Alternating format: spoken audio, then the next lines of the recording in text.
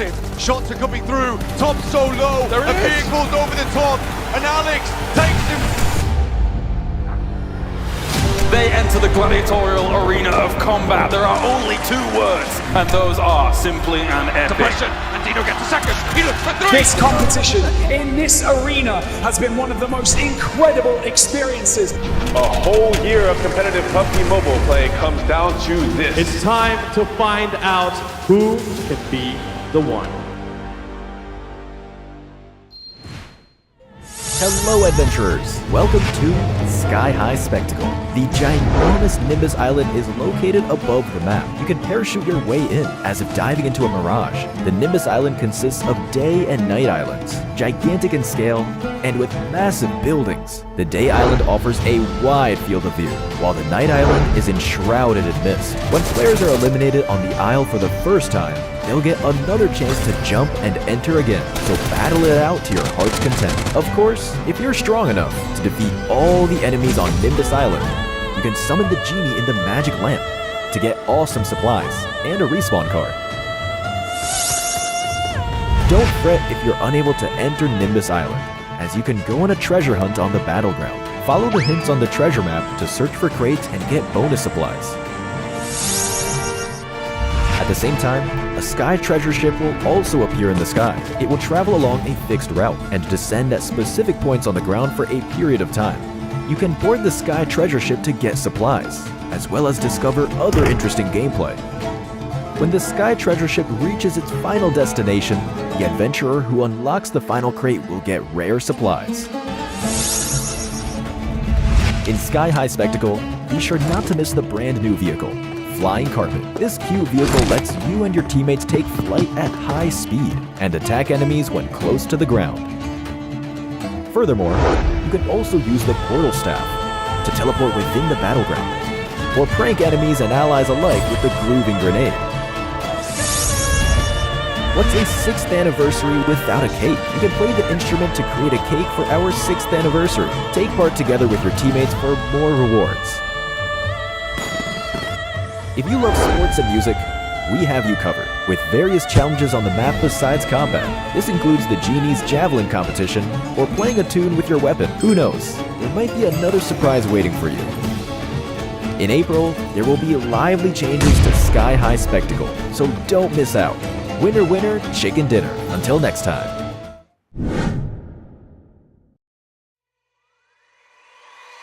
PUBG Mobile version 3.1 is here. This time, World of Wonder has loads of surprises in store for all players. Not only are there all new environments and gameplay, there are also loads of improvements. Let's check them out.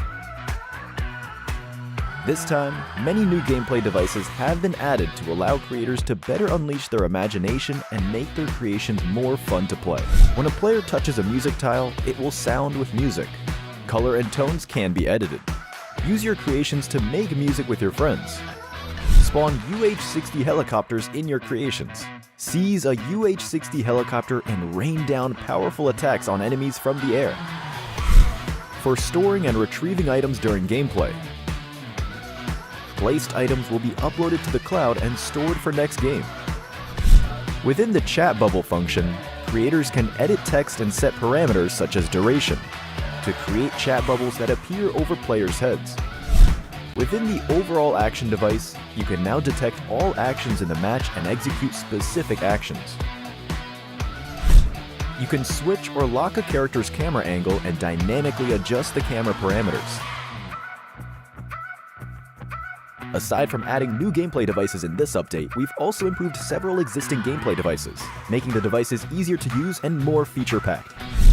Creators can set up area trigger devices to trigger on multiple players, for a minimum amount of players to be in the area before the device triggers.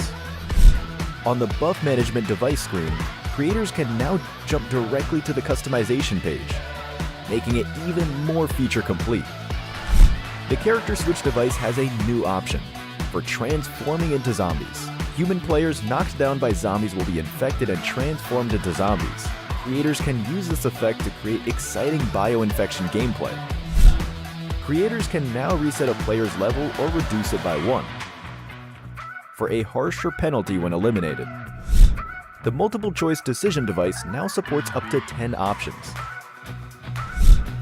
The variable management device can now directly modify a player's points. The environment control device now has rain and snow options. Creators can now add snow and rain to their maps. A new cloudy sky effect has also been added to screen special effects. Interactive objects now display models during gameplay. In this update, we have also optimized and added new features for creators while editing, allowing creators to edit and create maps more quickly. In group editing, when one player is editing an object, other teammates will not be able to edit the same object. In addition to being able to switch materials for building objects, now creators can also switch materials for decorations, as well as customize the materials to create more unique and fun maps. Creators can input custom text, and the system will automatically generate components based on the inputted text. After grouped objects generate prefabs, creators can retain the previous grouped object's interactization. On the game parameter page, you can now toggle whether to retain the match's equipment or show elimination streaks. Creators can now add faction matchup information to display in their World of Wonder gameplay, making matchups more complete. In World of Wonder mode, players can now customize the battle UI layout to their liking. Device categories are now distinguished by different colors, allowing creators to more quickly find the device they're looking for. When editing any device, creators can now jump directly to the overall action management page. Players can freely enter the Enchantopia map to explore. The PUBG Mobile team will continuously update Enchantopia, building a space for everyone to gather information, study, socialize, and play. Now players without creator authorization can try out the building stages in the Progress Hub, and those who pass will have a shot at becoming an authorized creator. Enchantopia will continuously receive new features, so stay tuned. On maps that come with a night sky, creators can now create a zombie attack. Faced with pursuing zombies, eliminate them or become one yourself. Creators can use fairy tale themed parts to create fairy tale themed maps. The tab display now supports organizing by sub-theme, making it quicker to search for the map you want to play. Creator information will be displayed in the social lobby. The World of Wonder creation evaluation process has been improved. That's a wrap for this introduction to some of the new World of Wonder content. We look forward to seeing all your brilliant creations in-game. For more details on the version update, please follow our official PUBG Mobile community. Winner, winner, chicken dinner. See you next time.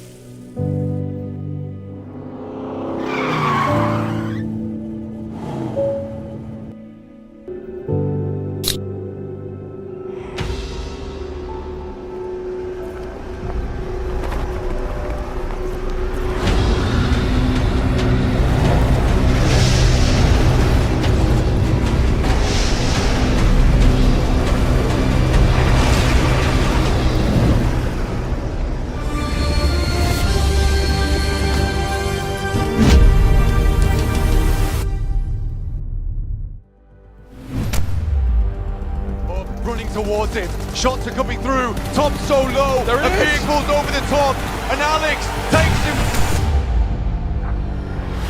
they enter the gladiatorial arena of combat. There are only two words, and those are simply and epic. Suppression, and Dino gets a second. He looks for three. This competition in this arena has been one of the most incredible experiences. A whole year of competitive PUBG Mobile play comes down to this. It's time to find out who can be the one.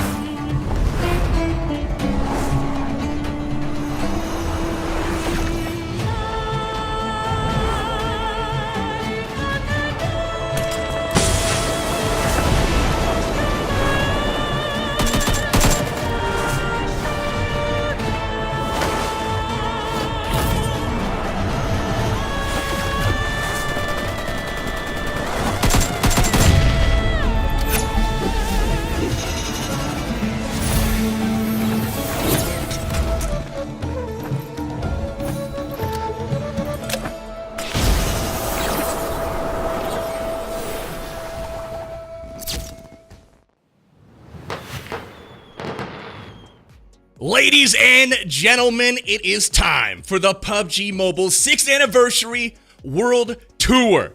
We are celebrating 6 years of glorious PUBG Mobile, the greatest mobile game in history, I might add. And let's get the details out of the way early. If you haven't joined us yet on the Battlegrounds, do that now. There is a link in the description where you can download PUBG Mobile for free. Join us on the Battlegrounds, have an amazing time, get those winner chicken dinners, and also if you haven't followed PUBG Mobile yet on social media, do that right now as well. It's at PUBG Mobile, everywhere where you can find any social handles, YouTube, X, TikTok, Instagram, you know the deal. Give PUBG Mobile a follow for more events just like this one. I'm so excited to get into tonight's action, and it's a special one, ladies and gentlemen. We got an anniversary, so let's bring in the boys. We got Tim the Tat Man, and we've got Courage JD joining us. Tim comes in, I believe, Tim, correct me if I'm wrong. Are you celebrating 10 years of streaming? So it's actually 10 years of full-time streaming today. Yeah, today. Actually in an hour, technically, if we're going to get really 10 years full-time, technically 11, 12 years in it to begin with. But, 10 years full-time, it's a great day, man. Obviously, very happy to be here as well, so. Obviously, just a small dent after 10 years on the forehead. Maybe after 20, who knows? Just saying. But Tim, great to have you with us, man. Your legend precedes you. And Courage, welcome back once again. I hear you had such a grand time at the 4th anniversary that you're joining us here for the 6th. Courage, welcome back to the big stage, man. Man, we've casted PUBG Mobile events. We've played in them. I played in, I think, 2. I still haven't gotten a single kill or elimination. So, here I am. Excited for more, excited maybe I'll learn something that'll help me get my first elimination next time I play. That's all right. We got your butt in the seat today. You're going to watch some of the pros that are coming today. We got some surprises for you coming up in just a second, but I'm sure if you're watching this in the audience, you're wondering who's playing today. What are we playing? What are we playing for? And the good news is we got some of those answers right now. We've got 32 players joining us for this 6th anniversary World Tour event. They're going to be broken down into 4 teams, and we're going to be playing 6 games over the course of tonight's event. Now, those are going to be each in a different game mode or map, and the cool part is it's a bit of a grab bag tonight. We are going to be picking these game modes at random. So stick around to see what we dive into. There are the classics like Erangel and Miramar. We also have some of the newer game modes that have gone in over the years like Metro Royale, Payload, and we even have some of the new modes that have been built over the past year since the World of Wonder was introduced, like Pirate Ship Blade Ball or a shooting challenge. So we'll check into that as the event goes on tonight. And as for the points, it's pretty basic. Get high ranked, right? Score some eliminations and ultimately shoot things really fast, and you're going to move up the rankings. We'll keep track of all that stuff as the night goes on. But Tim, I want to come to you, my friend. I want you to talk a little bit about the prize pool. Tell us what we're playing for tonight. Yeah, well, as you can see, ladies and gentlemen, it's a $10,000 prize pool. That, some people would say you could get a nice television for about 10K, depending on how nice you want to go. Really depends on the person you talk to, I think. But I mean, obviously, Not for nothing. First place take a 5K, second take a 2,500, third 1,500, fourth and 1,000, and so on and so on. So obviously, 6th anniversary had to go big, and whoever wins, maybe you can get a nice TV with that too. You know what I'm saying? Yeah, from a certain big box department store, no less. 10K on the line tonight, and that's what the players are playing for. But Courage, tell us about what the audience is playing for tonight. They have some stuff on the line as well. Yeah, a lot on the line here, and this sweepstakes is now open. You can use that QR code right there, or there's the link. There's going to be 42 winners throughout this broadcast alone. This is not something that's going to exist a week from now. This is strictly for the viewers here celebrating PUBG Mobile's 6th anniversary. Prizes going from $50 Visa gift card and 6,000 UC all the way up to grand prizes of an Apple Vision Pro, a 6th anniversary backpack, and 6,000 UC. And you see there the quantity of all of those. So it's simple. Stay tuned into the stream, enter, and find out if you just won potentially thousands of dollars in prizes just for hanging out with us tonight. The incredible part about this particular sweepstakes is normally, you can kind of clock it in and come back at the end and get the grand prize or at least have a shot at it. But we're giving grand prizes out tonight all night long. So keep your butts in the seats. Stay tuned. Scan those QR codes. But let's talk about who is playing tonight. We got some teams to highlight here, and we got some fancy names. Tim, talk us through the teams and maybe give us a prediction blind here without seeing anyone. Okay, so without seeing anyone, I'm drawn to cake in the pan. I knew it. God, you were so fat. Whatever, bro. Look in the mirror, all right? Goodness gracious. All I'm saying is, I love food. So naturally, I think I'm going to pull for cake in the pan here. Is that a shock? I mean, anyone shocked by that? Probably not. No, I'm not shocked personally. I will say this is quite the beefcake crew we have going on here with myself, Courage, and you, Tim. Yeah. We'll take a peek at the birthday blitzers here first, highlighted with Thesaurus PG, a familiar face to these events and strapping young lad, I might say. And we've got ZR Dream, Red Eyes, and Cisco coming in to support, as well as we take a peek at our next team, the Party Parachuters. Courage, who are you looking at on this team to do some damage? Listen, Bushka looks quite dapper. I know, our PUBG Mobile representative here. Kith needs a better camera. That's my takeaway from the picture right there. Not having too much of an expression. But honestly, the beautiful thing about this tonight is it's such a wide range as we continue to go through these teams. It's such a wide range of different games and modes we're going to be seeing through PUBG Mobile that you have maybe a rough one on map 1. You can bounce back in game mode number 2. Metalcore, the Leon, Angry Hosier, and Fox 1K Metalcore, obviously a long-time beast in PUBG Mobile, someone to always watch out for in these events. And, as we continue to go through, one thing I do want to bring up, Tim, you were almost a pro in different games. Nerves. Some of these players might be nervous coming into this event. What would you be telling your teammates if they were nervous on the main stage?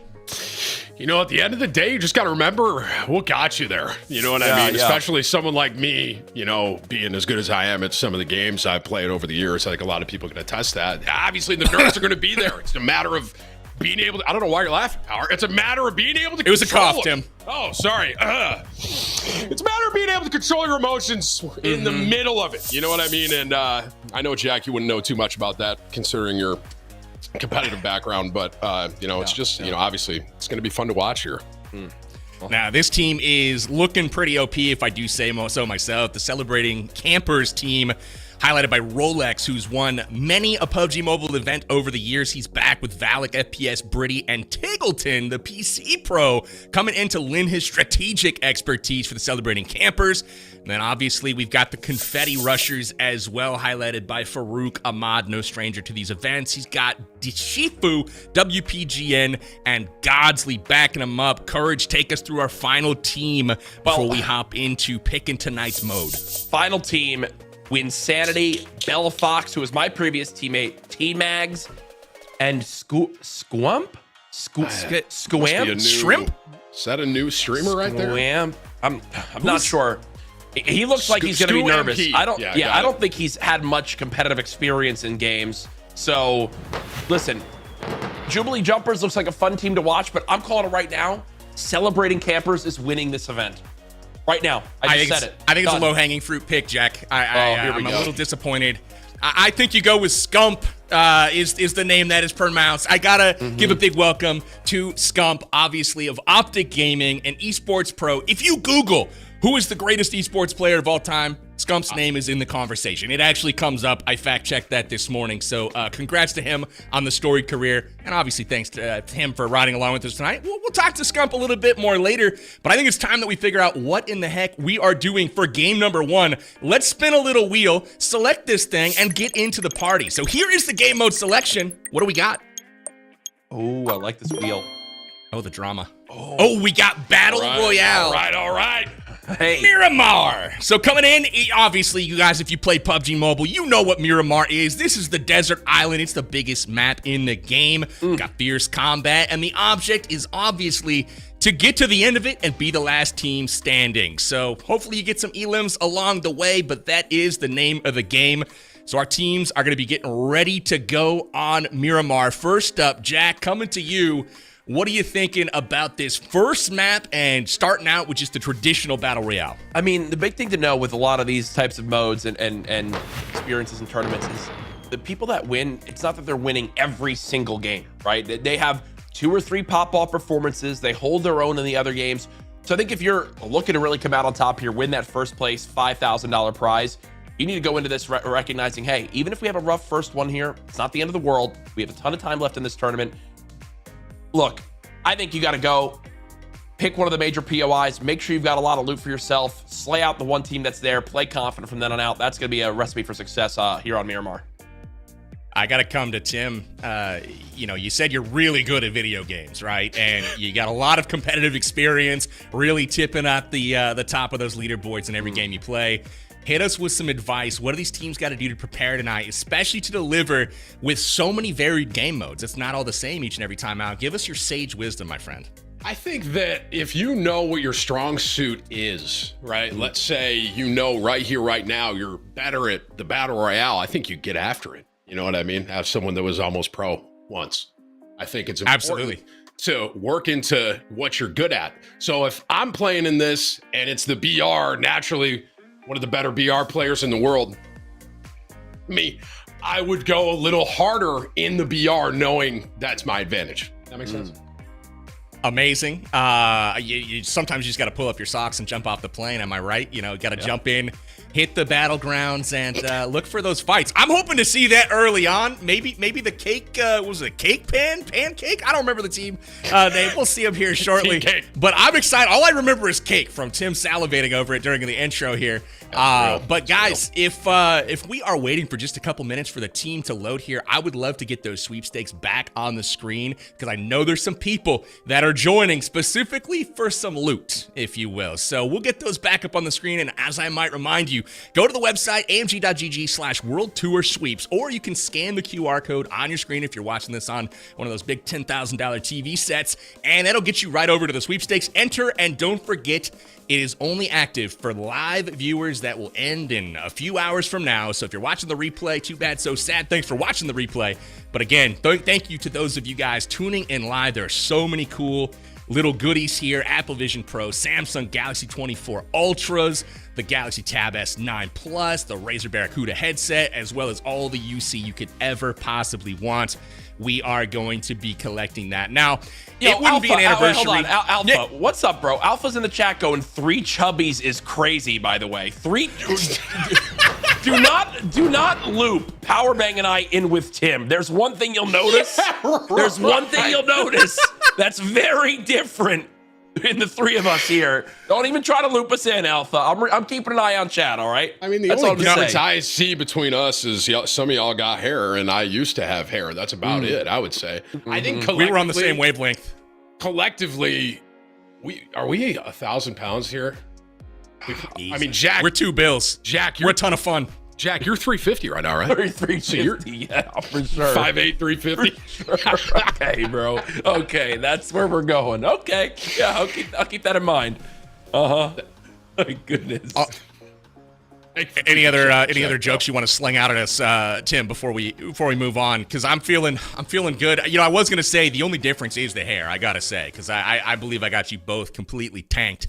We'll see about that next time. Maybe we see each other in person. Who knows? But I'm excited. We got Battle Royale Miramar coming up here in just a moment. But it wouldn't be an anniversary without looking back at the road traveled so far.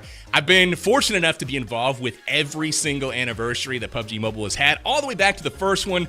We hung out in New York. We had Alan Walker there doing his very own song inside of the game. Super cool. We had the second anniversary where PUBG Mobile was bringing the world together as we faced a lockdown.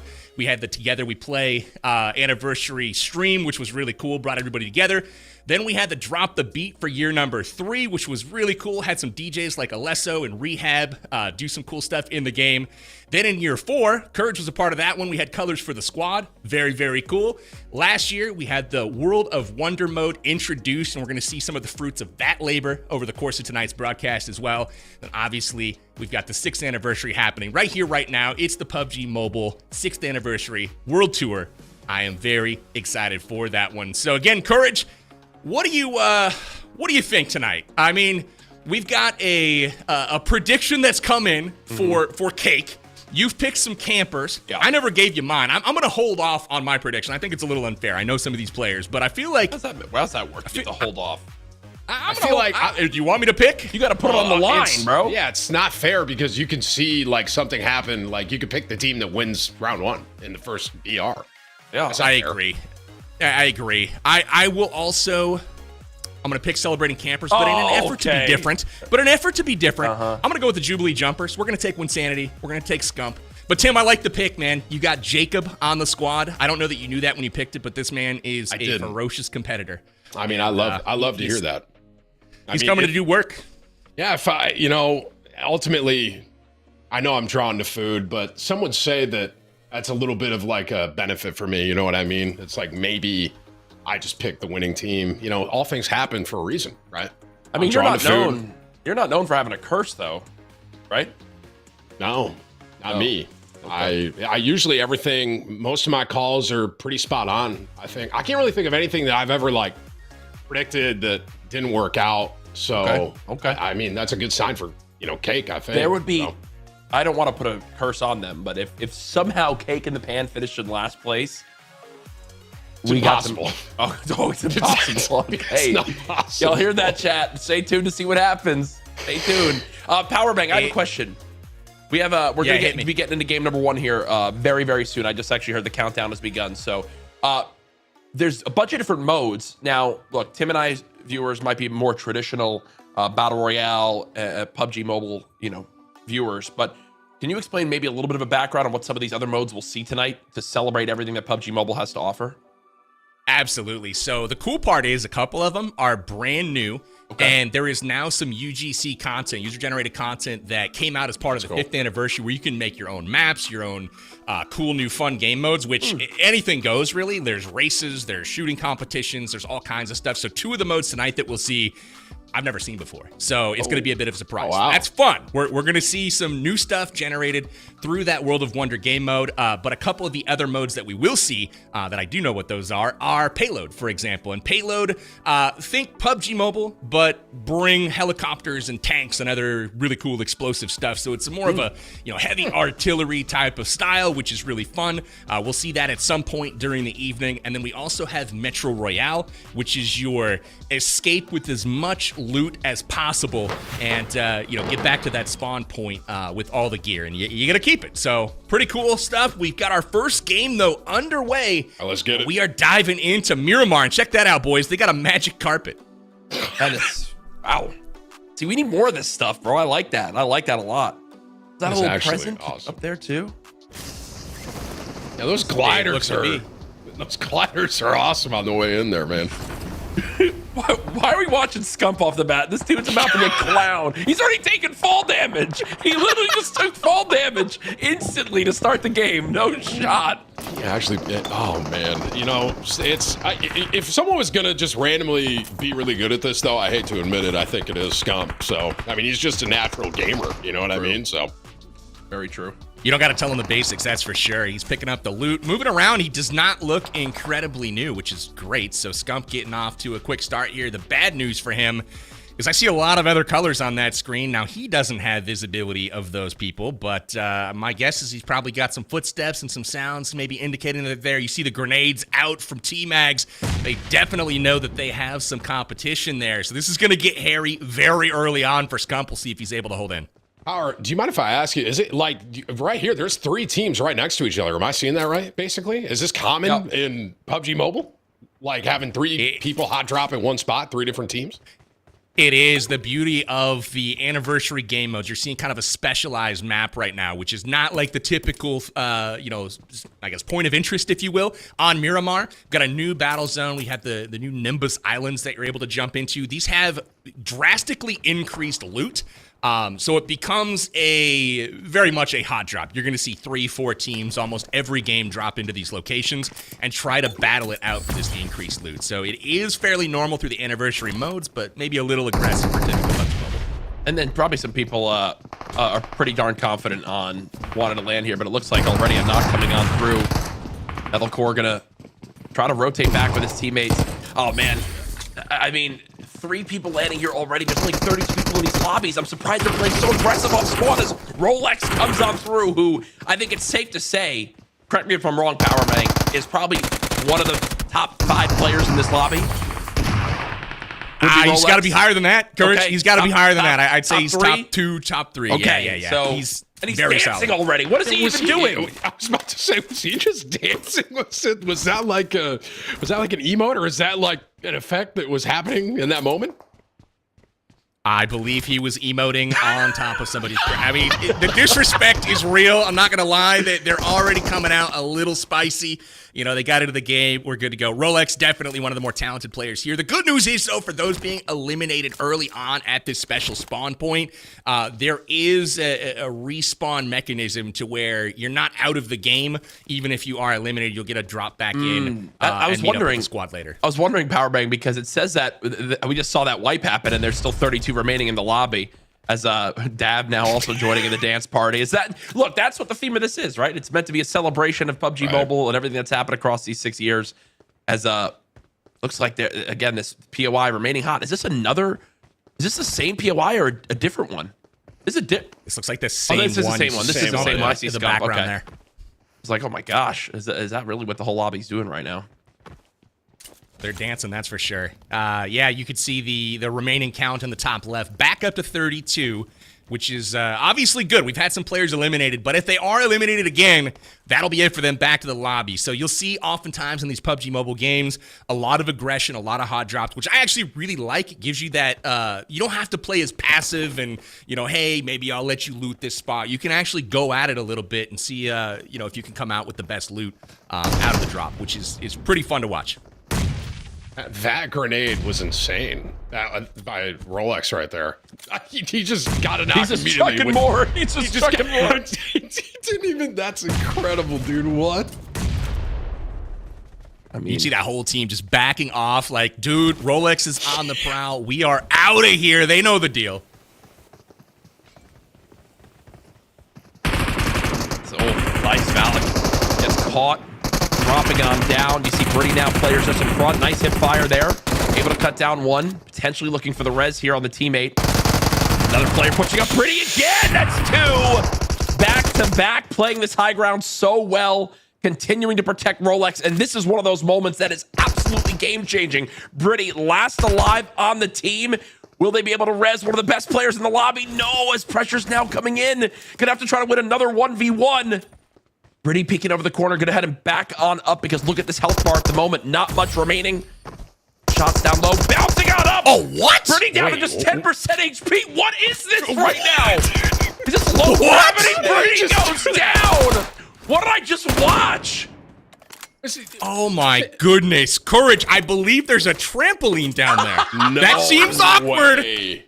but I think that's what just happened. All of a sudden, you can see it in the corner. Do you see on the left side of the screen? Yeah. From a high five, there is a trampoline down there, and he used that to his advantage and actually snuck up on Brady. I can't blame her here. She clutched the heck out of that play And I will say it was nice of this team not to wipe her immediately, because if all 4 players go down and are not respawned in time, they are wiped. But somebody's got to be alive. So impressive play here from High Five. That might have been one of the plays of the day, and it happened in the very first game. Just that to was kick us incredible.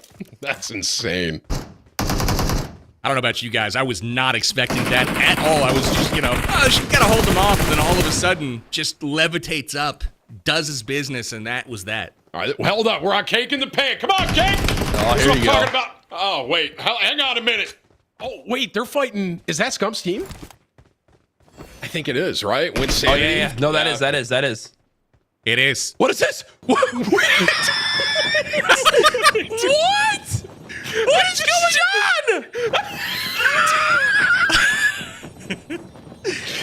on? Jacob hitting the rotate on the magic carpet. Really, that is amazing. Yeah, this team's winning. I don't care what anyone says. Cake's going all the way. Dude, You know, if I hit my talking Is that a points here, the portal? flying carpet, Wait, is new that a in this portal? update, you can hit the flying carpet to fly around in style, gliding sleekly through the Nimbus Islands. Impressively shown off there by Jacob. Oh, the Interesting nade! strats. Wow! Wow! I think it got Scump low and it knocked Win Sanity just like with one grenade. That was insane. Jacob is cooking. No!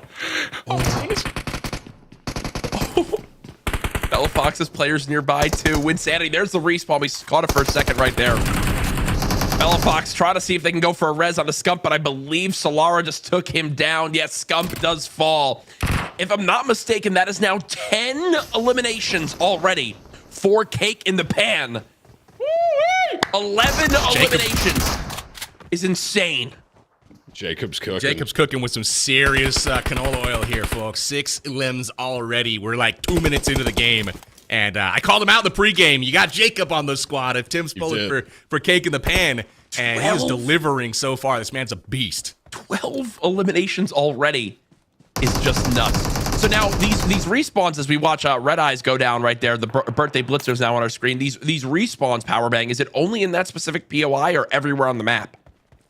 I believe it's in that POI, and you do see more of a traditional Miramar at this point in time. You can see these parachutes coming in. This probably looks a little bit more familiar to those that have seen PUBG or PUBG Mobile.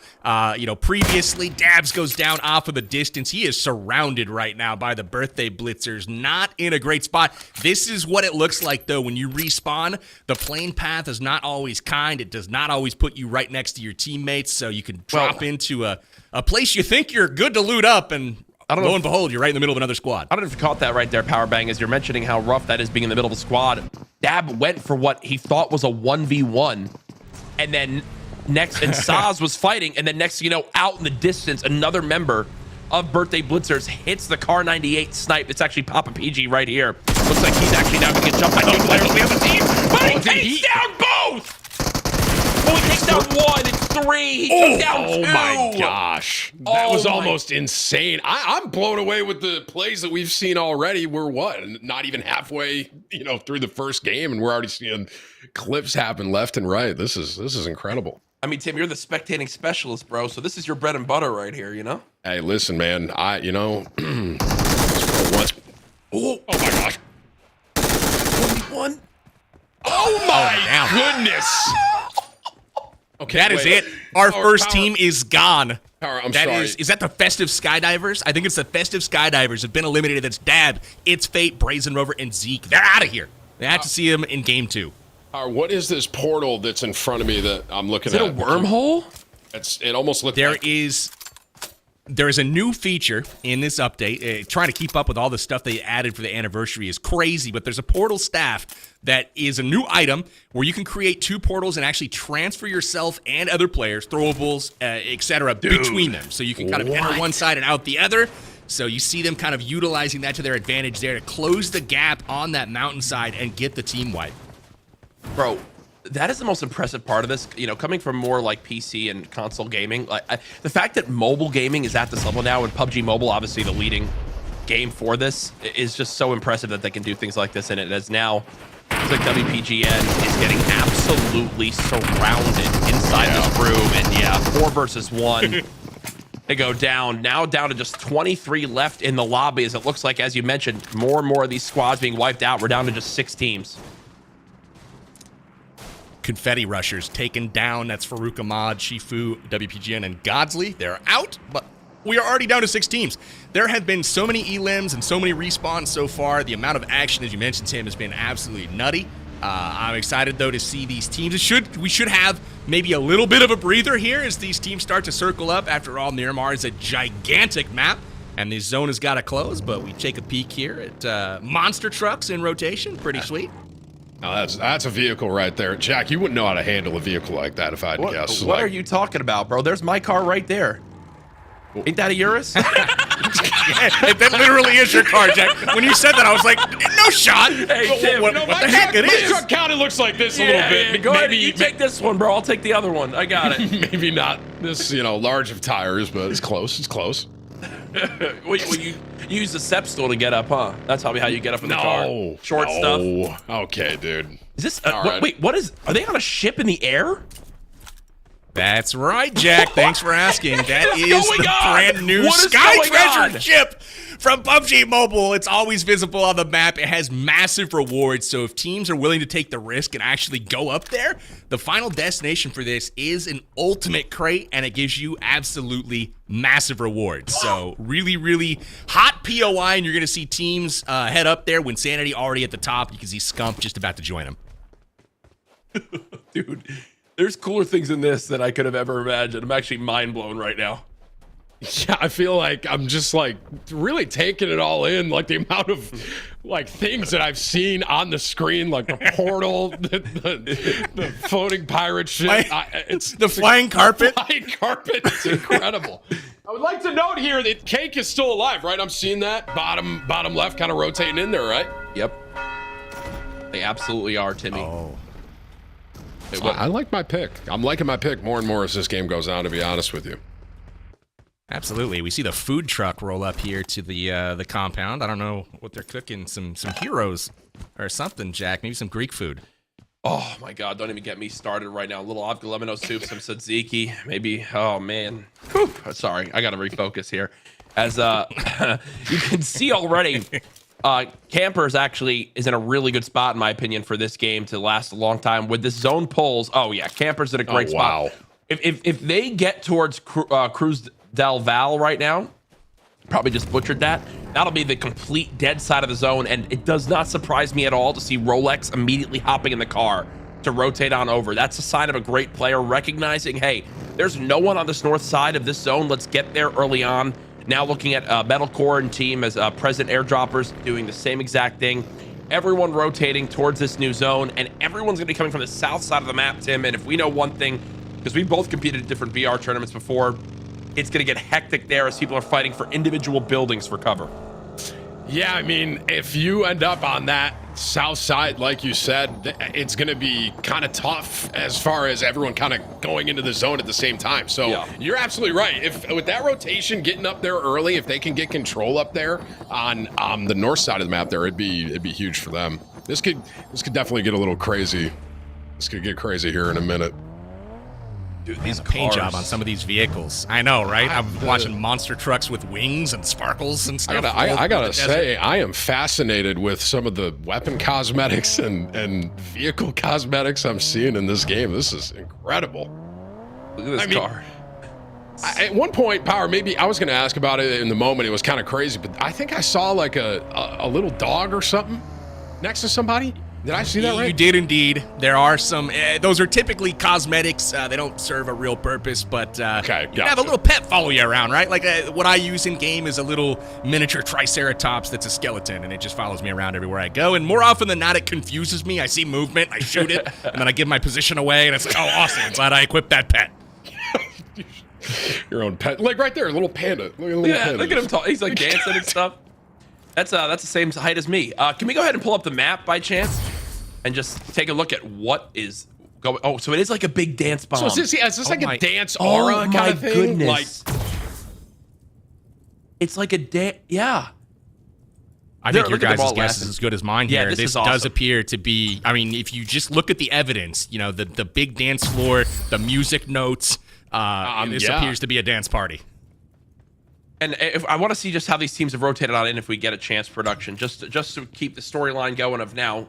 Because now as this gets from the second half, the start, it was sweaty. Yeah, look at this. Look at all the teams in that southwest side. So I said exactly. I knew Rolex would have the foresight to go towards that north side of zone and play towards the more, it's called dead side, where you have the highest chance of surviving is when Sanity now down to one shot will pop that med kit. But look at that. On the bottom left of the map, if you're in there right now, it's going to get extremely mixy. As it looks like a fight's about to break down. Scump and crew on the hill trying to run out with the teammate. Nades getting fired left and right. It's Scump and Sanity down to just one shot. They're playing on the low ground right now. They've traded one back, though. Loves pushing on in. Cuts down T-Max. Now putting it into what looks like a 3 versus 3. As this is cake in the pan in this fight. 16 eliminations in this game. Tim's prediction could be on the verge of dropping here unless they can have some clutch shots. Great angles, though, here from Solara on the off angle on the other side of this ridge, holding down that suppressive fire. And I gotta say, once we went to the map, Courage, and we saw all of those teams in close proximity, that dance party actually could have been the grooving grenade. It's a brand new item, a new throwable that actually suppresses enemies with the power of dance, obviously. You know, you force them to dance. It's great crowd control, and I think we just saw that on full display. So Cake ended up taking out Scump, Win and all them right there in that moment, right? And just so I'm clear now too, Power, you can maybe help out with this. Like, if they're eliminated this late, there is no way to come back, or is there a way that they could potentially respawn? They are dead and gone, Tim. Dead and gone. Yeah, back to the lobby, and we'll have to see him a little bit later in the broadcast. Miramar is one of the ones that doesn't have the ability to like bring your teammate back outside of those zones, correct, Power? It's only in those zones right now? That's such a nuanced question, Courage. Thanks for putting me on the spot. I really appreciate it. In some game modes, there's like the radio towers where you can pick up an ID card and bring it back. Not in this particular mode. What we're watching right now is the original respawn happens off the drop. There's a timer basically set. You got a few minutes to kind of get that hot drop action in. Respawn once, but then when you're wiped, and then that is it after that second time that you actually die. So that is what we're seeing here. Most of these teams, after they're eliminated, it's that second time they've gone down, and then we'll have to see them a bit later in the broadcast. I love where Cake's going right now, this spot on the map, because it's kind of like this little... Oh, they might be going down. I was going to say, it's kind of this like little hot... Oh, they're actually taking... I don't think they know there's a team in there. They figured that out right now. And that's one of the better teams in this metalcore and squad. So yeah, they're gonna. I like the fact that they're taking 4 different cards, but that's gonna leave Solara out on all by themselves. They try to portal out, but do get cut down. So nice shots from Fox and crew right here. The good news for the side of Cake in the Pan is that they took 4 different vehicles. And there goes the magic carpet soaring through the sky. Oh my goodness. You saw like the double check, right? Like he looks up, kind of sees something, looks down, is like, wait a minute, there's a flying carpet up there, just starts beaming it from the ground. You love to see it. They actually made a play to go rescue Solara there. And I think they did it successfully as well. Yeah. And then you got the celebrating campers doing a good job. They're just sitting and watching everything kind of, unfold on the opposite side of the map there. Dude, that magic carpet for rotations is so good. Sorry, Powerbag, to cut you off. Like, that looked so powerful right there. As I think that is the duo was using the magic carpet. So they're the duo, and then everyone else is full squads remaining in this game. Yeah, absolutely. I was just going to say that magic carpet and some of the other mechanisms like that trampoline we saw earlier, it really kind of adds a new dimension of verticality to this. Like normally when you see Solara get out of a vehicle in the middle of the open, you're like, just leave her. She's dead, right? Yep. But now with portals, with flying carpets, now you're seeing the ability to actually rescue these teammates and get out of that sticky situation perhaps, which is like a whole new dynamic layer that we haven't seen before in PUBG Mobile. I don't know if you guys just saw, but that zone closed, and I think the campers have an elite position, if I'm seeing that right, on that map. Well, maybe not. They got a team behind them, but they're up on that hill. But, I mean, for my team, that is Cake. This is going to be... Yeah. I hope they got some magic carpets, because they're going to need it. Oh, yeah. No, they're in a rough spot, as this is actually celebrating campers we're watching right now. You can see they're trying to keep a priority on watching these players on the outside of zone, continue to just hold them, but then also they have a player who's more in the middle, whose only job is to show presence and call out for the rest of their team if there's a threat coming from behind.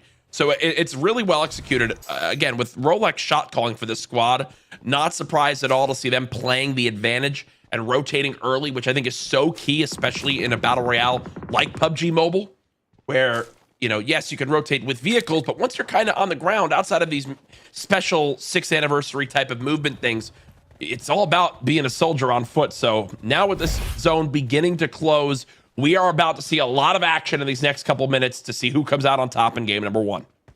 It looks like Cake's kind of sticking with that original plan. They're just splitting up into, you know, 3 different cars, and they're just like, all right, try and get across. Okay, it looks like Cams are taking a fight to... Oh, yeah. They've already got 1 knock. They want to clear out this side of the zone. So they had one player get knocked. They know there's others on this opposite side of the hill. Already 8 eliminations so far in this game, and right now they've got by far the best positioning. They've got these buildings, and they're showing presence on this hill just to make sure they can ensure they don't get flanked, as now it's Cake in the pan, using the magic carpet and going for it, Tim. They're going for it. They got 2 of them. They got 2 flying carpets. Oh my gosh. Bring the cavalry. And they're using, it looks like they're using healing and stuff too on the carpets as well. This is so good. I actually love what I'm seeing. This is absolutely bananas. I love how Rolex and Birdie took position on that hillside, really trying to stay aggressive. But man, just when you think you've got a good, solid defensive wall, you've got dual flying carpets headed overhead. Tiggleton chooses to hold his fire and focus on the ridge out in front of him. Jacob goes down. That is a big loss for his squad, but we'll see if they can land with the flying carpets. Not in time.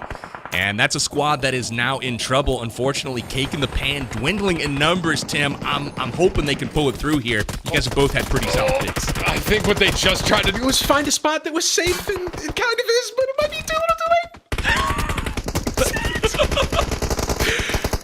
Come on, stay alive, you got it! You got 1 player left, 1 player remaining. They are just in the zone, and 3 squads are fully outside of it. So right now, this would be, I think this is 100% Camper's game to lose. They are in best position. They have the smoke set up for endgame. Rolex in this 1v1 versus Saz. Shots coming in. Rolex now with the health advantage, trying to play this close range shotgun. This is where Tim the Tatman would excel. As Saz going to reset with the portal. Wow. Molly does come in, will back on up, but nicely done holding that ridge line, as I talked about earlier. That was a player staying up top, as now pushing on in is Birthday Blitzers, I believe, just from the outskirts, about to move on through. Saw Rolex there on that push, and I thought for sure he's got his prey in his sights. That man is a goner, and whoop, portal, he's out of there. And just goes to show you the usefulness of some of these new items in the game.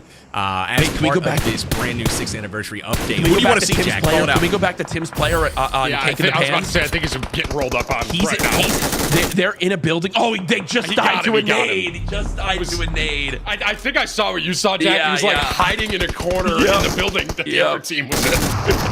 And now here it is. Campers just completely wiping Birthday Blitzers. This is what they get for rotating on early. Now 3 teams rating, only 10 players. Some good nades coming in. Wow. Rolex down to just 1 shot, but will not get knocked. And by not getting knocked right there, that stops Metalcore and crew from rushing. I guarantee if Metalcore and crew get that knock with the nade, they send the 4v3 knowing it's their best chance to win.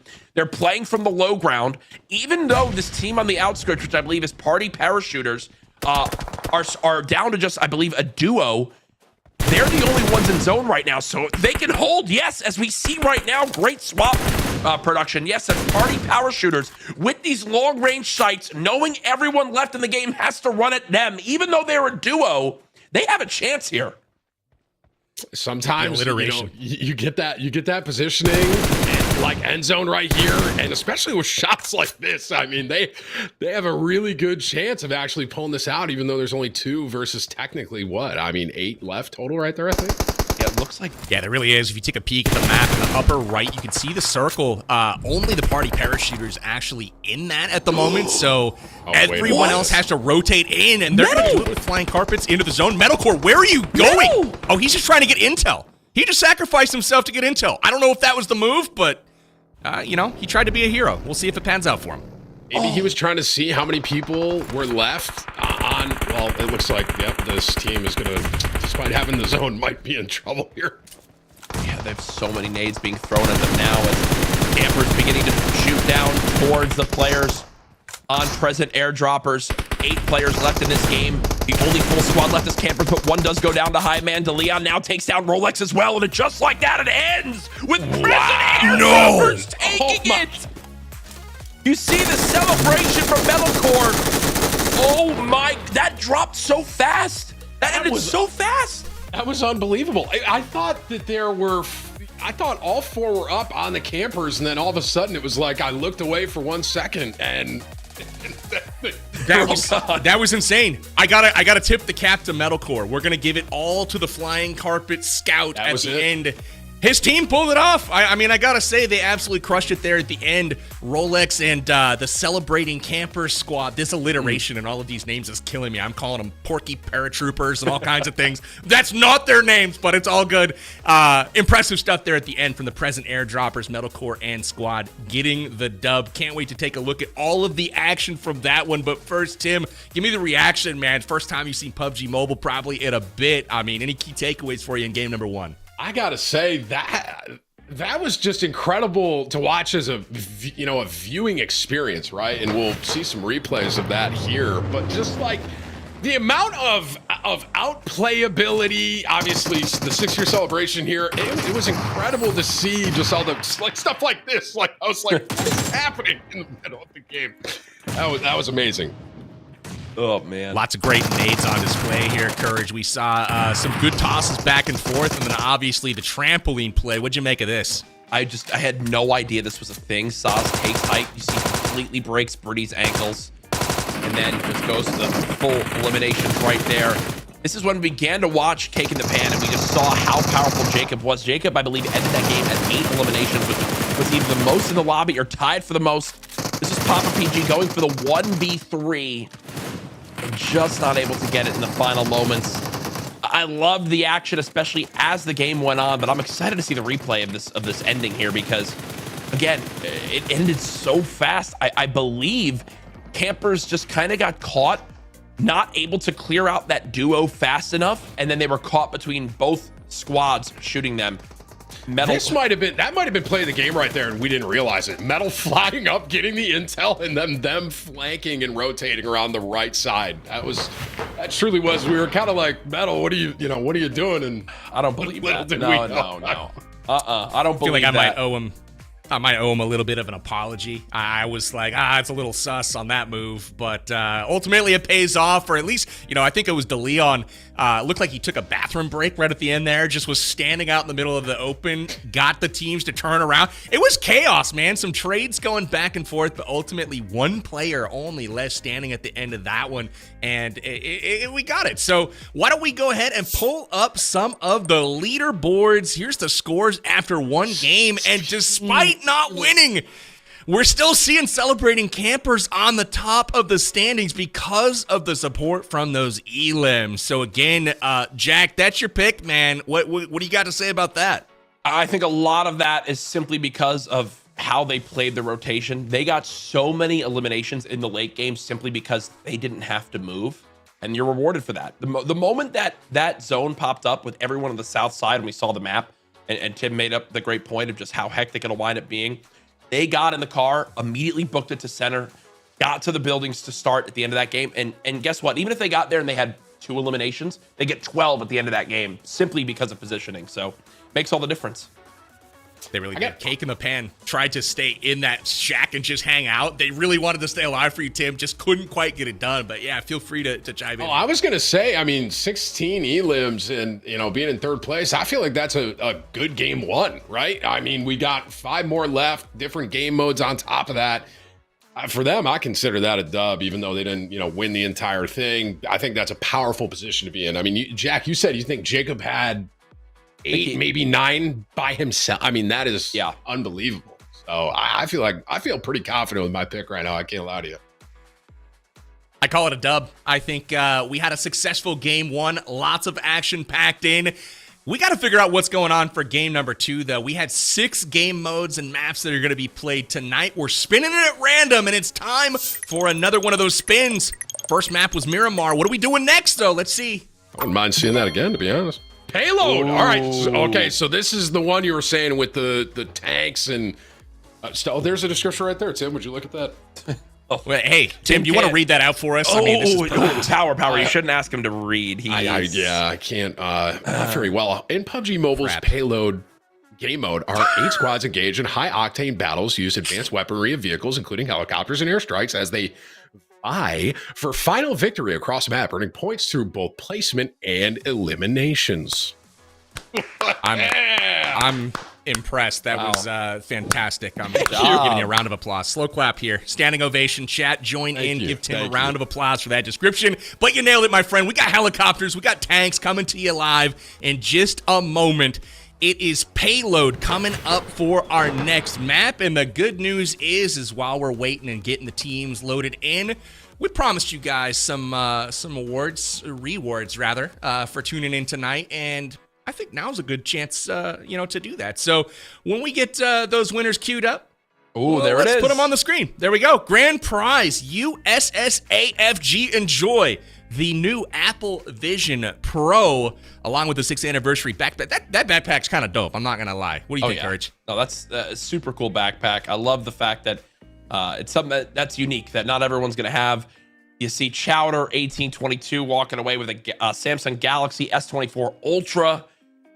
Why Roughneck? You got Seth and Shof getting the headset and the Visa gift card, and you see Brand Muffin Man's I prefer blueberry muffin, whatever, Wraith, and finally Prettykin.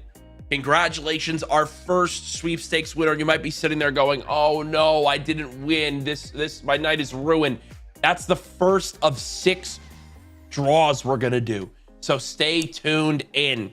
You still have a very big chance of winning. Right now, QR code, scan it right below Tim's belly. Right there, just right there. That's the one. Just give that a snap, and you'll end up right there on that sweepstakes website. Again, sign up tonight. The sweepstakes is live throughout the live broadcast. If you're watching this, a week from now, a month from now, I'm sorry, but you should have been here live.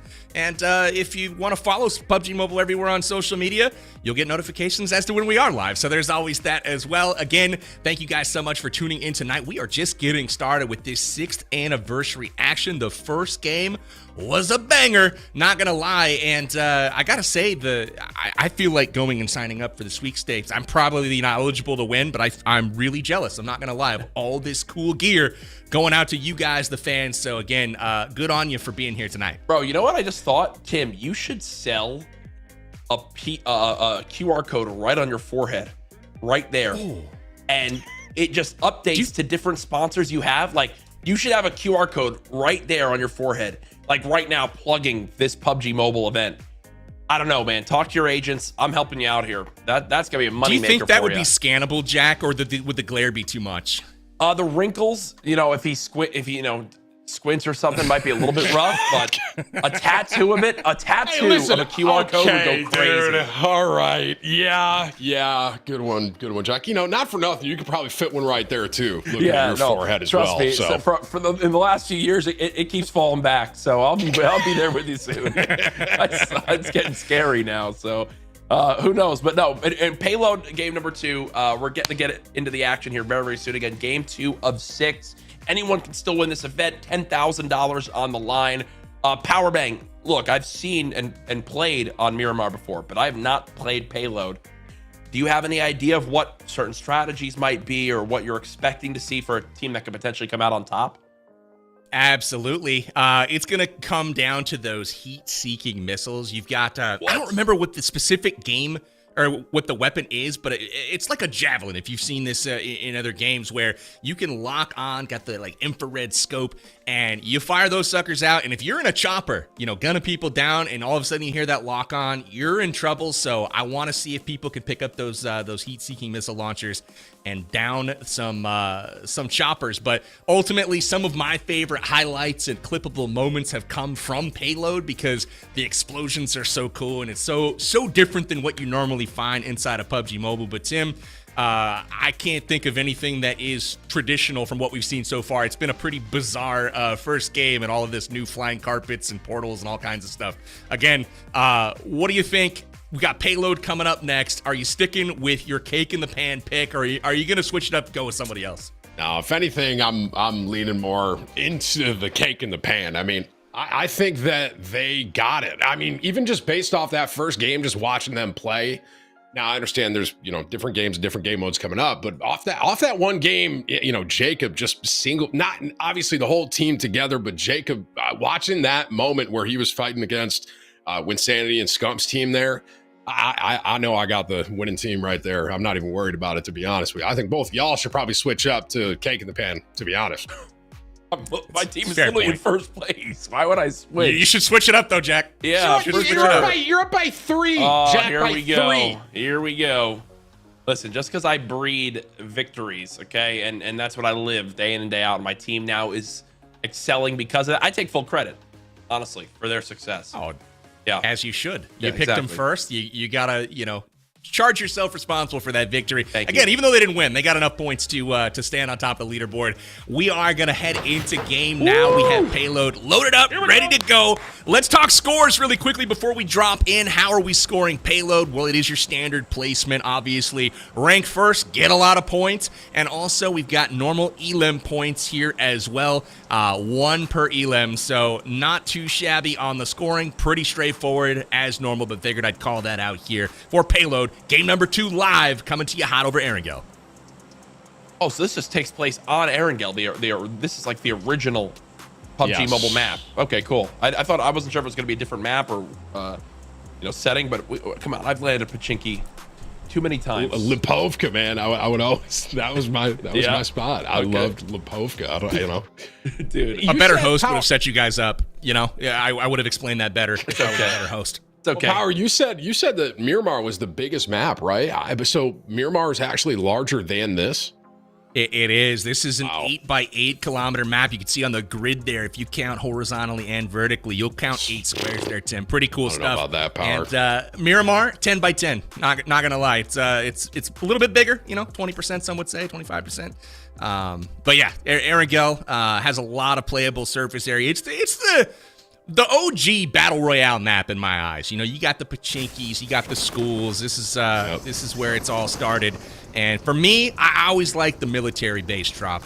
You can see a couple of teams down south there. We've got Farouk Ahmad. Yeah, what is he doing? He just got run over. Bro. Scum, come on, man. It's just... Oh my gosh, dude, Scum. I correct me if I'm wrong here. Hang on. Cake in the pan. Is that Jacob is driving this car, but when Sanity is manning the gun? Was I seeing that right? Are these flamethrowers on the front of the vehicle? Oh, they are, and they are mowing you down. Watch out, angry hosers coming to you live, and damn, you're out of here. Just like that, we've got a squad back to the lobby. Welcome to Payload, gentlemen. What do you think? Oh my gosh. I mean, I'm still so confused by this right here. When Sanity is on the gun. Oh, Jacob, it's dude. Well, Jacob, I mean, he can't get off the car, right? Because when Sanity's just gonna take him out, so he's just gotta drive around with Winsanity on, I guess. And Winsanity can't drive back to his teammates, because if Winsanity drives back towards his teammates, then Jacob will just fry him with. So it's like a truce. They have a truce right now. I am just now realizing that these are different teammates. You guys were much quicker on the uptake than me. Welcome to the game, Power Man. Welcome. What happened? Oh my goodness! This is a precarious. This is an interesting situation. I don't know how this is going to end up, but we've got already a team eliminated. We're down to 24 players left. Literally a quarter of the lobby's gone in the first 30 seconds. Oh my goodness! I was not expecting this. I don't know what I was. Here comes the help! They're coming to rescue him! Oh my gosh! That's amazing. Yo, the drive-by. I know it was my team. I know it was Cake, but that was incredible to watch. That was like an action movie, literally. Like you were seeing something out of an action movie. That was awesome. Eliminated just like that. Scump goes out quick. I felt a little bad for him. And, this is, honestly, it's kind of a little RNG. It's a little luck of the draw. You hit the ground.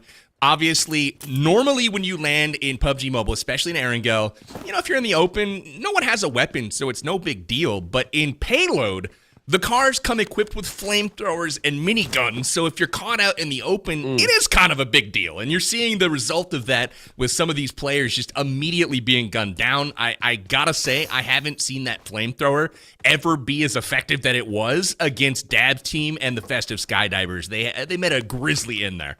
Well, correct me if I'm wrong, Power. It's also, from playing in a few of these events, a lot of the top players on my team would say, hey, let's land at this area, you land on this car, I'll land on this car, then we'll just drive them in when we know it's safe, because you want to have that movement for when the zone rotates and you can be able to, you know, rotate towards the next circle. Whereas in this, there's even more incentive, I guess, because of all the weaponry, but sadly, somehow on this massive map, 3 teams landed on 2 vehicles. Yeah. That's a game of musical chairs that I'm not trying to play, but unfortunately, what do we got here? Whoa. We get like free food or something? Oh, a surprise time. Oh my goodness. What do we got? Now I'm excited. I want to know what is going to happen at the end of 10 seconds here. I'm sure we'll find out shortly. Waiting with bated breath here. What? Oh, it's the 6th anniversary. Thanks. What are you guys? We didn't even know that. I had no idea what was happening. Thank you. This was not in my run of show. What is going on here? Production coming through clutch with an animated Happy 10 Years asset for Tim the Tap Man. Tim, once again, man, that's an incredible achievement. I know from doing content for a heck of a long time that it could be a grind, and to still be around, still be doing it after that long, it's a real testament to not only your charisma and your ability to entertain, but just your dedication to the craft, man. So congrats again. Thanks, man. Yeah, I owe it to all the community and everyone that's supported me over the years, man. Can't do it without everyone watching. So appreciate you all as well. So thanks. Thank you very much. I appreciate it, guys. Still can't get a better camera though. Okay. What do you want me to do? You think I know how to sing? Talk to Whips. You know exactly what I'm going to say, man. I just work here, all right? Let's get it together over there, Whips. Come on. Power. Well, hey. I don't know. Power, I do just want to say, Power Bang, my 10-year anniversary is in 3 years, 11 months, 12 days, and 14 hours. If you know, just to keep that in mind. I really appreciate that. Can you guys carry the show for a second while I go put that in my Google Calendar? Yeah, for sure. We got that. Sure We're going to watch this helicopter here that's probably got missiles on the end of it and miniguns on the side as they rotate. A bit of a better rotate than the magic carpet, I think. Is the magic carpet in this game mode? Is that part of this too?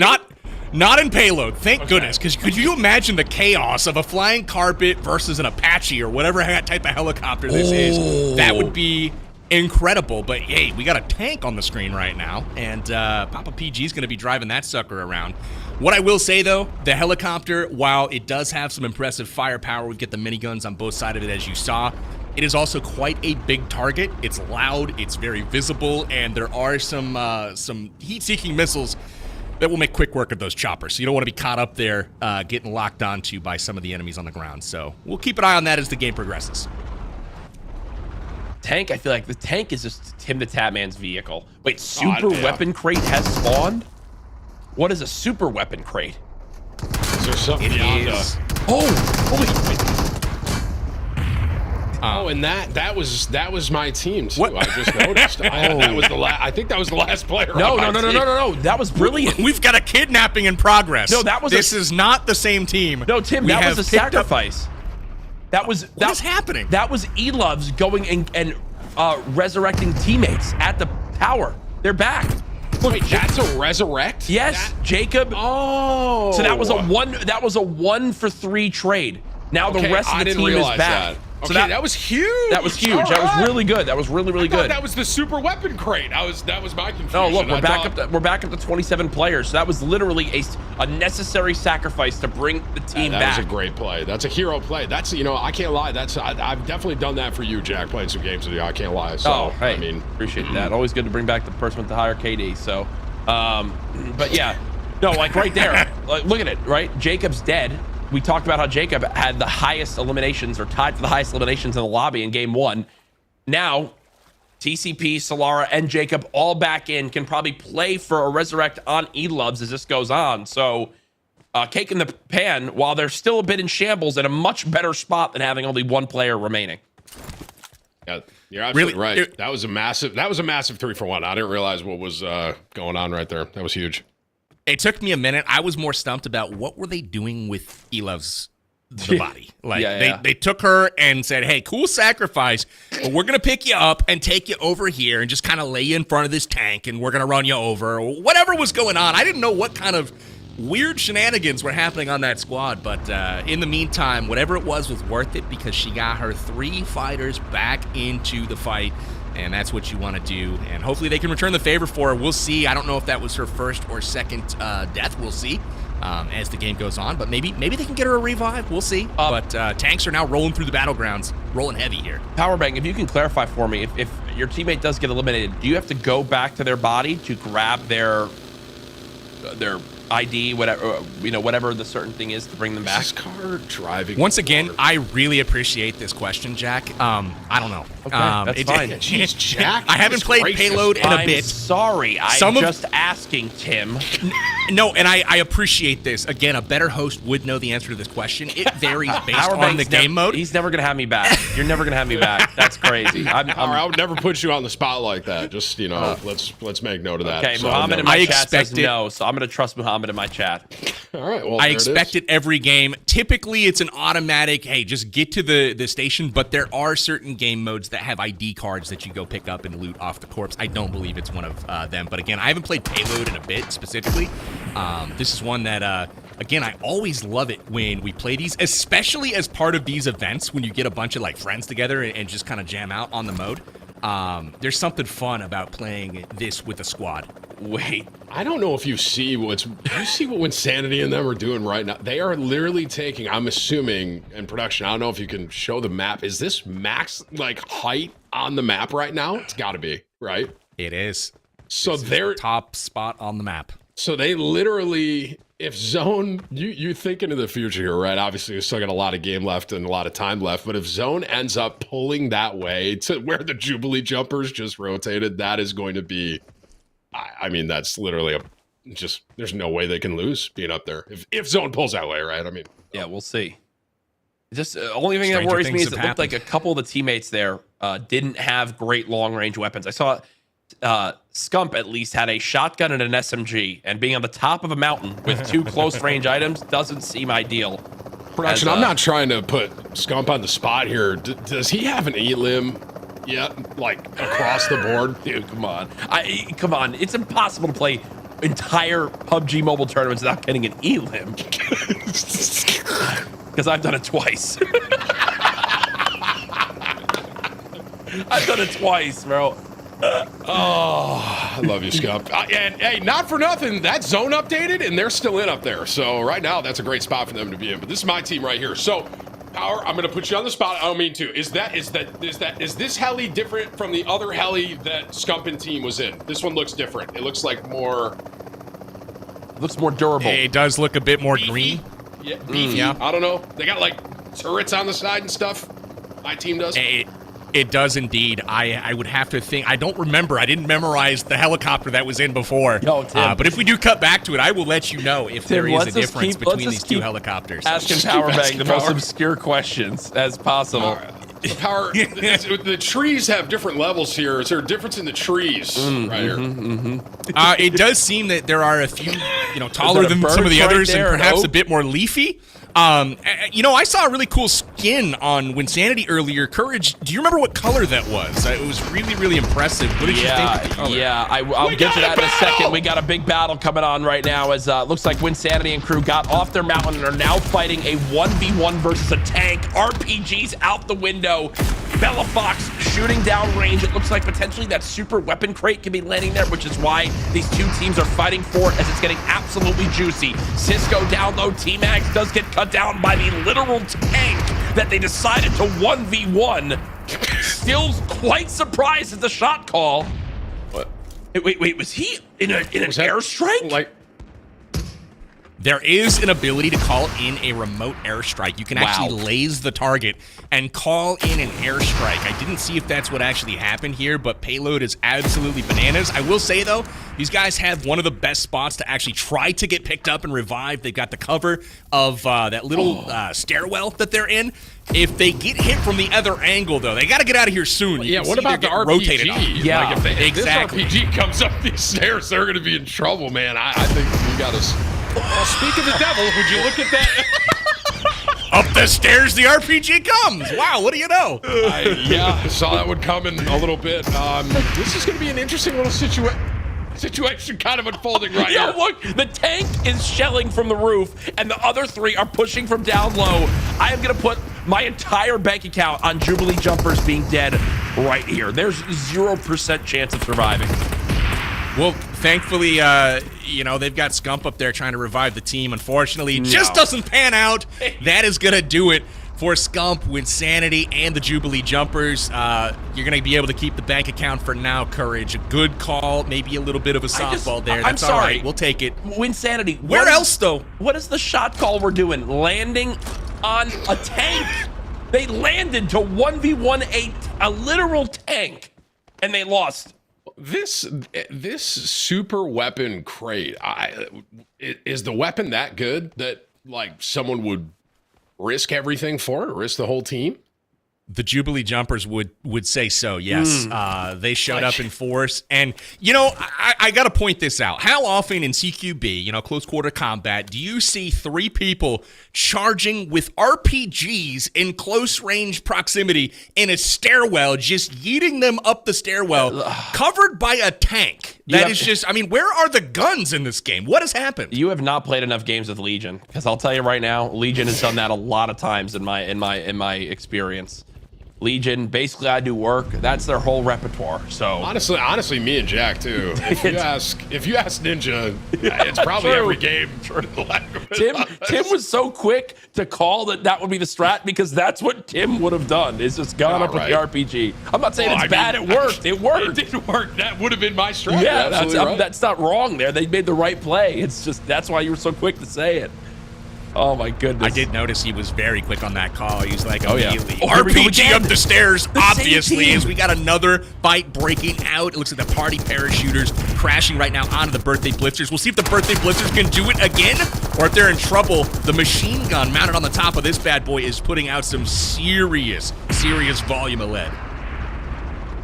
Just a reminder. Looks like, do they have 2 tanks? Am I seeing this right? So party parachuters, I think there's a second tank.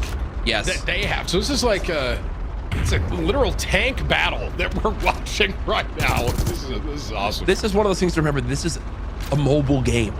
This is PUBG Mobile. You literally have a grand scale Erangel map with tank versus tank combat.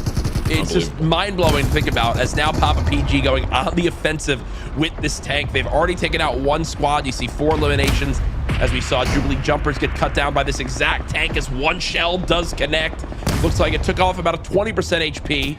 Irene missing with that tank shot, as now they've taken another from all the way up top as well. I believe that's Saz on ultimate height with an RPG. And if there's one rule in tank combat, it's don't sit still and get shelled on, as finally they start moving. Yeah, definitely don't want to show them the side, you know, just be like, hey, let me show you the most surface area possible. Oh, a third to party! actually connect with. A third party showing up. It's celebrating campers. It's now the showing campers! Up. Oh my gosh. It's insane. Everyone just probably hears what's going on in the center of the map. They're like, yeah, let's figure this out then. All right, let's... Oh my gosh, the shell just flew over the head of Celebrating Campers tank. That was insane. I feel like they just kind of peeked over there, saw that Birthday Blitzers have like 2 tanks, and they're like, yeah, we'll back off. We'll back off. My goodness. I'm still waiting for a 4th party to show up with a chopper. That's the only thing this fight's missing right now. We've got loads of tanks. We've got Rolex on the roof with a rifle. I'm still wanting to see a chopper. We do have 6 teams left alive, and you can see the scopes are out. We're going to hopefully see some long-range action here. There are some shots. Woo! Close call, just misses, but Tiggleton and the crew are not going to go down without a fight here. That Good was connection. A direct hit. Oh! How is he alive? Hit this one shot. I think if one more shot from that, I think they're done. At least these two. Yeah, somehow Kith is sitting in the wrong seat. You can see Irene's shell, full HP in the same tank, and Kith, poor guy, he's literal 1 HP. You know he's calling it out. 1 HP, he's actually telling the truth, so he's getting patched up here, though, it looks like. So that wasn't the health of the tank. Okay, is there a health of a tank somewhere, Power? Not to put you on the spot. There is. It's not. It's you know, I appreciate that. You know, just keep peppering me. It's all good. Yeah. That's what I'm here for. Yeah, you'll see eventually some smoke and some flames start to emanate a bit. You can't disable these vehicles, but there's no health bar, so to speak, that you can actually see. It's more. You can see how it's smoking in the back there. Yeah. That gives you a good indicator. You know, you can maybe take a couple more shots, but you don't want to sit around in it too long. I think I see a heli. There's your heli right there in the center. I'm assuming is that the campers? That might be the campers, because the party parachuters are taking shots at them down there, and based on the minimap, I would assume it's them. It looks like Ahmad, Farouk Ahmad is in the pink, is cruising pretty fast over the terrain, so it could be him as well. Yeah, you can see right there, we've switched over to their Confetti Rusher squad, and they do believe to be flying here. So I would like to give some credit. I'd like to give some credit to Cake in the Pan right now. I don't know if y'all saw it back when we were, looking at the minimap, but I think all 4 players are back, and they are like bottom right side of the zone right now. So that's what I love to see. Okay. Yeah, every team gotta is tip the cap to all of them. Yeah, every team Courage, is a full go ahead. squad. You're gonna hit the same point I am. Every team is a full squad right now, so everyone's fully reset. Now I think as this goes on, it's going to really come down to protecting your vehicles as much as you can for the end game, and then seeing who has potentially the strongest, long range weapons. You see a couple 4X sights for this side of Confetti Rushers, and for those watching at home, this is a 6-game format that we're going to be playing across all different modes in PUBG Mobile in celebration of the 6-year anniversary. So Confetti Rushers in game 1 had a rough start to this tournament. They need a big game 2 to get brought back in the overall leaderboards, and to be alive with tier 3 armor on multiple players, long range sights, a vehicle to rotate, they're in a pretty decent spot. I want to pause and just say again to PUBG Mobile, like, just the quality of the skins in the game look incredible. Like, for me, like, just a viewing perspective, me just watching this and seeing like how Metal looks here, like how dope he looks is awesome. Now, are you talking real life or in the game? Both, bro. Both. You know what I mean? Just double whammy compliment. You know what I'm saying? 100%. Now, hey, we got some action coming out here from Farouk. He's loading up that rocket launcher here, and this thing should lock on to targets. Hopefully, we can catch a view of that as the game goes on. You will see all of these teams, Courage, as you so adeptly pointed out, they're at full strength, which is cool. And I've noticed in Payload that, oftentimes when you get a knock in traditional game modes, you see the initial push and people crashing compounds and, really taking the fight to the other squads. In Payload, you're seeing people kind of like hang out a lot more and fire rockets from range because it's not something you get to do all the time in the game. Yeah. So I really feel like people kind of gravitate towards staying back, firing these rockets. You can see here he's locked on and just that direct hit on that tank. Didn't seem to do much though. No, this is that Confetti squad having to watch as multiple vehicles are beginning to crest their hill. I think they're trying to circle him. They're actually They're going to make this an actual fight. Okay. Well, they have the pinch. Because they have the pinch from the tank. So they rushed a vehicle up to the front, had the tank from Papa PG flank, and now they're getting pushed from both sides. This could drop fast, but it looks like Shifu Sir with a quick knocks down on the Red Eyes. So it's now a 4 versus 3. Beautiful job by Confetti Rushers to hold off this push for the moment. Yeah, the tank on the flank there coming in. I mean, they basically invited them to do your worst, and they are actually doing that. Papa PG taking a beating, all kinds of missiles and rockets headed in, connecting with the tank, forces him to retreat, and they're going to hit him from the other side here. You can see the birthday blitzers on both sides getting the pinch, but unfortunately for them, they're out. Yeah, they left. I think they thought they had it because they didn't think Confetti Rushers, I mean, you looked at it, they didn't really have a vehicle, and they had their tank. So I think they thought they had the advantage, and if they pinched them, they would win that. But Confetti Rushers, the amount of firepower they have without having a vehicle was mind-blowing right there. That was an incredible fight and an incredible way to hold them off. Yeah, I think it's a good withdrawal though. Check that out, Jack. The zone hard shifted all the way to the southeast here, and you see Papa PG and Hi-Fi there. Definitely, probably don't want to continue this fight on the circle's edge as it's closing in. So they withdraw, they retreat, and probably the smart play get in the zone. And I think the big thing for confetti rushers is not only that they all stay alive, they actually don't use much there, and their helicopter is still full HP, so they're going to be able to fly on in and rotate. Now, everyone getting in towards Pachinki, this is where our game is going to end. So, one duo, as we saw, Papa PG and Squad from Birthday Blitzers, and now the rest of this team, they're going to have to find out how they can make the most of this. It looks like a lock-on from Metal. Going to just begin to chomp down on these vehicles. I had a little bit of PTSD there. I've done exactly this, where I kind of strafed a bit early and fired a rocket directly into the wall. Yeah, that would definitely, that'd be me for sure if I was. It's not a good day when that happens. I'm actually very impressed with the amount of damage that the weaponry does to the vehicles as well. Because you think, like that last fight, you thought that the confetti crushers, that they would lose that because they didn't have a vehicle, but they were able to hold them off really well. As I'm saying that tank takes them out. I think they're fighting again. I just saw it in the kill feed, so. Yeah, they just said, hey, let's pause this for a moment, guys. We're going to get to zone. We'll pick this back up in a few. And you see the result of that.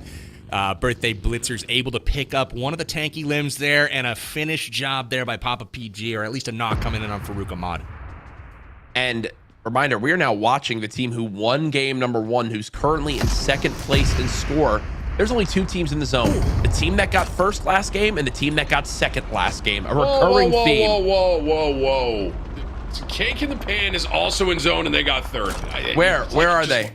They're in zone. They were show me proof. Show me proof. I want proof. Prove it. Prove it, production. Well, if production wants to show you that, they will, but they were bottom right. They probably want to show this interaction first. So, the pre-fire. Oh, he's in trouble. He knows it. He moves. Oh, great nade once again. Dude, the nade's coming out from this man on Birthday Blitzers inside the house. Impressive. Not going to lie. That's good work. And look at that. I think he was top left there, and he wasn't expecting that. And Taking the Pan is not in the zone, as we so easily see right now. They were in the zone. Oh, they're about to get in a fight right there. They were in the zone and left? That doesn't even make sense. The zone moved, Jack. It's the way the game works. Prove it. All right. Hey, I'll take the extra points right there. I just want to say there's that was incredible. Incredible. Wait, that was a 2v4 because they got the first. Confetti got the first 2 knocks onto Birthday Blitzers. They then just met back up, and the 2 remaining players just 2v4'd Saz and PG. Insane right there. Keeping the team alive and getting revenge for their squad. I love how TCP here is just like watching this all unfold. Like, I'm just gonna take a little break, watch a fight out of distance. There might be some sort of method to that. It's like, watch everyone just kind of unfold, and maybe we can get some, points for placement just to stay alive. Worst case scenario, because it looks like if you look at the map, everyone is converging right here, right now. I don't know if y'all. Oh no. Oh, right in the rear. I thought he might have been able to pick up the elim on that tank. And you can see it's smoking. We'll see if he's connecting here. Tiggleton picking up the grenade kill. Well, that was a noble attempt. I didn't really see any way out of that. Birthday Blitzers in that not at all right there. Not at all. So it was a good run. Cake in the Pan still alive, Tim. They're still in it. Actually, 3 of the remaining 4 teams are 3 of our top scoring teams in this tournament right now. So we will see our leaders of these 8 squads continue to expand on that lead as it goes on. As now Valak wants this 1v1 versus Jacob, and Jacob, one of the greatest slayers in the game, going to use this grenade launcher, but Rolex comes in as the third, or as the teammate right there to catch Jacob off guard. Jacob a little bit split from his team, unfortunately does fall in the 2 versus 1. I'm telling you, the duo of Valak and Rolex on the same squad. It is a dangerous duo. There is no cover in the zone, so he's making the zone cover right there. Literally just a smoke wall that he can play with and rotate with. That's incredible. This is gonna be a bold play, and I'm here for it. There's that smoke wall we talked about. TCP, no way, driving on in, trying to get control of one of the few remaining buildings left in this game. Solara now left in the zone, health ticking quite quickly. As Jacob, all he can do is spectate. It's Solara and E-Loves now rotating towards the hay bale. You can see multiple vehicles still left in play. Only 11 players left in this one. More smokes beginning to come on through. Track stars. I was gonna say TCP. I think he made it into a building and he's just laying, watching everyone slay. This is actually massive. TCP just helped the team. TCP just peeked out and cut down whoever was shooting at the teammate. TCP, one-man army right now, doing whatever they can. Solara now laying. TCP has control of the building, trying to make sure this tank does not know where they are. Oh my gosh. This is scary. TCP, more like MVP so far. Oh, what? Knock. Who is there? Tim, this is your team. Does Bushka know? No, they don't. Is he trying to shoot through the window and can't get the angle? I don't know what's happening. I don't think he knows. I think TCP. Wait, he's making a move. Wait, what? Well, he knows now.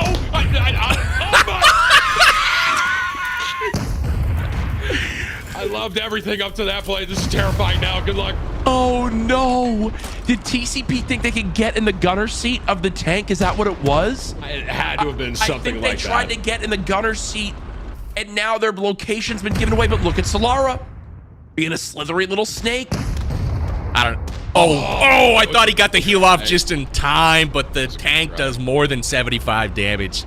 Man, I thought for sure he went up to that tank and pulled on the hatch, and it was just locked. He's like, dang it! This always happens. Look at this rotate, though. So Bushka a solo. TCP now, I believe, Solara a solo. Yep. And then 2 other squads remaining, I believe a 3 versus 2. It is celebrating campers with, I believe, the largest squad size left in this game. Rolex, Tiggleton, Britty, still alive in the zone, playing in this ravine. Beautiful cover here and putting all the shots downrange on the metal. Bushka does drop. Gosh. Rolex now with 1. It's the Leon all by themselves, the last alive on this team. And then Tim, it's actually your player, Solara Lang, just staying alive, trying to play this placement. It's a brilliant job. I would be shocked if Solara pokes up here and kind of third parties this a little bit, to be honest with you. I love the way that it's being played out, but with all the shots raining out, this might be the moment. I don't know. I think Solara is simply playing for placement, knowing that this squad is nearly full, a trio still left in this one, trying to hope that this other last solo is dead. I think that is the best play here. And Leon's probably thinking the opposite. Exactly. Like, hopefully someone comes in third parties this. And I'm wondering how much this is Jacob calling out, trying to make sure that, hey, stay down, let the other solo die first, as these players still in the ravine. Rolex trying to spot where Solara is actually right now. That is exactly what Rolex is doing. Solara needs to stay down. Here's the smoke wall from DeLeon. I wouldn't be shocked. Solara might use that as well, to be honest with you. Rolex cooking nade. Grenade launcher back out. This is about to end in the next 30 seconds, folks. Nades coming on in. DeLeon hiding. Look at this. They're all shooting the smoke, thinking DeLeon already made it out. He's actually taking the fight to him, it looks like. Are you kidding me? Oh my gosh. Wait, knocks 1. Now Solara's got to go. 1v2. Now, if Solara's going to have any chance, they've got to go right now. But no, Tiggleton's going to get res. If Solara doesn't go right now, you have a nade. Throw the nade. Throw the nade. You're last alive. You saw a knock. Throw the nade. Oh my goodness. No. Solara, throw it. This is your chance. You have to. Oh, you can't let them cook. Let him cook. Hang on a minute, all right? There might be a greater plan here we don't see. I don't know what that plan is, but I think it's going to unfold here in a second. It's a great point. It's a great point. Here comes the hellfire. What if they somehow, is there friendly fire? What if they eat in themselves? Is that possible? It certainly is. For sure. Hey, I've seen crazier things. Oh. That's one? Oh my gosh, that was a nice try. That's now Is that 2 in a row? Is that 2 in a row?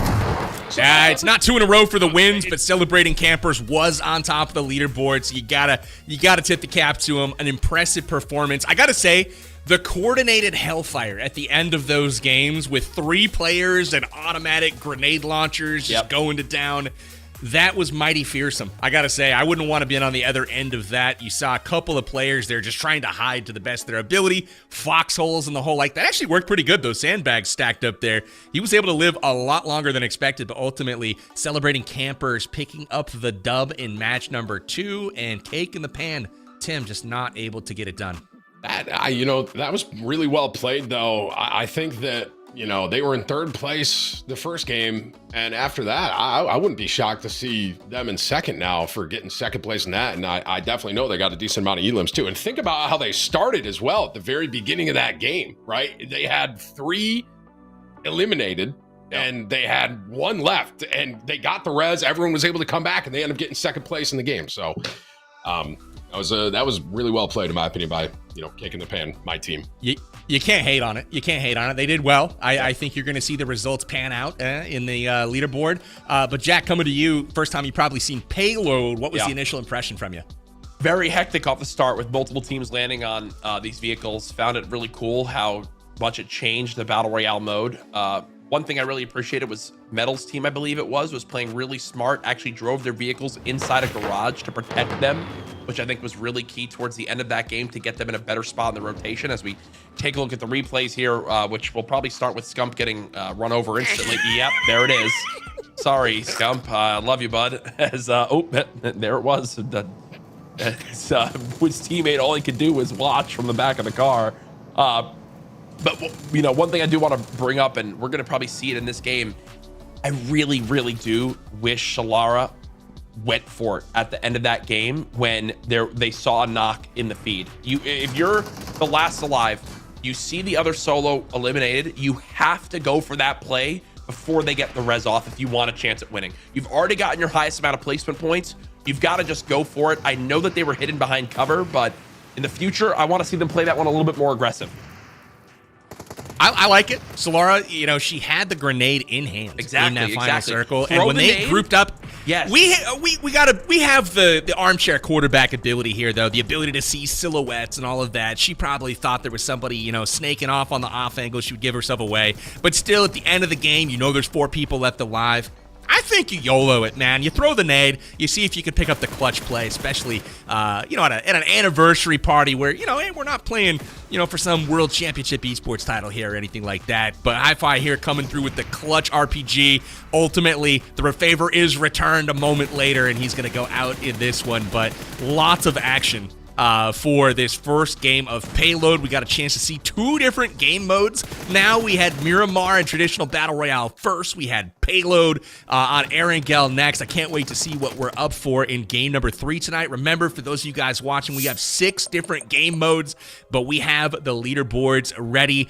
After the second game, this is the second game only, Celebrating Campers putting up 22, and Tim, Cake of the Pan coming in clutch with 16 points. That ties them with the present airdroppers in 2nd and 3rd there.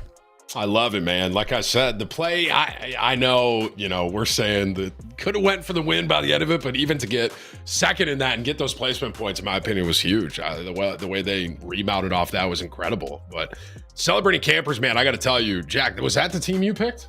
That was the team I picked. That was I played with Rolex before, and I just knew Rolex was going to be insane. So here's the overall leaderboard. And yeah. Celebrating Campers in 1st place, present airdroppers right there, but Tim totally still in the running with Cake in the Pan in 3rd, then Birthday Blitzers at 36. Then a bit of a jump towards Party Parachuters, then 6th, Winsanity, Scump, Bellafox, and T-Mags with 9 points, Confetti Rushers at 8, and finally Festive Skydivers, who right now is led by Dab, struggling the most at 3. But hey, 4 games still left in this. Honestly, you pop off for a couple games, you could be right back in the running. Not for nothing, I'm sure there's some nerves going on at the very beginning, right? Now you're 2 games in. Some of the nerves are probably getting flushed out a little bit, so I wouldn't be shocked if you could see some of the people that are more at the bottom of the leaderboard in these next couple games potentially, make their way up. So I'm looking at the Jubilee jumpers. I'm looking at Scump. I'm looking for him to make it past 16 seconds into the next match. That's for sure. But what I will say is there's a big jump, right? That bottom 3 right now is a fair bit behind the rest of the group. So if they're going to be making a move, it's got to happen starting now. So we'll keep an eye on that. And as we have concluded our second game of play, I'm sure a lot of you guys are looking forward for some sweepstakes winners. And those will be coming right after a break in just a moment. But what I want to do is encourage you to sign up because those sweepstakes, baby, are still active. You can see right here on the screen. We got a little QR code. Scan it.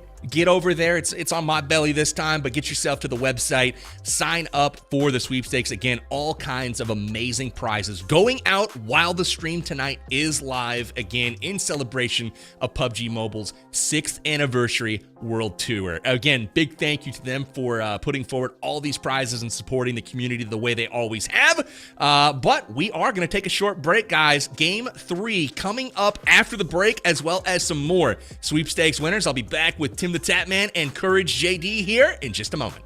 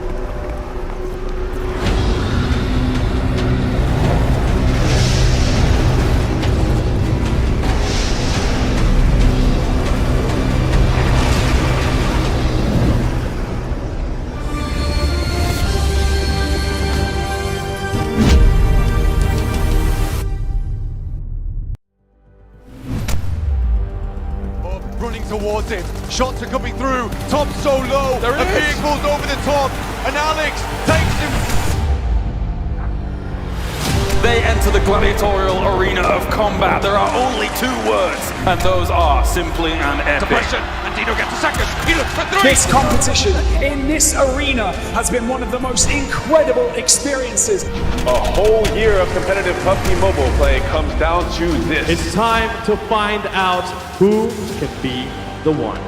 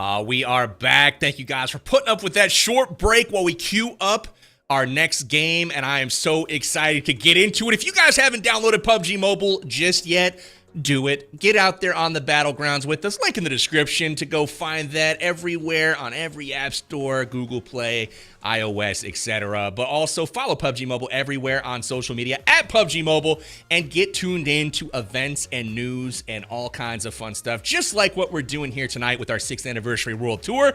That being said, it's time to get back into more action. We need to welcome back Tim. We need to welcome back Courage, and we're going to get into our game number 3. And I don't know about you boys, but I'm excited to figure out what game number 3 is. It's been chaos so far. But why don't we spin the wheel, Courage? Tell us what we're playing. It looks like it will be Metro Royale. Now, if you're sitting there going, well, what is Metro Royale? I've got great news for you. In PUBG Mobile's Metro Royale game mode, our 8 squads delve into the dark underground, maneuvering through dimly lit tunnels while scavenging for crucial resources. The ultimate objective is to outlast the other teams and secure loot before converting that loot into valuable points. Ooh. It was really impressive, Jack. I'm not going to lie. I mean, that was well done. Not a single stumble there. I'm going to submit you for reader of the stream. Thank you. Battle Royale Miramar has already been taken care of. Payload we just saw. Now we're stepping into Metro Royale next, as Courage so eloquently put it. The object of the match is to get out with as much loot as possible, and the way this will be scored is just the same. We're looking at accrued loot value, and then also elims will be important as this goes on. But here are the Sweepstakes Round 2 winners. Those of you that have signed up on the Sweepstakes website during this stream, well, it's time to get rewarded. There's 7 new winners. The grand prize, again, of Apple Vision Pro, the 6th anniversary backpack, 6,000 UC to spend on all your favorite in-game gear.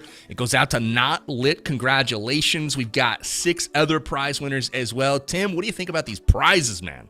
I think we mentioned it earlier, but I'm going to circle back to it. That backpack, in my opinion, like that, obviously everything is incredible, but that backpack is something that it's like, I got the 6th anniversary World Tour PUBG Mobile backpack. You know what I mean? That's that if I want something like that, that'd definitely be something I'd probably like put up into, a little bit of glass container, something like that. You know what I mean? It's a little shadow box. Yeah. It's like a nice little memorabilia piece. So congrats to all the winners though, man. That's awesome. For me, I'm leaving that backpack out and I'm stuffing my brand new loot in it. That Apple Vision Pro is going right in that backpack and probably get thrown next to the bed or something crazy. But anyways, all kinds of great sweepstakes have been given out for the 2nd time tonight. But the good news is, if you missed those, hey, there's 5 more opportunities. What? Like, you can still get involved. Click the QR code on top of Jack's big head. Can we move that? I mean, there we go. I believe that QR code. Like, that's perfect. That looks perfect. Scan that sucker, get to the website, ladies and gentlemen. Get yourself entered for the man. sweepstakes because we have some more stuff to give out tonight. But we are almost ready here for game number 3. All that you can see is my double chin. Royale. What are you talking about? It was covering all you could see was my double chin right there, bro. Come on.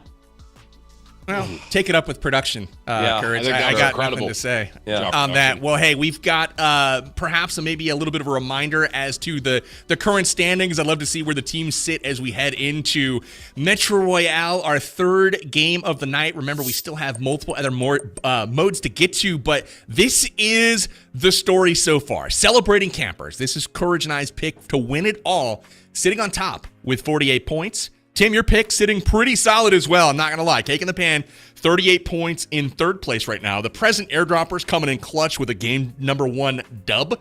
In 2nd place overall with 41. Got 36 for the birthday blitzers, 24 for the party parachuters. And then we've got work to do towards the bottom. The Jubilee jumpers, confetti rushers, and festive skydivers need to show out in Metro Royale. But maybe since elims weren't weren't the name of the game, maybe looting is, and Metro Royale is a good change of pace for them. Jack, what do you think? Yeah, I mean, look, that's the beauty of this, right? Is you can go ahead and, all right, we're getting away maybe from a bit more of a traditional battle royale type mode, even though one had all sorts of crazy vehicles. It's like, let's get a little bit of a reset here if you're one of the lower teams. And I think one thing to keep in mind is, look, top 4 get paid out in this. There's only 8 teams, so you got to just at least push for fourth, for third. If maybe first gets out of reach, that's okay. You know, enter the giveaway. Maybe you can win that too. But listen, there's still a ton of games to be played. This night is just getting started, so I'm ready for more action. That's right. Buckle up. Metro Royale coming up here in just a moment. Again, we're going to see some pretty cool stuff. We might see some pretty sweet bandits, some bosses. We've got just a couple of players that we need to get in their positions and ready to drop into this one. But again, Metro Royale is always exciting. The amount of loot and the armor that you can get. I want to turn my focus to the armor and some of the differences in Metro Royale. Again, this was a mode that came out a few years back as kind of a follow-up to all of the new cool stuff that you can do in PUBG Mobile. But again, when Metro Royale came out, now all of a sudden that max level 3 gear that you normally hear about, well, you can get level 4 armor and level 5 armor and level 6 armor. And all of a sudden, you know, the time to kill, so to speak, it is lengthened a bit because, you know, people start to take a few more shots. But then on the offensive side, you've got incendiary rounds and all kinds of, you know, beefier guns that don't exist in the game normally, but on Metro Royale they do. So we'll see the teams as they build out their loadouts and try to escape as with as much loot as possible. So that is what's going on. We are just about to get into it, though. Metro Royale coming up here in just a moment. Tim, are you sticking with cake in the pan? 100%, man. At this point, I actually think they got. I've been the most impressed because they didn't necessarily have the cleanest start in that last game, and they were still able to make something out of it by the end of it. You know what I'm saying? So if anything, that makes me think that they even got a better chance than I would have thought before that after game 1, to be honest with you. So, but like you said, this game mode being slightly different, I'll be curious to see. So, you know, curious to see how it folds out a little bit here. We'll see if some of these teams at the bottom can kind of pop up here.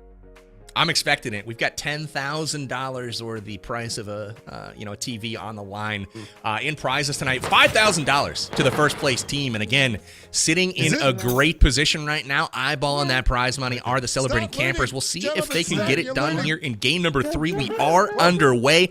Metro Royale is active. So here we go, riding along with the Bushka and his squad. This is the party parachuters. They're going to be looting up. You can see postcards. There's going to be a variety of loot, like an old videotape, right? And each of these is worth a certain amount of credits, and ideally you escape with the most amount of loot value at the end here. But again, we'll be trying to dodge a lot of the other obstacles and enemies on the map, and including potentially each other. So we'll keep an eye on that as the game progresses. Well, technically, someone could just loot a ton and be like, all right, we got a ton of value here. Let's try to extract with all of us alive and not actually fight someone else. Pistol is ready to bar. Oh, we hear them. The pistol is ready. Oh. We've got a little listening. Oh my Let's gosh. take a Bushka's the best. Let's listen in. I'm up to not much cash. Yes, Naya. Let's go. How can you tell? Where is? I'm following Irene. Where's the? Make a mark and stuff. That sounds cool. Okay. Yeah, I mark see blue. I want Bushka to get agitated. I want somebody to make him mad because this man is he gets can angry? make you roll around on the ground. Yeah, he's a funny lad. I don't have a gun yet. I don't know how you'll have it. What in the heck? Gun anymore. Damn, I don't have a gun, man. Who is This he? guy was yelling. He had no ammo. So as you guys could see, when they looted that man, each player that you down, they have a dog tag. And so those dog tags are actually worth a fair bit. So getting into fights and scraps with other teams could be advisable. Obviously, you want to emerge victorious from those, but those dog tags are worth a fair bit. Oh, so there's other people just from queuing into this game that are in this. It appears so. That's awesome. So there's even like community members that are in this lobby because they're just queuing publicly for this. So some of the people showing up are going to try to help Scump get his first kill. Get his first elimination. Gotta have the stream snipers come up him out. Sniping. Seth needs for his first elim all the help he can get right now, as they will go for a res on the T-Mags. His outfit's giving me serious mermaid vibes. I gotta tell you. Hey, I got so scared. Seth would be a beautiful mermaid. Armor? That's insane. Yep. She had top. I feel like him and Winsanity are like brothers, man. They have a striking resemblance to one another, especially when Winsanity grows out the mustache. True. These guys are like kin on the same team here. Oh, and you can see, look at that, already 24,000 value, probably the most valuable kit we've seen for those watching in the top left. That is, I'm assuming, power bang. If they extract, that's how much credits they'll get or score. Oh, well, I take back everything I said. Oh my gosh, 124,000 value. Okay, it's a fair bit more if my math is correct. Yes, they're up to 130K. So now. is this a situation where it's like we have 130K? Maybe we should just extract. I guess Power. I'll go to you. Sorry to put you on the spot. Yeah, no, I would say you want to play this one out. It's not uncommon to see several 100,000. Oh wow. 500, 600,000 in a game. So while they're off to a great start, there's still a long way left to go, and in certain portions of the map, like there's an underground portion, for example, where there's a lot of like good loot, and the harder sections of the map typically, or where the people start to congregate, those hot spots will typically bear out better loot, worth more, and you can really start to stockpile a lot of that value. Get something on the board, I feel. Now this is Dab and crew, who I believe were currently in last place. So this is where they've got to begin to turn their tournament around here in game 3, because once you get towards the second half of our games, if you're not really within striking distance, you've got a tall order to try to find your way back into the money. They're about 500 meters from an extraction. Yeah, go ahead. Yeah, no, Dab specifically, Metro Royale is his specialty. Okay. So this is like his main game mode that he plays and covers content on. If you guys haven't checked out Dab Plays, you want to learn more about Metro Royale, it's a good place to find him. Check him out, Dab Plays on YouTube. Little shout out for you there, Dab. But since they are in last, and this is their game mode, I'm looking at these guys to deliver here. This was the Festive Skydivers, and they've struggled so far. But if they can turn it around, Dab leading the way here on Metro, this is what they're looking to do, but not off to a great start. Honestly, like we saw some other squads with 130K value already. That's 4x what Dab and the squad have here with only 31. Is there certain spots, or is there like certain items that it's like, oh wow, I found this item? Yes. Okay, so there's basically things that they probably know they're looking for versus not, essentially. Absolutely. You can pick up 50K, 100K off of a single item. Oh wow. Okay. But they're very rare. Like you're not going to find those, all over the place. But if you do, you're like, oh, okay, sweet. So it pays to kind of hunt around and look for those more valuable items. I'm going to say that someone will get into the millions in value. That's my prediction. Can we go there? Millions? Millions. I just feel it. Well, right now, looking at everyone we're looking at, I would say one team is on track for that right now. We'll see. There is a lot, right? I see the countdown says 26 minutes, right? So I guess you still do have some time here to flush out. But yeah. Right here. And that's the max, that's as long as they have to be able to extract successfully. There's a world here where, and you can see they're fighting a boss right now. This is Cobra. This is Kenneth Wolf. He's got a lot of HP. You have to shoot him a bazillion times here. But you can see the level 4 backpack right there, 45,000 Metro Royale credits. The DBS worth 26,000. So those items by themselves, that's what, 70,000 almost. So really impressive, amount of loot just off of one boss. Okay. Type of situation. And it looks like they'll have to wait and just protect it until they're able to loot. Not much ammo left. Playing as a team, so it's like for this player. Doesn't really matter. Do we just get the even, like... I don't have hear the comms ammo's there. overrated. Discussing what they should do. Yeah, straight. Should we come back? No, it's fine. It's fine. Tim, you and I got to play one of these next. Right now, guys. We dominate. Now the question is, do they split us up, or do they, put us together? If they put you and I on the same team, then we need the LeBron James and Michael Jordan of PUBG Mobile, just to be middle of the pack. Yeah. Just to be middle of the pack.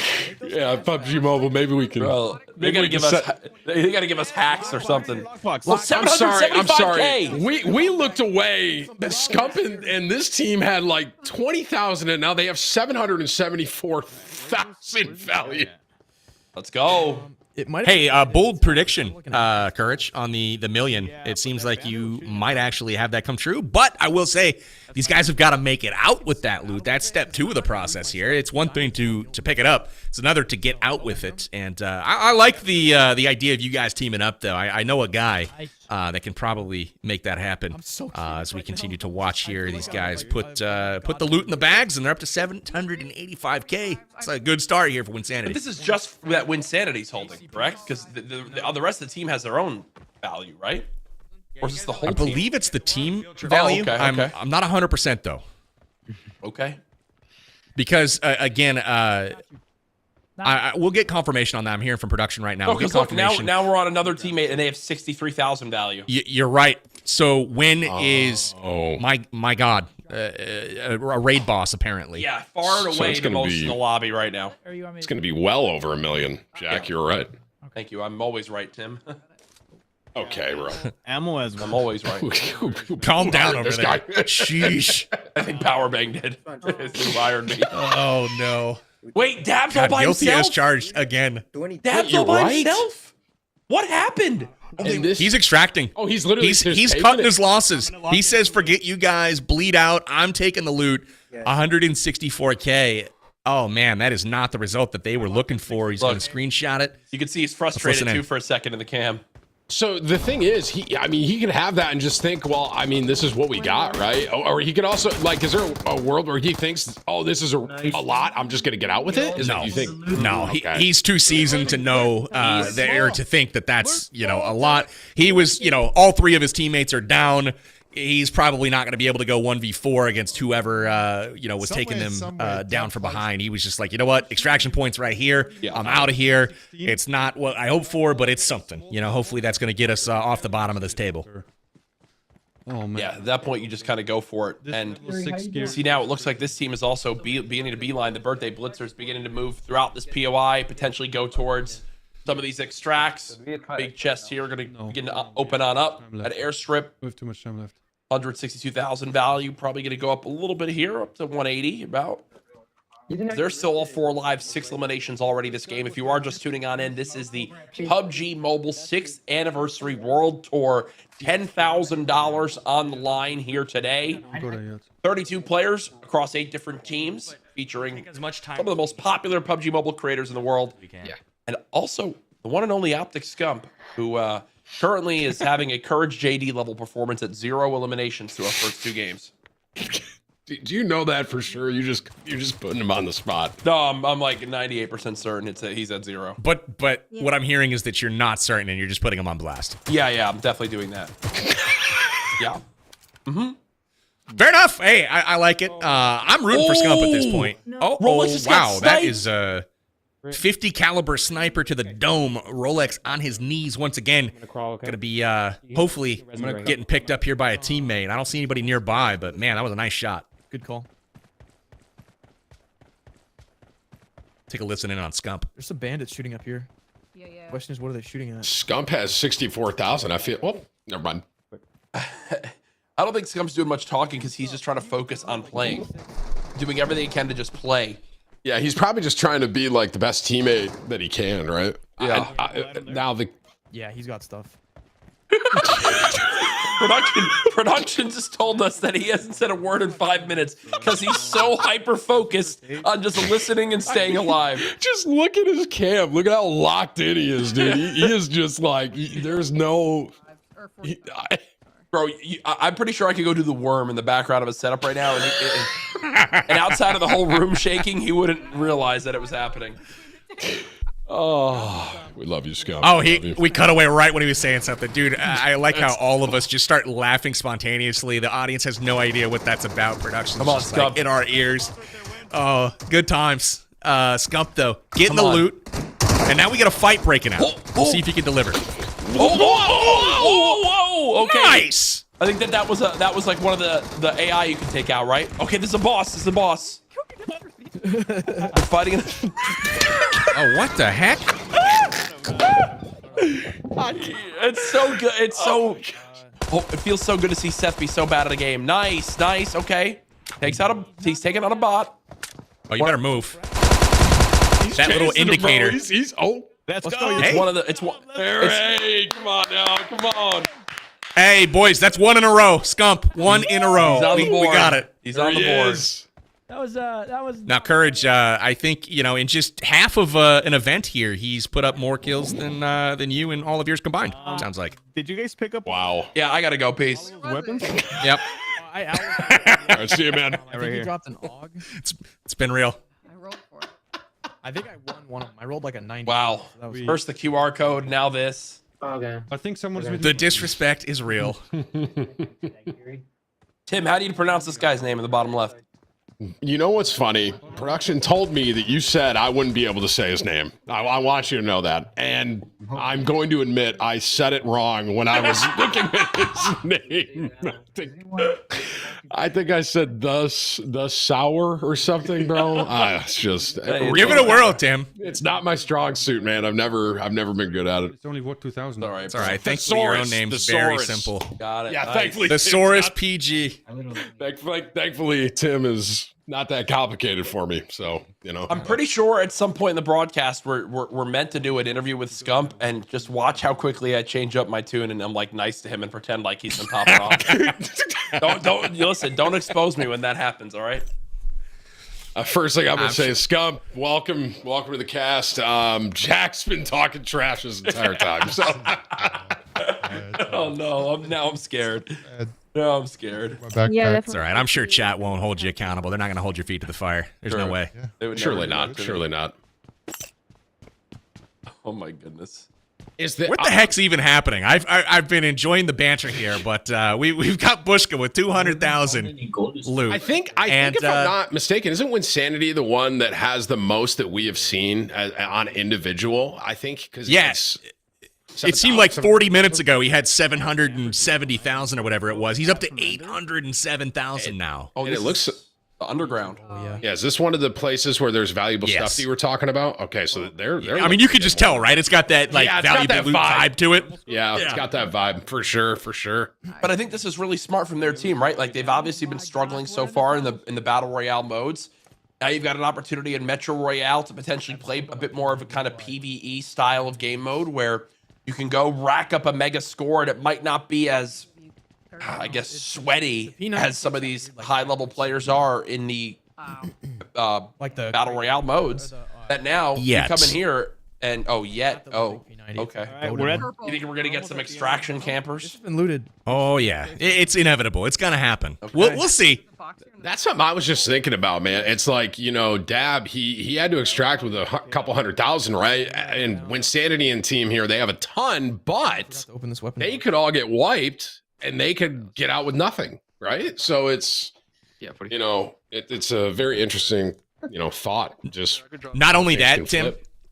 Not only that, but all of the loot that you have picked up becomes lootable essentially by whoever takes you down. So it's in your crate on your body. You pick all that up. So if you got camped, if somebody's sitting on that extraction point, obviously you got to win the fight. Which if somebody's super kitted out as they're coming to the extraction, they're likely sitting on level 4, level 5, level 6 gear potentially, which makes them very, very difficult to take down. But if you do, that's quite the swing in your favor heading out of the battlegrounds here. Bro, you guys gotta stop paying attention to other things and only ours. Oh, that'll land on the wall. Dude, is it battle line? Lock him in, bro. Lock him in. Yeah. Well, like, Probably somewhere. this is a weird one because this isn't like a lot of Metro players play endgame stuff, and this is not. Footsteps over here. Oh, people. That we were just talking about. That's literally what we were Metal's got his head on a swivel. Yeah, he's expecting it. The difference that I just watched Metal take that person out versus Scump was that was like night and day, man. Wow. Okay. Yeah, I will say, you know, that's a reaction that a lot of PC players and console players have when switching over to the mobile device for the first time. Sure. You know, intuitively, you think, oh, you know, it'd be easier if there was a controller or something like that. But, you know, I've personally played on mobile for a long time, and the actual, like, once you get used to it, the control that you have is actually pretty crazy. And watching some of, like, the esports caliber players, it's like, how are you even doing this on a mobile device? It's absolutely bananas how good some of these players are. Why can't let me? Bananas. Level 1 helmet in here if anyone wants. Did I mention a food item? I'm sorry. That was a bad move with this crew. Yeah, with this casting crew, it's very distracting. Good Lord. At least it was a healthy food-ish, you know? Like, I mean, it wasn't cake. You said winner, chicken dinner earlier, and my head turned around on a swivel. Seriously. Hey, come on, talking bro. Greek food, and here's winner chicken dinner, and all of a sudden I've ruined the whole broadcast. I'm sorry. I like how we're getting a little bit of a different pacing here. It's more of the story of each individual team. I know that a lot of these players are streaming on their own social media platforms as well, so their chats, I'm sure, are enjoying watching them kind of develop and not just get cut down early if you're viewing Scump, as now we're back on board with Scump. He's got someone just below. It's like it might be another kind of boss-type room with different NPCs to take out for more loot. As they're just being efficient. 811K now on Winsanity. I will say, Scump is showing that boss a lot of respect. Just kind of keeping his distance. That's great. No, that's True. Jacob, was it? Being safe. It is. Look at his crate. It's Jacob. Wait, what? It is Jacob. Yo, grab his loot. Grab his loot. He has a lot of loot. Wait, so that's Jacob, like from my team, like the cake Jacob? I think so. That's what they're saying.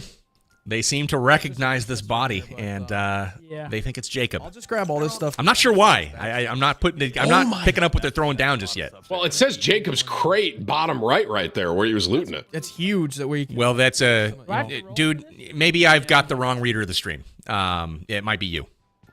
I think. Oh yeah, this other Cobra. Well, hey. Wait, this is. So this is Ethel Noy's crate. I'm seeing it now. Where's our cake squad? Have they production? I think that I literally think that's them. Are they dead? Can we get confirmation that they've been eliminated? Okay, they're working on it. Production's trying to figure it out. Got it. But if that is the case, that's really not good. And not for nothing, I haven't seen them. Yeah.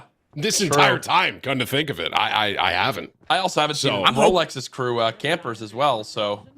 Yeah. That's a good point. It sounds like it's shaping up to have a little more parity in the standings after this game. The only exception being, unfortunately, Dab Squad.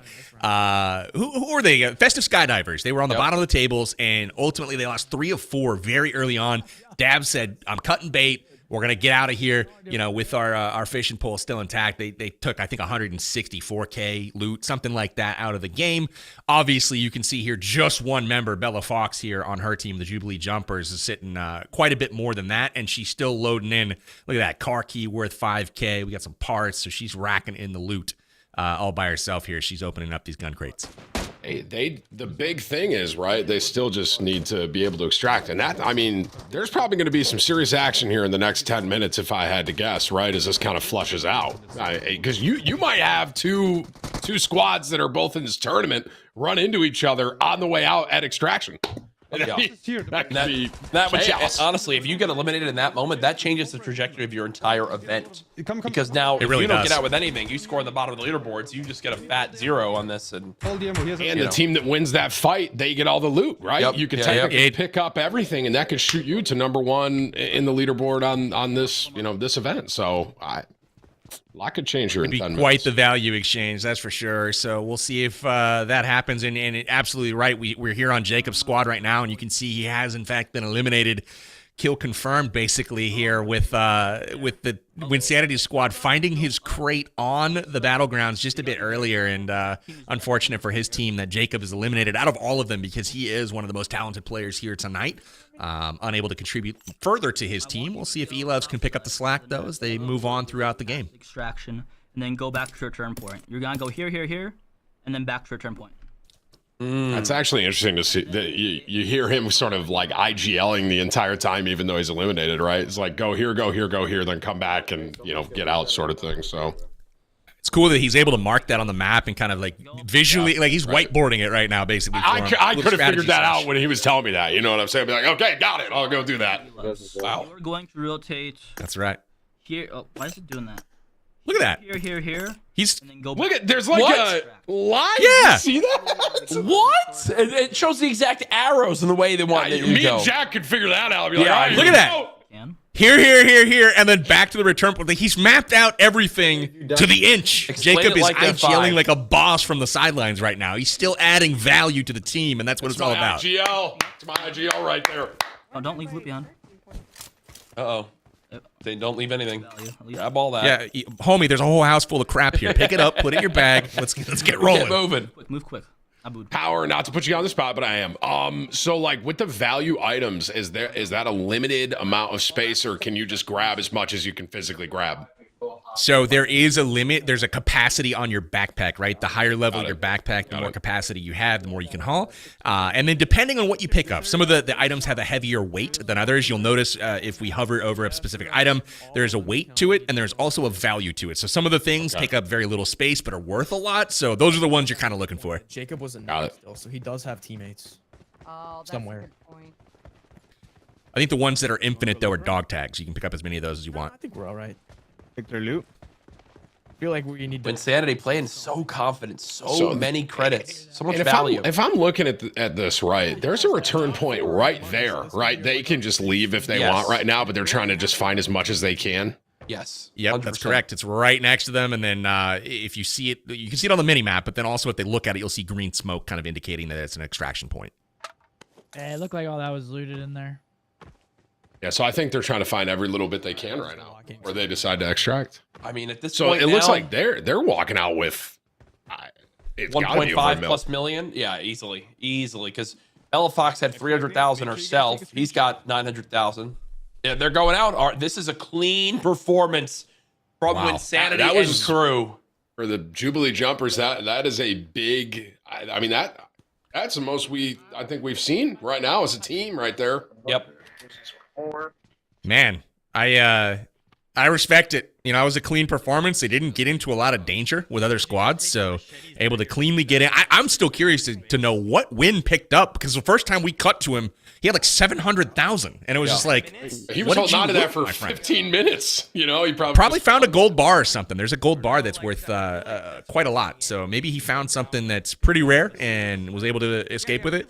We'll never know. But at the end of the day, the game knows, and they were able to get out with a lot of loot value. Now it's on all of these other players to try to collect as much as they can. Metalcore, not a bad showing himself here, 429K and counting. They've got 9.5 minutes though to pick up as much loot as possible before they're getting out of here. And TCP, ultimately the last player alive right now for his squad. He's trying to get out as well. Actually, is number one still alive? Can't really tell. I don't think so. No, I think that's Jacob. Yep. So we're watching Jacob. Oh shit! Is he fighting a boss TCP right now? No way right now. He's trying to.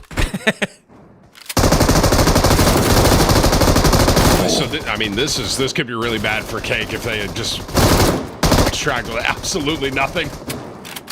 Looks like he's out of heals too. You can tell he's just trying to be real careful here. I mean, he's probably trying to just full send this boss to try and get as much, value as he can, right? You would think. Yeah, he is, absolutely. Well, I think two of the players, I think Eloves and Solara did extract. Whoever's higher value. And now, 5 minutes. And now they have TCP No Way in there by themselves, kind of going for like the, hey, see if you can greed a bit more. Oh, well, that hurt. Oh, wow. Wow. Okay, yeah. So, and Jacob's immediately saying leave, right? Like, get out. Oh, man. This no. Oh, this is bad. Oh, brother. Okay, just stay behind. Oh, my. Now you just got to hope the boss is going to help you on the third party here. Right. The boss needs to focus the people that are right there. Oh, man. Unfortunate for them. Jacob and squad there struggling a little bit. Jacob eliminated early, and you saw TCP getting cracked at the end. Just spent a little bit too long, and that's the dilly dallying we're talking about towards the end of these matches. Extraction point was there. But if you don't take it, you stand to lose all of your loot, which is exactly what happened to them. Thesaurus, on the other hand, his squad, they are getting out while the getting's good. Birthday Blitzers trying to extract all 4 successfully. We'll see if they're actually able to get close to that loot total that the other squad did earlier, the Jubilee Jumpers. Yeah, screenshot the Less than 5 minutes. Yeah, time to get moving. Get out with what you have. Right now, this one here. Get your screenshot. Not bad. Pretty solid performance right there. Metalcore and crew. This is a squad, though, that's near the top of our leaderboard. Still alive, Metalcore. Probably the second most amount of individual value at 439,000. We have not seen how the teammates are doing, though. So with 7 minutes left, still some time to loot. It just comes down to, do we think Metal and crew are going to be a bit more greedy with how they loot? Yeah, they're definitely going to try to squeeze every bit of juice from this orange. But, you know, the team, like Bushka here, 300K is nothing to sneeze at. He's having a decent round as well. You know, normally like a decent performance, you're looking at 500 or 600K in a round. And, you know, a really good performance is obviously on up from there, million plus. It just comes down to luck. Are you able to find those gold bars? Are you able to find some of those high value items laying around the map? What Sanity absolutely did. But the rest are starting to extract now. Again, not much longer left in this one. You can see the countdown in the middle.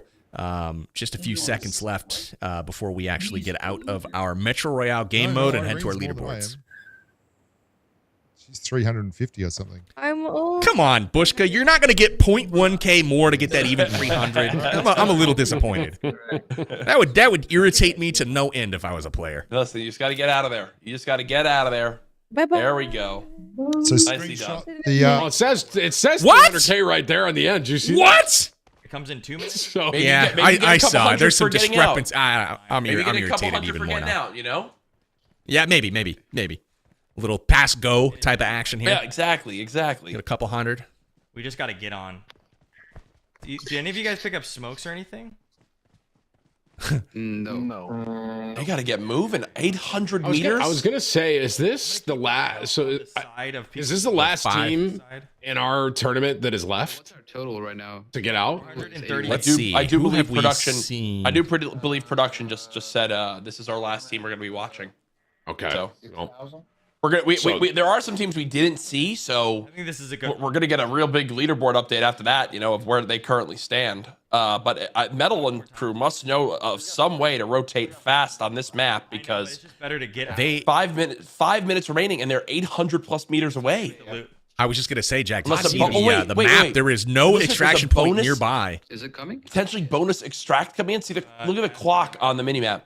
I see what you mean. It says like 36. Yeah. It's possible. So I'm assuming this is like almost like a mobile extraction. Exactly. Like they can just get up into the heli and they can get out, kind of a thing. Yep. Yeah, it's possible that they picked up a flare gun where they can call in basically a mobile extraction, like you were just saying, where it's hey, pick us up where we're firing, a little bit of a flare, if you will. So yeah, that is possible. I was actually like, why are they not moving? There's only 4 minutes or so left, and they are nowhere near the extraction point right now. So that's got to be what they're thinking. I wonder if they're trying to ambush somebody that's running by. I don't know what the plan is right now, but maybe we listen in and see what Metalcore's thinking. Oh, there is the mobile extraction. Yeah, just get out. Just get out. Good job, guys. Let's go. Solid run. That's the best we could do. It's all RNG based, and we did our best. See? That's a good team leader right there.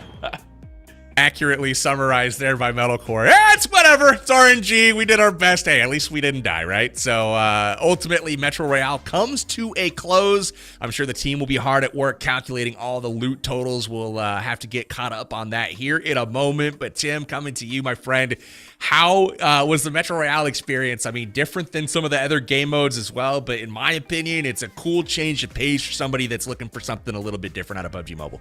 Sure. I mean, I'll tell you like flat out, I had no idea that game mode was in PUBG Mobile, right? And that isn't, in my opinion, an awesome game mode just to have in general. It's a little different from the Battle Royale style, right? But it's very unique in its own way as well. And for someone out there that you might, play a mobile game, you're like, well, I don't know if I want to do the Battle Royale. It's like you also got this mode, Metro Royale, that's, something that's just slightly different, but also, enjoyable to play as well and watch for that matter.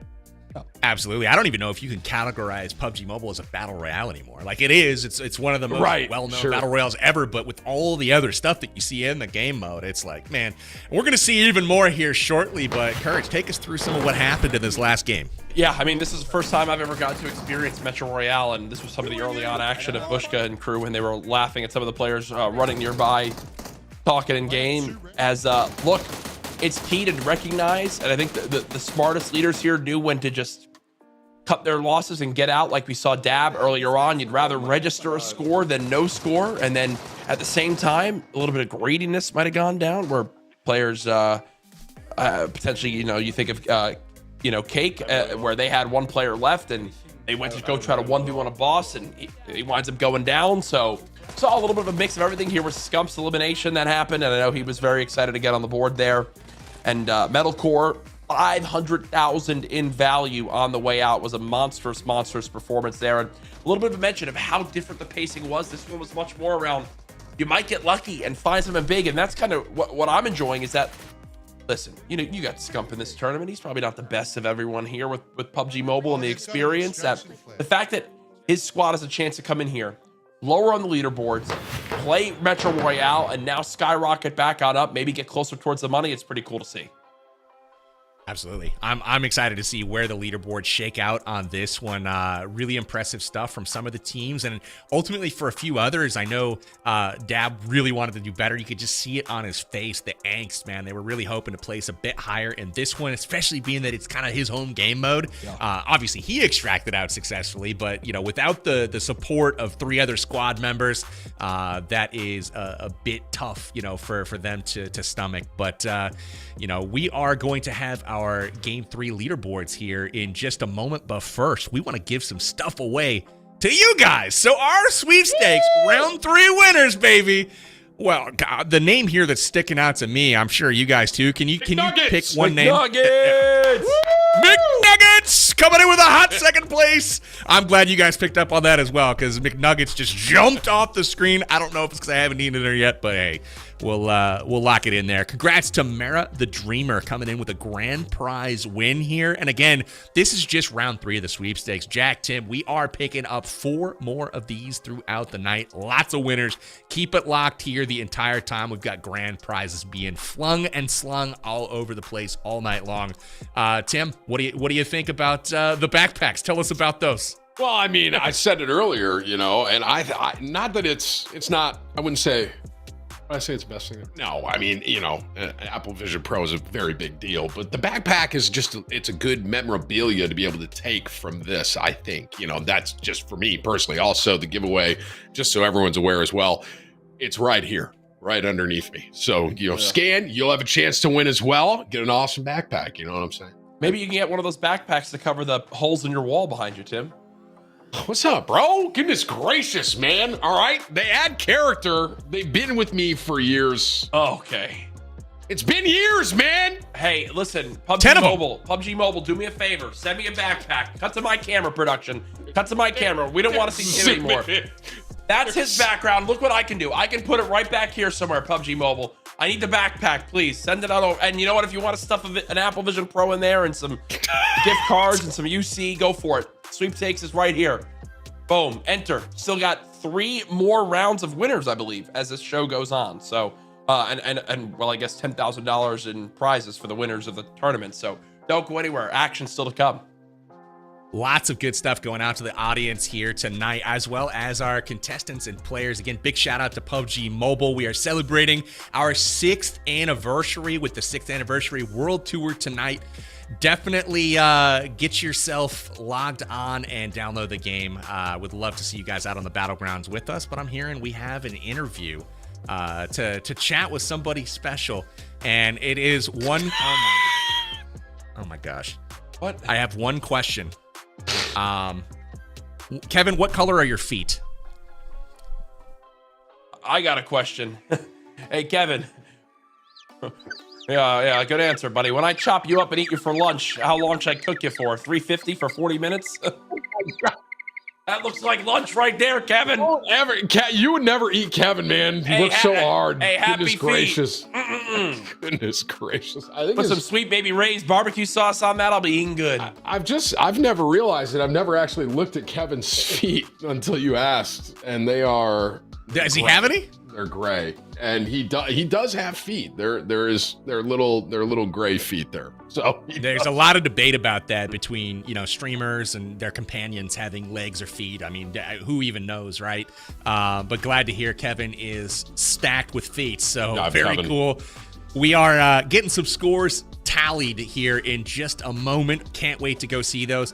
I'm sure there are a lot of loots to manually count through. Now that I'm thinking about it, I saw wristwatches being picked up, fuel cans, all kinds of stuff. But while we're waiting for that to happen, why don't we figure out what the heck we're doing next? I know we have 2 different World of Wonder maps as well as Erangel still to play. Let's see what Game 4 is going to be.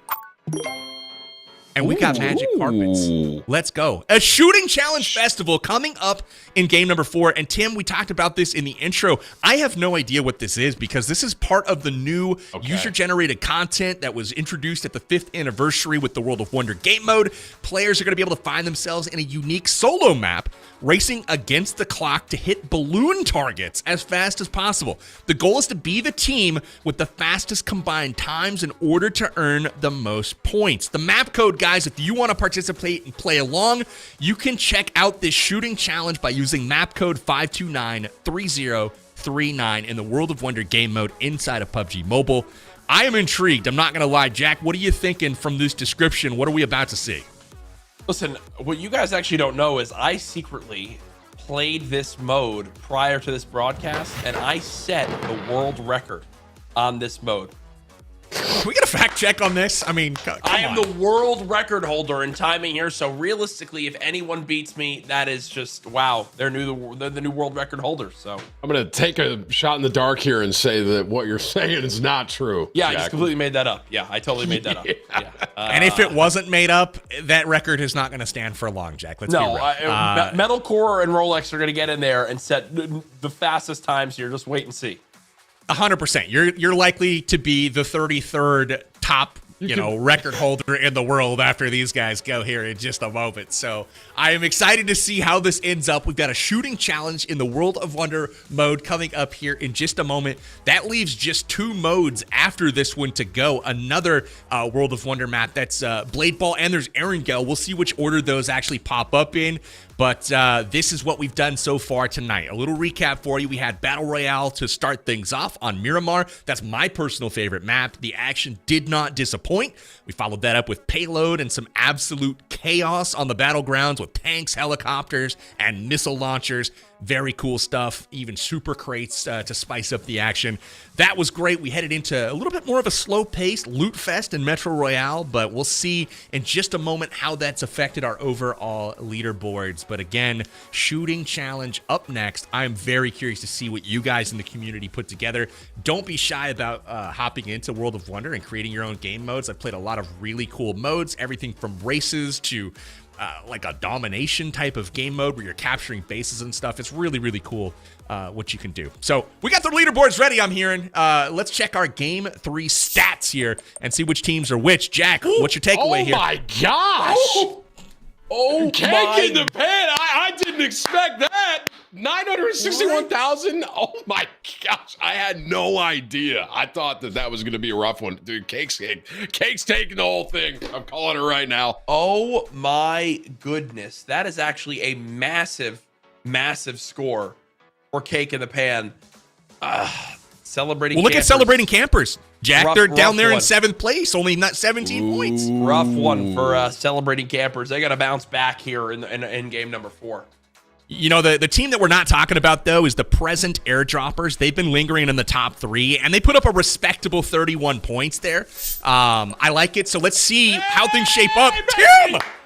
Cake in the Pan coming in with 82 points, but remember, it's a good pick for halftime. We're only halfway there, though. We've got 3 more contests to get through tonight, starting with the shooting gallery coming up next. But Cake in the Pan in the driver's seat so far. Tim, give us your reaction. I mean, I don't know if you heard me, but I was cheering. I did not anticipate that coming out of that. I thought that was going to be kind of rough for them, and not for nothing, Jack. I don't want to talk too much trash here a little bit, but that's not looking that great for your pick over there. Yeah, 3 games left, buddy. Keep yapping while you got time. All right. Don't worry about it. I'm not going to be in the lead. Shooting gallery is going to be Celebrating Campers forte. I'm calling it now. They're going to kill it on this next game mode. I will say, though, it was interesting to see them drop from 1st place all the way to 5th. Like, it wasn't like, hey, we got overtaken by Cake in the Pan. There was a number of teams leapfrogging them. That was a dismal performance, if you will, right? That Metro was a Royale. team, that is not what they wanted. That was a team that they got 2nd place in the first one, right? And then 1st place in the second one, correct? And now they dropped to 5th. That's a huge swing. We'll see what happens. See if they can bring it back. Okay, bro. I like it. Just shut up, bro. We are loading up our game number 4. We are going to be coming up on the shooting challenge in just a moment. But if you guys have not already signed up to the sweepstakes, I really hope you will, because PUBG Mobile is giving away all kinds of cool stuff tonight. I mean, just in Apple Vision Pros. I mean, what are those, $3,000 a piece? Something like that, probably more. I mean, we're giving 7 of them away, not to mention all the other stuff. I mean, yeah, exactly, Jack. I mean, you know the deal. I mean, there's a lot of value going out to tonight's stream. So again, thank you to PUBG Mobile for hooking us up in the community. And it's time for the shooting challenge. Let's see what this is. The Source PG up first. Yeah, boy. Yeah. Okay. So we're going to watch each competitor do this? Or are they all going to do it at once? Oh, yes. We're watching the team captains. Okay. All right. Here we go. Production, I don't know if it's possible, but could we please put Scump on here for just maybe it's all good if you can. Just 20 seconds. I just got to see it. I would love to see it, but There's pretty good shots here from the Source PG. I'm curious to see. We got an M24 that they're using, which is one of the sniper rifles, and this is actually my favorite weapon in the game, so I'm a little jealous right now. But as he's getting these connections, you can see the weapons are changing out. Round 6, shoot down all targets. We've got a UMP, and the cool thing is they've got unlimited ammo to get this done. But the weapons are cycling through. This is really interesting. You can see they're having to lead the target by quite some time. The Source making quick work of these balloons. Wait, that's so impressive. That was really impressive. He didn't miss one, if I'm not mistaken, right there. No, 57.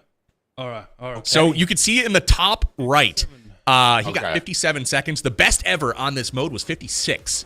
So, I mean, that's pretty good. You know, it didn't say courage on the record holder there either. I did notice that. Yeah. But the Source PG coming in hot with a very good time, at least by our estimates here. We'll see how the other competitors stack up.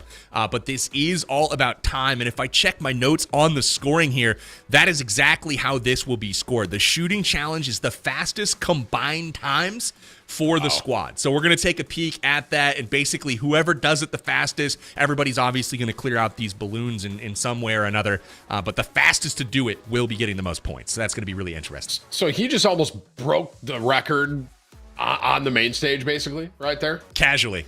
Yeah. Oh my gosh. Slung, so he curved the bullets. You know, it was good. I was really impressed with those pistol shots at the end. Courage, you called it out, but you know, he was literally leading those balloons at 200 meters with a pistol. Just one shot, it was all over with. So really impressive stuff from the Source PG. We'll be loading up our next player here to take a peek at in just a moment. Yeah, and like with 100% accuracy, which was super, super cool to see.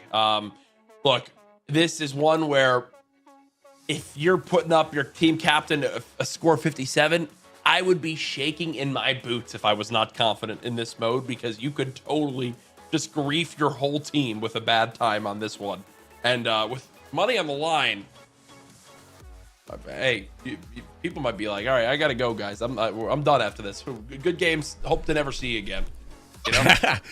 a ton of pressure. Absolutely. Yeah. I can empathize with that. You know, I want to call out one thing though.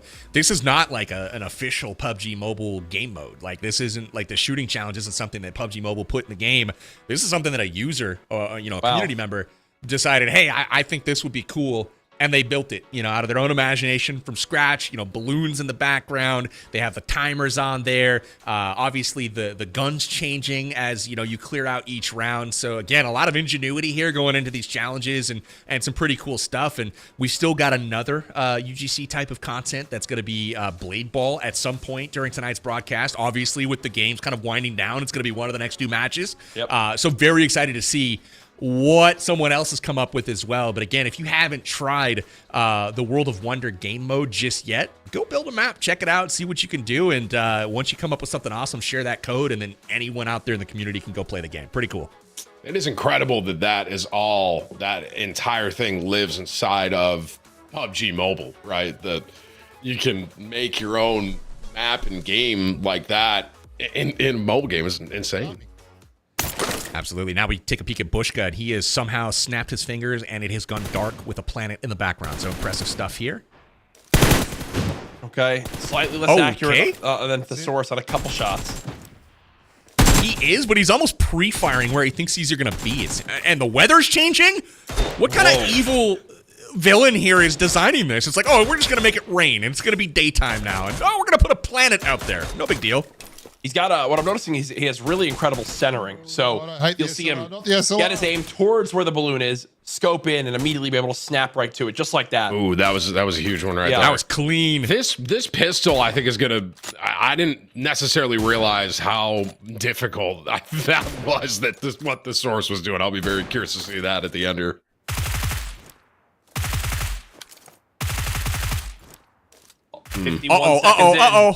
Oh no! He's got to deal with the reload.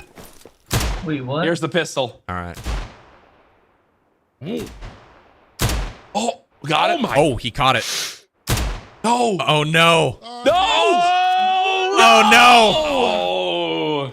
No. Let's see the time. What did he come up with? Not good. A minute and 8 seconds. I mean, okay, so it's not the server best. His best is 104. best, So it looks okay. like they might have practiced a little bit here on the mode. But still, all I know is looking at 57 seconds versus a minute and 8. By my math, the Source PG crushed it. So very nice performance on the first one there. Bushka had a good start, but honestly, Tim, it seemed like he kind of fumbled on one shot and then had to deal with a reload, and then had the stress just kind of piles on, and it was just a kind of a cluster of events there at the end that led to a longer time. Well, it's really interesting that we watched the Source do that, and it was so, I don't want to say flawless, but I might use the word flawless, and like we might have just seen potentially the best run at the very beginning. You don't necessarily know that for sure, but that was very impressive. And now, like, seeing someone else do it, I think that pistol could be like a make or break at the end for a lot of our competitors, to be honest with you. This reminds me of like the Olympics, right? Where you like tune in, you watch the first ski jump of the day, and somebody does some crazy jump, and you're like, that's cool, all right. Yeah. And then you don't realize that was the one, for the whole day. The Source PG might have just done that for us right here. Obviously, we'll see here in just a moment. But again, with like an 11-second lead on second place right now in Bushka, this is what I'm impressive excited start. for. We'll say that. Okay, Metalcore right. though. Jack, what's Metalcore going to give us? See, look, watch how fast he snaps his aim over. Boom. Stays in hip fire. Boom. Scopes in. That centering is so impressive. Already in towards round number 3, looking really solid to start. Oh my. Okay, goodness. this might be the Source. Ooh, oh my He's gosh, quick, man. Yo! Quick scoping in the works. Metal is doing work. The confidence to go for the quick scopes on this is crazy. Gotta Taking watch his the time ammo. with UMP. Yeah, he's conserving that ammo. You don't want to get the reload if you can help it. And he doesn't, so... No. He's cruising. No! Bro, no! so hard. I literally called it. No! He got it. Default sensitivity. Oh my Oh, gosh. 54? Did I see a 54? I think I saw a 54. 54, 31. Yes. Wow. That's his best too? That's huge, actually. Bruh, look, Dab now saying bruh. Oh no, Dab's already over a minute. Dab's over a minute 30. Or a minute 20. Oh no. This is what I mean with this pistol. I don't think we understood how impressive it was to see what we did. Right? Wow. 133, struggling with the pistol a little bit is Dab. I can't blame him. Again, I think we're spoiled by a couple of those early runs. But here we go, Rolex. This is going to be an interesting one. This is the fastest Twitch player in PUBG Mobile, one of them. So Twitch, I'm assuming, is the type of aim he has. Yeah, I mean, just watch it, like how jittery he is. Yeah. Like almost makes you nauseous to watch him, how quickly he moves. Oh my gosh. 54-31 is the time to beat right now. No, the missed shot. But again, Metalcore did miss some with the pistol, so. I think the SMG also, that reload, you commented on that power, that could actually really slow you down too. Yeah. If you have to reload this. Yeah, I feel like being really efficient with your early shots. He's gonna need to reload. He's gonna need to Oh reload. no. Oh, it's a disaster. It's a disaster. He knows it too. He's so sad right now. Sad panda. The pistol brought it back. Was it enough? 3 or something. 54-31. He say 50. Oh, 58. Look at his best, though. His best is 49-46. Good Lord. So you know he's capable of it. He just didn't deliver when the pressure was on. Rolex coming up a little bit short to Metalcore there, but Metal's got to be happy with that one. Let's take a peek at Farouk now. Farouk's going to go crazy. We'll see if he can get it done. Just a little bit of lead on that. Now here to the SMG. Again, it's the bullets. You have to have at least like 8 shots left for this final one. Yeah, actually. The last bullet. Wow. The last bullet. Last bullet, man. That's not enough? That's not enough? Okay, you got it. You really got to lead it with those pistol, huh? Yeah. Yep. Only has 1 bullet left. He has to reload. Good. He got it. That was good. 105. 105. Not bad. It's like middle of the pack from what we've seen so far. Uh-oh. Oh, no, Bella. She's just sending them down range. I'm relating with this. This is me and Jack's POV trying to do this. Look at her. She's like, is this for real? Someone tell her there's bullet drop, please. She's got her cursor on that sucker. Oh, no.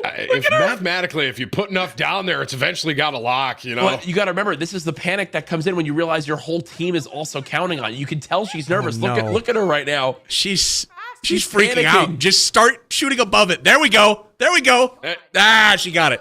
All right, 1 in a row. Here we go. Next one. Oh, thank God, let me out. This is I want another game. 216. Not enough. Her best was 117 as well. So, like, obviously. Oh, wait. Here we go. Oh, here's Scump. Come on. This is it. This is going to be a big one. Come on, Seth. Come on, Seth. You got this. Come on. There we go. He's so locked in. There we go. Look at how locked in he is. He's doing better than I thought, to be honest. There we go. Hey, slow and steady wins the race. Maybe. He's getting confident right now. I will say, I do think that Jubilee, while they might have popped off first, they are going to be struggling on this one because Bella Fox got, what, 216? Now Seth's already at 1:30. That's a good point. So it's the combined times. Yes. Oh, okay. But I didn't even think about that. I was just admiring the individual play. Seth's doing better than some of the dedicated PUBG creators, PUBG Mobile creators. Because I think he understands bullet drop pretty well. Yeah, that's got to be a fact. I mean, you could tell. Yeah, you know, a couple shots for a seasoned, PC console player. You kind of understand. Okay, I gotta aim a little differently. You can see the delay on those shots there. This pistol, let's see. He'll probably be able to figure this out pretty quick. I think. Line it up. Okay. Oh yeah, Seth. Okay. Yeah, dead center. Okay. Oh my gosh, that was impressive. This guy's a natural. That was impressive. 214, not bad. Not bad. So we got our contestants through. I'm not sure if that's a complete run, but we did see quite a few. I know all the team captains went, and I think Metalcore was the top time that we saw on screen. Really impressive run from him. Yep. And you know Rolex has got to be disappointed with it was like the one miss and then the forced reload after that. It was just like, oh no. But the best time of 49 seconds, like what kind of I mean, that guy's juicing, I think. That's crazy. I think you could put me and Jack in that game mode for probably a week. And I don't think we're getting 49 seconds. I don't think we're getting sub 2 minutes. It's more of a balloon parade rather than a shooting competition. You just watch look at all these wonderful things flying around. This is nice. I'm just going to appreciate it.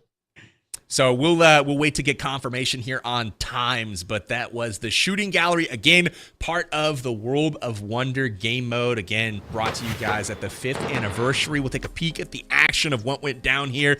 That flawless run at the start here. The store is PG. I mean, look at him go. Really smooth. That was a treat that we didn't realize that we were in for that early on, and then you could see the difficulty level as players struggled a little bit moving on in the competition.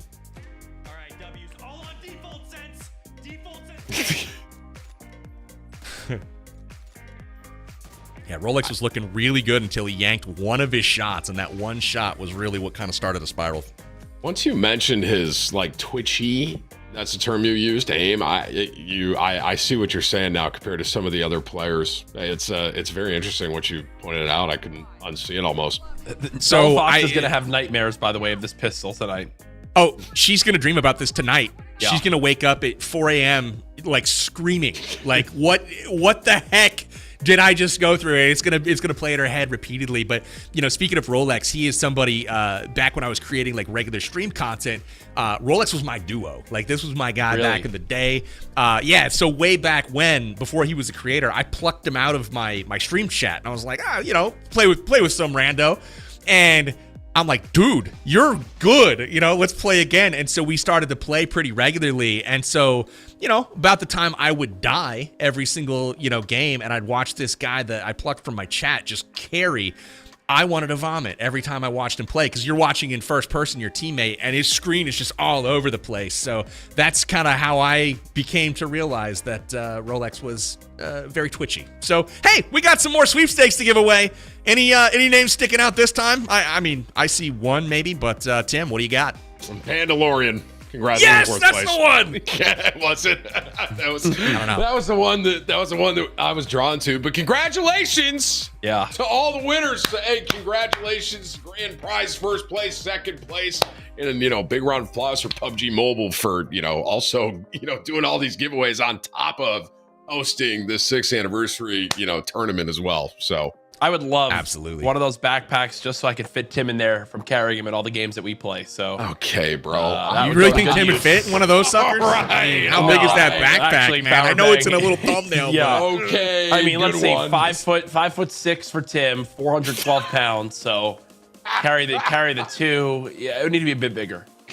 I haven't been 5'6" since 5th grade, bro. I was last week. So. I hear. Ooh. That's true. That's true. Fact checked it, and it's true. We accessed it on Google this morning. Well, guys, we're gonna get the scores tallied from game number 4. That was our shooting gallery competition. We still have 2 game modes coming up here in just a moment, but we're gonna take a quick break, and we'll be back to the action here momentarily. So stay tuned. Hello, adventurers! Welcome to Sky High Spectacle. The ginormous Nimbus Island is located above the map. You can parachute your way in, as if diving into a mirage. The Nimbus Island consists of day and night islands, gigantic in scale, and with massive buildings. The day island offers a wide field of view, while the night island is enshrouded in mist. When players are eliminated on the isle for the first time, they'll get another chance to jump and enter again, so battle it out to your heart's content. Of course, if you're strong enough to defeat all the enemies on Nimbus Island, you can summon the genie in the magic lamp to get awesome supplies and a respawn card. Don't fret if you're unable to enter Nimbus Island, as you can go on a treasure hunt on the battleground. Follow the hints on the treasure map to search for crates and get bonus supplies. At the same time, a sky treasure ship will also appear in the sky. It will travel along a fixed route and descend at specific points on the ground for a period of time. You can board the sky treasure ship to get supplies, as well as discover other interesting gameplay. When the sky treasure ship reaches its final destination, the adventurer who unlocks the final crate will get rare supplies. In Sky High Spectacle, be sure not to miss the brand new vehicle, Flying Carpet. This cute vehicle lets you and your teammates take flight at high speed and attack enemies when close to the ground. Furthermore, you can also use the portal staff to teleport within the battleground, or prank enemies and allies alike with the grooving grenade. What's a 6th anniversary without a cake? You can play the instrument to create a cake for our 6th anniversary. Take part together with your teammates for more rewards. If you love sports and music, we have you covered, with various challenges on the map besides combat. This includes the Genie's Javelin competition, or playing a tune with your weapon. Who knows, there might be another surprise waiting for you. In April, there will be lively changes to Sky High Spectacle, so don't miss out. Winner, winner, chicken dinner. Until next time.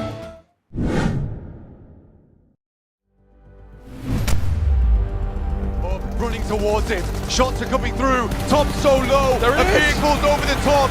And Alex takes him. They enter the gladiatorial arena of combat, there are only 2 words, and those are simply and epic. And Dino gets a second. He looks for 3. This competition in this arena has been one of the most incredible experiences. A whole year of competitive PUBG Mobile play comes down to this. It's time to find out who can be the one.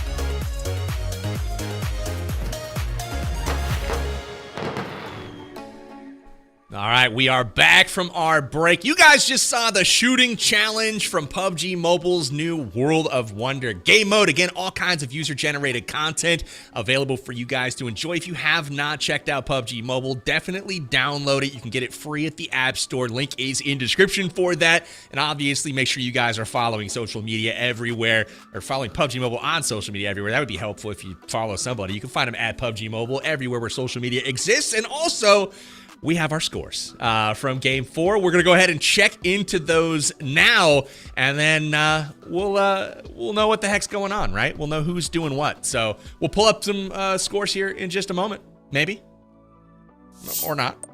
Yeah, there we go. We've got first place, Present Airdroppers, with a total team time of 342. That's 15 points is going to go to him. So thankfully, you know, it's not going to scale crazily like it did with the Metro Royale. Like, they're only going to get a little bit of points more than the next places. But Celebrating Campers right up there at the top once again. You're seeing some consistency, Tim, with some of these teams at the top. And I'm noticing Cake in the Pan all the way down in 5th place. You know, as far as game modes go, but, you know, not for nothing. I'd be curious. I mean, total points, I'm just thinking where, you know, Present Airdroppers were and Celebrating Campers there. Oh, that was perfect right there. Ooh. Wow. So would you look at that, a 1-point game right now between Present Airdroppers and Cake in the Pan. Now, Cake's still on top, and I'm liking what I'm seeing there. But, you know, Jack, I can't help but notice. You know what I mean? I can't help but notice. Just shut it, bro. They're in 4th place with 2 games left. What you don't realize is that the last 2 remaining modes that we'll get are their strong suit. I just talked with the team. I actually called them up. Said, hey, guys, how we doing? They said, hey, Jack, great to hear from you. You're our favorite YouTuber, bro. We love subscribing to all 4 of your channels. I said, thank you. And I said, pop off for me here. I don't want to hear from this bald idiot anymore in this broadcast. Okay, well, I guess we'll see what happens. Yep. Vulgar words from our PUBG Mobile creators. How dare they talk about Timothy like that? You know, I will say it's within closing distance here. We've got 2 games left. There were 4 teams basically within you know, shouting distance of that first place title. So very excited to check that out. But we got a special guest with us tonight. We watched him absolutely crush here just a moment ago on the shooting challenge. And not only that, he was ripping apart some people in Metro Royale. We've got Scump, ladies and gentlemen. Scump, welcome to the broadcast, man.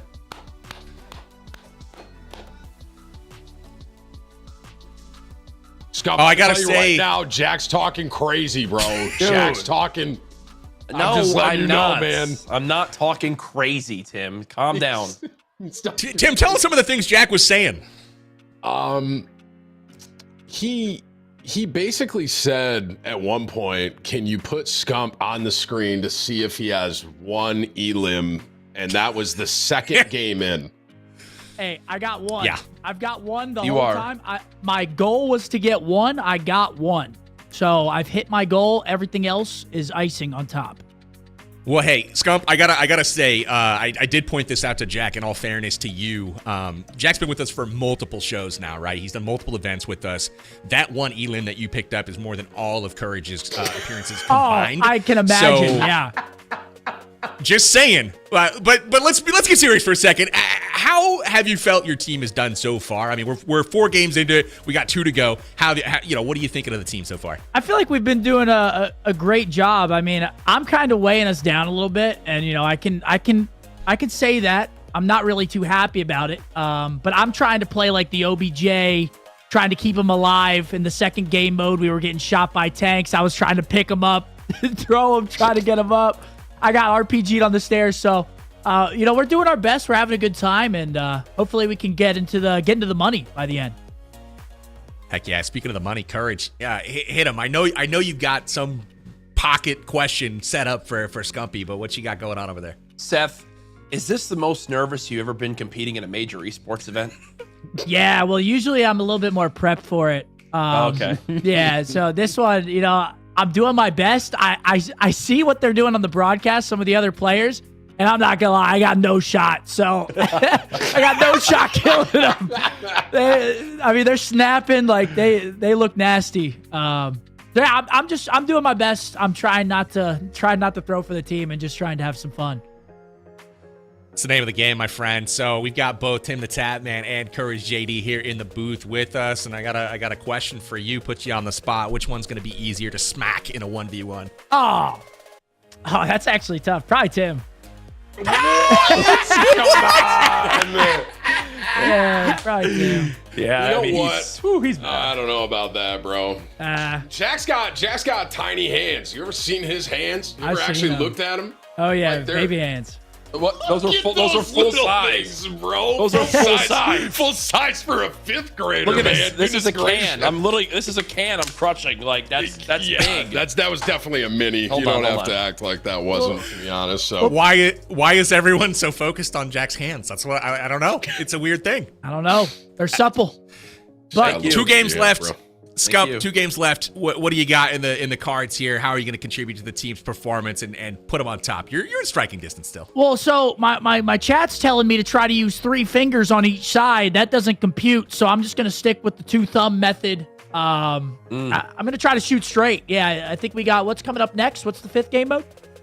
We don't know. We haven't spun the wheel yet, but I think, we could get you back to the team, and we can spin that wheel right now so that we know what's coming up next. And then it's either going to be Blade Ball, which is another user-generated map in the World of Wonder mode, or it's going to be the tried and true Erangel Battle Royale, just, last man standing. You know how to play the deal.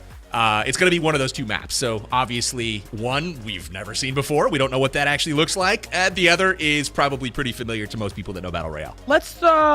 Let's throw the BR last. Let's do BR last. All right. It's a wheel, man. It's like an auto. I don't care. Wheel, let's throw it last. We're gonna spin it. We'll see what happens. Scump, thank you so much, man, for the interview. Yeah, let's go ahead and pick it up right now. Here's the wheel. It's being spun, and Scump. It's called It's Blade Ball next. Blade Ball coming up next. That is your user-generated content on the World of Wonder map. In PUBG Mobile's World of Wonder game mode, our squads are competing on a custom-made map where they participate in team versus team gameplay, earning points for a win as well as for each goal scored. So you're going to have to score some goals, Scump. I don't know if you're ready for it, but, Blade Ball coming up next, and you got your wish, Battle Royale coming up last. Any final words before we send you back to your team? He's been gone for about 30 seconds. He's gone. Bowery left like 45 seconds ago. Yeah. He's already locked back in, man. As soon as that thing started spinning, he left. That's fine. Well, he did not. Power. What do you think, Tim? He Tim? didn't want to talk to you for a second longer, bro. Dude, he's on the clock over there, my friend. Tim, what do you think Scump's words would have been as we take a look at Blade Ball? I think if I had to guess, he would be happy because he wanted that BR last. So, and we're just right into it, dude. Oh, wow. Immediately. I'm just immediately. So this is like heck. Ooh.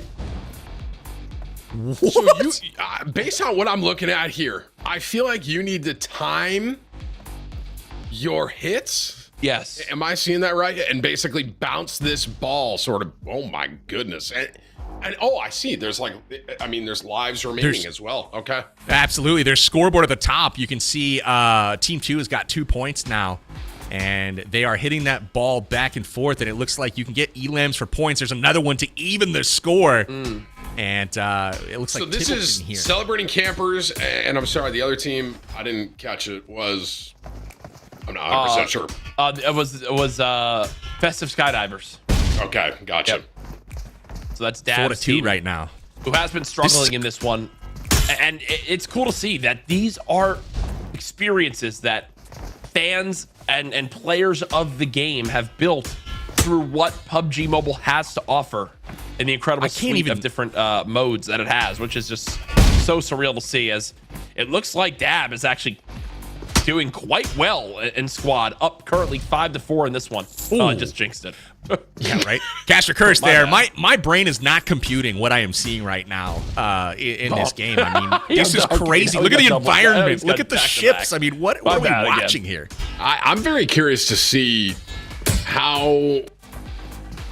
So obviously we see these two are, I guess, all the teams competing right now across the board, or are we focused on two only? I guess I'm curious to know. Like, are all the teams going to end up playing against each other, or is this just kind of like a one-off? I guess is my question I'm thinking in my head. It's looking like a one-off. Obviously, if you get a match win, you get the match points for the match win as well as the goal points, and then at the end they'll tally those up and add them to the scores. And obviously for scorekeeping on the Battle Royale as we finish off. We now know our Game 6. I mean, we could spin the wheel if we want to, but we probably know where that's going to land. That's probably going to be a little easier to tell the score and tell the story on that one and, close this sucker out right. But 10-8 right now as far as points scored here in Blade Ball.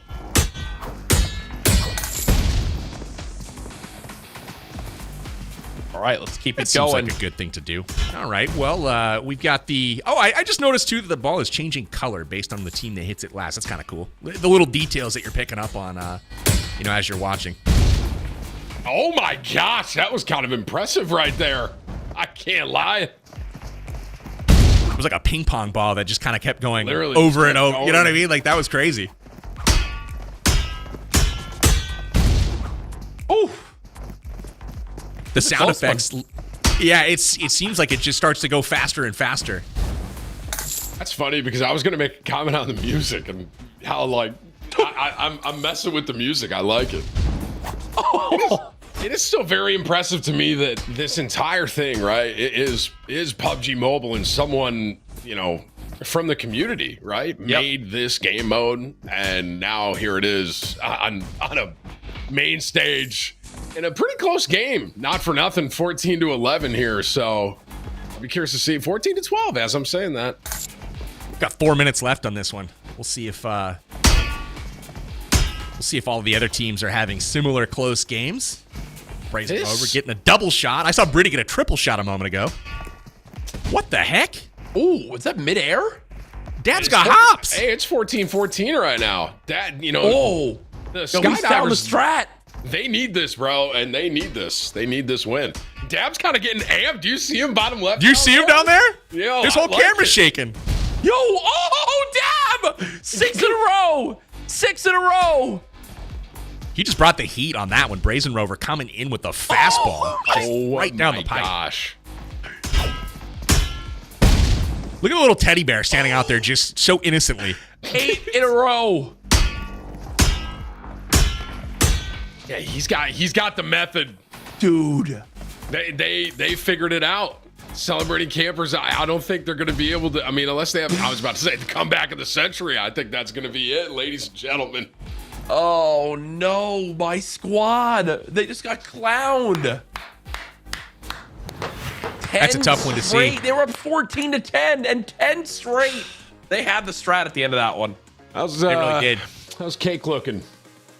We don't know. We're about to find out, I have a feeling, but all I know is Dab and Festive Skydivers, they found the strat towards the end. They really needed that one. They have been lagging behind a little bit today, but that was an impressive showing. The second half of that Blade Ball game, you could see the disappointment on Rolex's face as we kind of cut away at the end. He was just like, man, well, what do you do, right? When you're a competitive player, I mean, Scump can probably relate to this, right? It's like, you're really good at something, but it's just kind of new and it doesn't go the way you hope for. All you can do is have fun, At the end of the day, man, that's really what it's about. And it's very interesting because like that was, you have, PUBG Mobile, the Battle Royale, the way the game plays, that's something completely different, right? Even different from the forgive me, what was the name of the shooting balloons one? Shooting Gallery. Shooting gallery. Almost had it. Very complex title.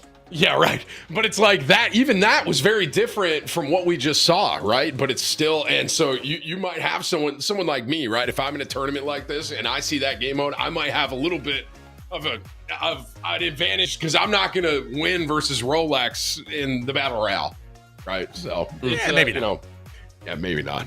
Maybe not. I don't know. It could be close, but I think it's high time we send it to the next game. I don't know. I feel like I'm missing some blade ball action. So the sooner we can get over to that blade ball action, the better. I'm excited to see if we get cake in the pan or if it's somebody else. But, you know, Tim, I honestly, when you pick cake in the pan today, you know, Jack and I talked this morning when we were kind of, you know, game planning everything.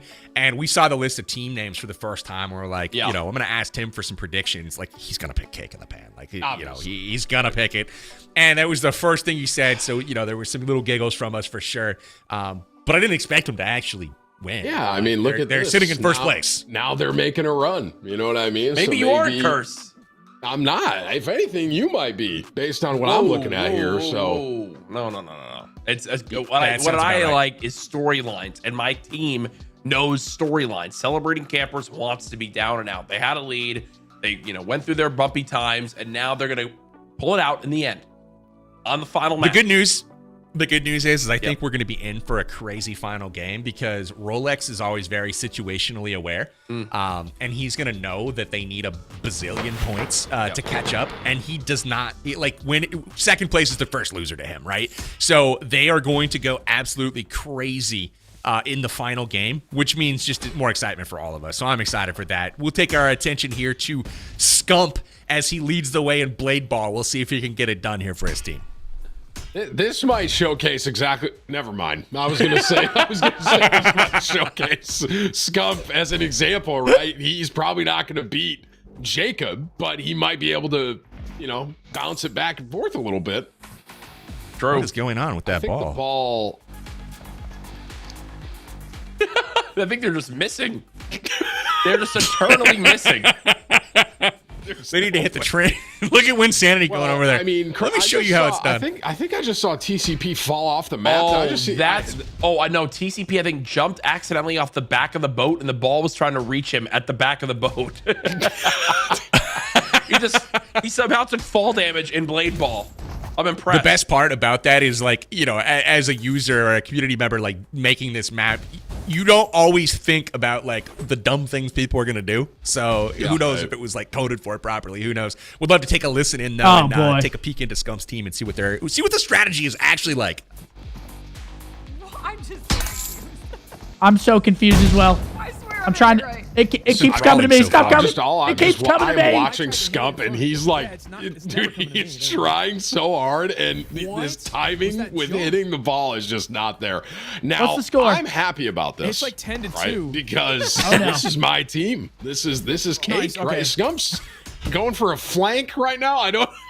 Oh wait, I got invincibility. Yo, pick up the power up. Bro's trying to rotate to the next boat.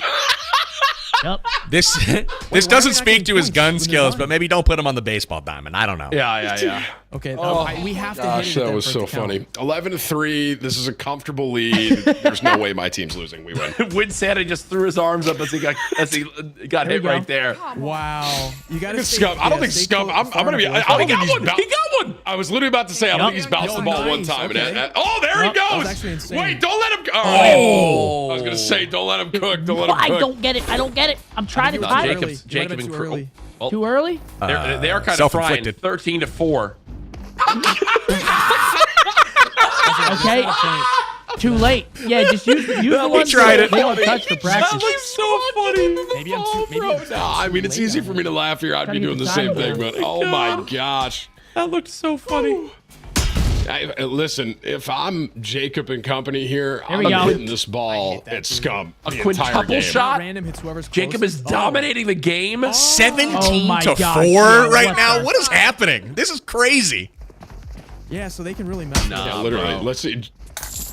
Yeah, I'm just gonna stand back here. Y'all go. Jacob's movement even looks crazy. Nice. Bang, bang. Bum, Oh, bum, wow. My bad. Return shot there. Hold on a minute here. Oh, hang on a minute. Okay. Winsanity's got something to say about it. He's not going to go down without a fight. All good. Now they're just getting scrappy. Now they're just getting right into The it. power up in the middle gives you no damage, so I think you can just hit it. This would be an epic comeback if they're able to make it. Oh, now right 18 to 7. Tim, your squad, they're no joke. I'm telling you, man, I'm not, am I always drawn to food? Yeah, but I think there's a reason for that, right? Is there a score limit? And right now, that reason is they're 1 point away from, winning another game. There it is. And just like that. Wow. Winner, chicken dinner goes to Jacob and the Cake in the Pan squad. Solara coming in clutch there. E-Loves. I saw E-Loves holding down the back line, and I was expecting, we saw somebody hit it into the post and blow themselves up earlier, but E-Loves doing an effective job on that back line. Cake in the Pan, a respectable finish there. I can't think about how that's going to hurt them in the standings. Tim, I think your team's looking pretty good. Like I said, man, I don't think this is coincidence, right? And Jack, me and Jack, we go way back, obviously, and he thinks that I have some sort of ability to choose a team, and then that team genuinely does not perform well. A curse, right? Like the Cowboys? All right. Too soon? You know what's crazy? I gotta go. I've been alive for 30 years. I think they've made as many playoffs as or NFC championships as I've been alive. Stop. You're not allowed to do this, Jack. You don't even watch football. All right, stop it. Dude, I love actually, I can't even lie. Oh, Red Eyes gets sniped. Oh, see, you just can't miss that, Bushka. You can't miss. No, because you know what? Someone jumped off the boat again. Who keeps jumping off the boat? I don't think... No one's jumped off the boat. Bro, I'm telling you, one of the players is under the water. They jumped off the boat accidentally, and now they're under the water. Look at them all trying to go for it. 3. They've got a... Yeah, you can see it's High Man. Look at High Man's health bar. He's slow. Is he slowly dying? Yeah, slowly. Yes, he's under the water. Oh, they made it work. That's great. Okay, there we go. He's back up now. Finally. Now we're good. He's drowned. You can see the little icon. He was in the water. So we found a workaround. I wonder if any teams will take advantage of that from a strategy perspective. Get a little bit of a lead and then just all jump in the water. Imagine that. That's when it gets real sweaty. Do you guys remember off top of your head who was in second place? It was wasn't it Metalcore's team? I can tell you, there's a YouTube Present stream Airdroppers. I think it's Present Airdroppers. It was 87 to 88. I think you're right. Okay, gotcha. I was just wondering for this, right? Now that my team won, obviously they're gonna continue up there. But if someone in second potentially doesn't, it's looking pretty Absolutely. good for them. I'll throw the standings that we have in our little chat. But yeah, man, it is an impressively close game right now at the top. Cake in the Pan up by 1 point on Present Airdroppers. So that is everything's going to be important, I think, as we score this one. This mode looks very athletic. So it's a mode that I think I would perform well in, that you would perform well in, Power Bang. Yes. Former Division I college athlete here, And what? Eating at the food halls? Absolutely. True. My bad, Power Bang. I didn't mean Jack, to do I'm that. pretty sure out of all of us here, you are the least athletic. I think you played the least amount of sports your entire life. Yeah, I played a lot of baseball, and I was very good. Thank you very much. That was my sport as well. That was But also you were my Division sport. I baseball? Here we go. Yeah, I had to narrow it down though, Jack. I also, made the Olympic development program in soccer as well, and Whoa, I had to really focus it down. Okay, You could only pick one, Get rolled, Jack. Okay. Jack, if you give me 10 pitches, I'll put one of them out of a major league stadium, just so you know. All right, let's I'm dead serious. You got to do that. Okay, you'd look like whoever that was trying to hit the ball right here in this blade ball. Boom. Come on, Cisco. Come on. Cisco's running. Cisco. He's not going to get away though. Kith ends his life ruthlessly. He might have just tried what we were saying. I think he was trying to fall off the map when the ball was coming at him. Yeah, it's interesting. They found that little tactic early on. They noticed it was High Man that jumped in, and it's like, oh, yeah, that's what that does. So, interesting enough. This one's tight. Unlike the last game, which was kind of a runaway. We got 11-9. So, I mean, anybody's game at this point. At least, you know, putting up a much better fight than Scum's team. Simple as that. You know? Yeah, keeping it a little more interesting, right? Yeah. Oh, wait, I kind of We like got a little that bit play. of a run going, though. I kind of like this play. Look, there's instead of it making it just like 4 players on each side, they're just getting close right in their face, trying to shake things up. And I like this a lot. You can see Papa PG now running on in. Oh. Are we missing 14-11. something with the dotted line on the ground? Does that have a function? No, I think it's just where it spawns. Yeah, I think Jack's right. Yeah, you're right. Gee, thank you. Yeah, I mean, 14-12 now. is. They're bringing it back a little bit here. 14-13. Oh, that volley right there was crazy. 15-13, man. I'm biting my nails over here, waiting to see who's going to win this game of blade ball. Yeah, this is the closest one we've had for sure. Yep. Well, yeah, I mean the first one was kind of close too. I think It kind of separated towards the end. Right, I was about to say at this point it kind of separated, but if this stays, 16-16, this is going to be the closest game we've seen yet. Oh, okay. Now they're jumping. They're learning the new movement technique. That's what it was in the game with Dabs too. They learned the jumps at the end of the game. They're like, oh, that's how you do this, and then they just smoked them. All right, we're at game point here. As I said it, right? As I said it, the runaway. Oh, okay. I was going to say the runaway kind of happened at the end again. Ooh, there it is. Right there. A double shot for the victory. Winner, chicken dinner. It's going to go to Red Eyes and Papa PG. Birthday Blitzers. That is an impressive game. Birthday Blitzers coming in with a victory. So they're going to love to see that. They're going to add up those points into the win column. Yep. So we're going to wait on one more game here. Jack, we got to be getting down to the end of it. We've had 3 games so far. That's going to leave just one left. And, Sub me in. I want to play this. I want to play this so bad. Watching this, now that I know all the movement techniques, let me jump, slam, put Tim on the other team. We'll see who wins. Come on. Someone scared? But do you know how to swim? I feel like that's the name of the game. They call me the Michael Phelps of the swimming pool. You probably have the opposite body of anyone that would be a swimmer. Come on, bro. Tim, look at this. It's like, let me show you my webbed feet. Oh my god! Come on, bro. You think I can This handle is a that? family-friendly show. Come on, you're scaring the kids. Come on. Jack's like, I'm the most athletic here for sure. You're telling me right now. Okay, fine. Let's get into game 4. I know it's gonna be launching here soon.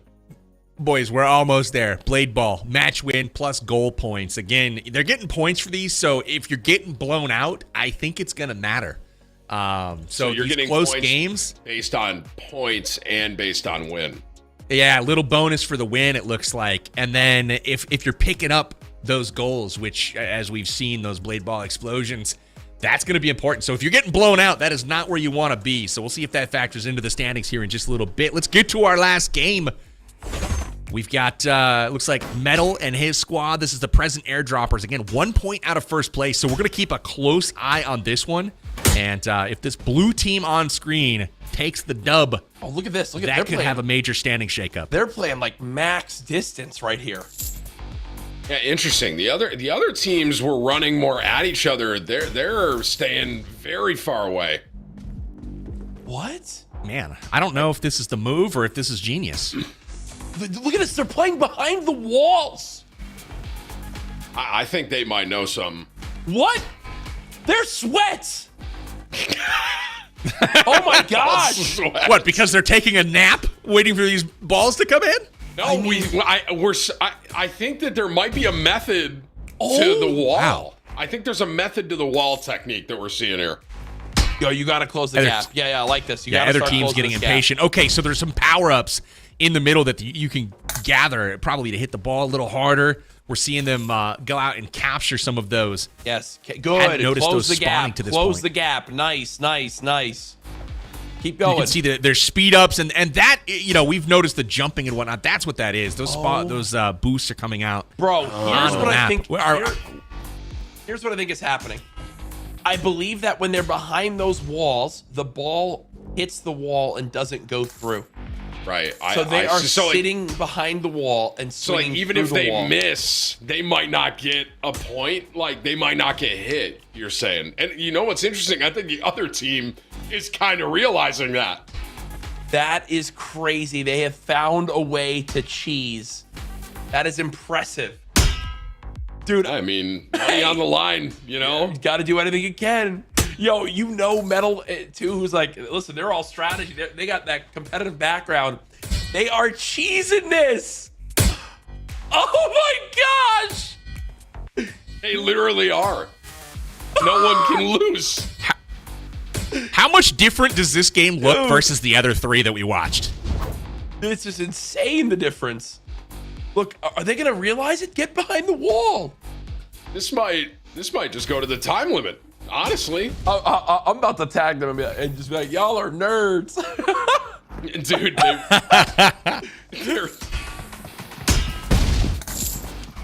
It's like, why do you guys know this about this game? They literally were running strats before the game started or something. They had like a team meeting. Yeah. Oh my gosh. How did they know? That is so wild. Listen, I wish I could tell the confetti rushers, you guys have to just close the gap. Get on their side. Everyone go. Yeah, good. All of the players are on the same side now almost. This is crazy. Yeah, good. That's what they have to do. I think they're realizing that they can't hit them through the wall, so they have to get behind them. That's what I think they're noticing. Like right there. Dude. There we go. Nice. There we That's go. how you get them. Now we got a match. Now I want to see. Hey, it was 9-1. Win so bad. Oh! Yes. Oh no, that wasn't them actually. That was the other team. Dang I it. thought it was too. I got baited. Oh God, no! They're choking. Come on. These guys are pushing for the top of the leaderboard right now. And Jack, I don't know if you saw that actually went through the wall. So I think you're wrong. Now someone's under the map. I think. Oh gosh, not again. What have they done? We're gonna actually have a game at the time limit, I think, here. World first. World first. Oh, Witness live. Look at All right, who needs to drown on the other team? I want to see some health bars. This is crazy. Power bang is just losing power. Losing power potentially. That audio is just going out the window. But don't worry. If Power Bang never returns, guys, they're leaving the broadcast in great hands. Yeah, you guys are in good hands. Two PUBG Mobile experts right here, ladies and gentlemen. Yeah. PUBG. If Power Bang's gone, PUBG Mobile's getting scared now. 15-6, as still they have not been able to crack this code. Angry Hosier has not moved once from behind this wall. You've got to be kidding me. You're right. There is something with the wall that is... It's like it's cheesing. There's something. Like, Angry, you're right, has not... I don't think he's gotten hit once. Has not moved. Boom! Another one, 18-7. This is... Angry must have... I bet Angry loaded up and played this and just sweat on this mode for days leading up to this event. For days. You guys have really, really done well in my brief absence. Hey, welcome Thanks, back. man. We were fully prepared to just run the whole thing, you know, if we had to, I guess. I don't know if it would have went well, but we would have tried. You know what I mean? Angry Hosier, 12 points alone. Yeah, he figured it out, bro. You got to figure he was the guy giving him the intel, you know? Angry Hoser was slipping the goods to the rest of the squad there. They obviously had a strat. It worked out well on Blade Ball. We'll see if their strats actually hold up into Battle Royale, which we'll be coming to next. But that was Blade Ball, ladies and gentlemen. Definitely different. Don't know if it's what I expected, but Tim, what'd you think of the game mode? I mean, I thought, so like I keep saying, right, these last two that we've seen, if you would have told me this is PUBG Mobile, I would have had no idea, right? So I think it's very cool that you have these different types of game modes that is inside of PUBG Mobile, and then on top of that, B, it's also a community-made thing, right? It's someone in the PUBG Mobile community made this game, and now it got so much, you know, love and stuff, that now here it is on a main stage as well. So I think it's an awesome thing, man. Love me some love and stuff. I wish we could read the TV screens that are in the spawns. I wonder if those like have instructions for the players or something. Whatever.